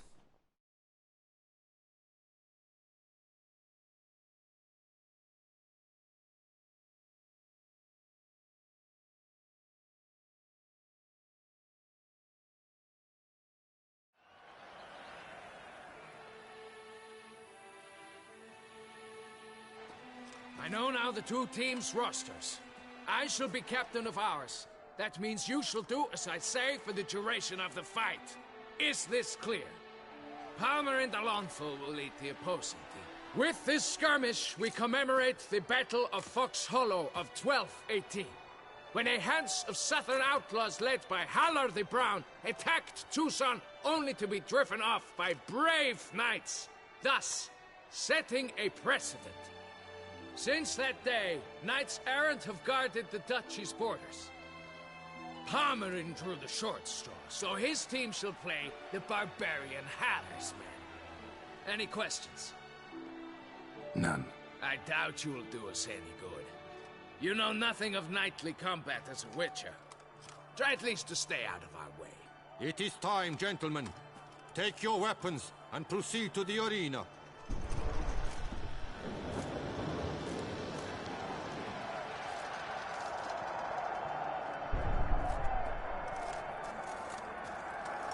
A cheer for the knights, the ladies, the lords. For our next entertainment, the teams shall cross swords. 2 rifle crews, 2 coteries shall fight full tilt till one drops to its knees. Who virtue ignores or lance blows unclean shall forever be branded as shameful, obscene. While the knights prepare, let me say I'm elated to behold such a crowd on edge, breath-baited. Whoever here wins the past champion shall face. All others must leave, heads bowed in disgrace.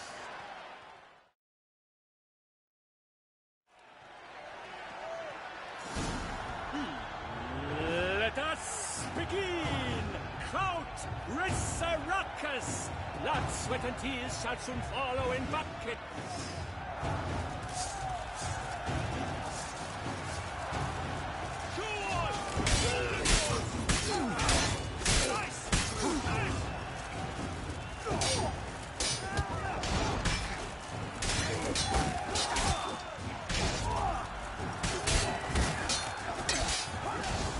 Come on.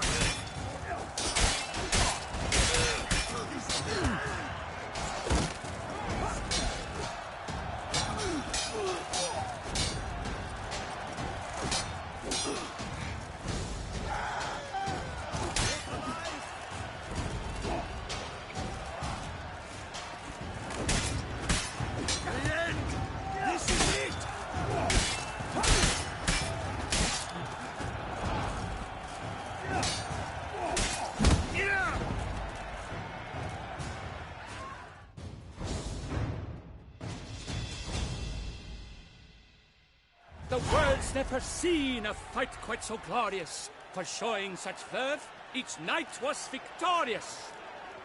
Yet in tourneys as in life, but one champion may reign. Today, he is the one. Praised be his name. He felt a whole host, slew the most. To Geralt of Rivia, who the strength of lions boasts. He sailed through all trials, each test he passed with ease. But now awaits the last. Will it bring him to his knees? For Gregoire de Gorgon, who on this ground's last won, shall spar him for the title, and the day is done. To the tired remainder, we salute your endeavors. Return to your wives, your loves, your whomevers.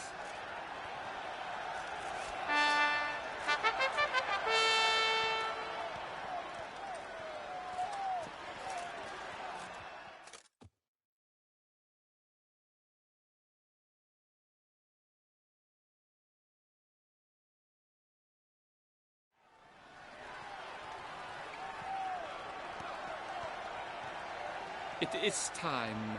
Step into the arena. Should you suffer grievous harm during combat, have you any last wishes, any missives you wish passed to your loved ones? Thanks, I'm fine. The Witcher of Rivia, Geralt his name. Though aged be his visage, do not disdain. His locks true are white, but he was born to fight. Now entering the grounds, a titan of infamy, Gregoire de Gorgon, victor of last his tourney.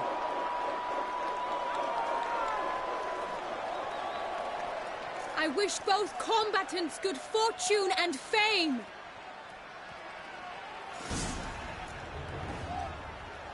Pacing the grounds, the titans locked stairs, ferocious and spry as wolves hunting hares. Mesdames et messieurs, our victor and champion, the animal, Gregoire de Gorgon! Hip, hip, hooray! Now a few words from us. For strong bones and teeth, drink to foe. A wine for your kidney, a wine for your soul.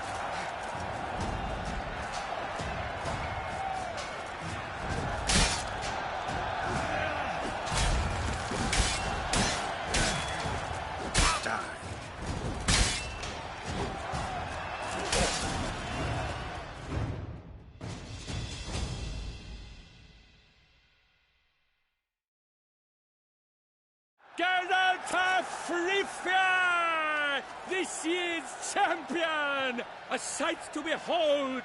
He defeated Gregoire de Gorgon. Hail, Geralt! Herald!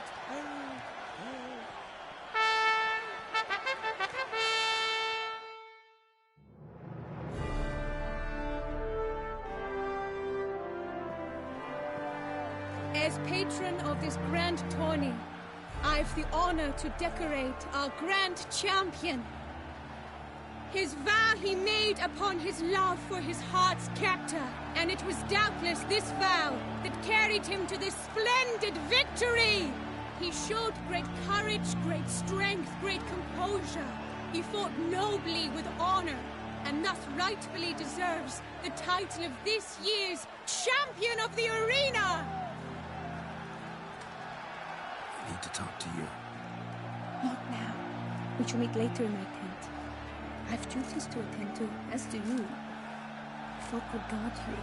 The least you should do is wave.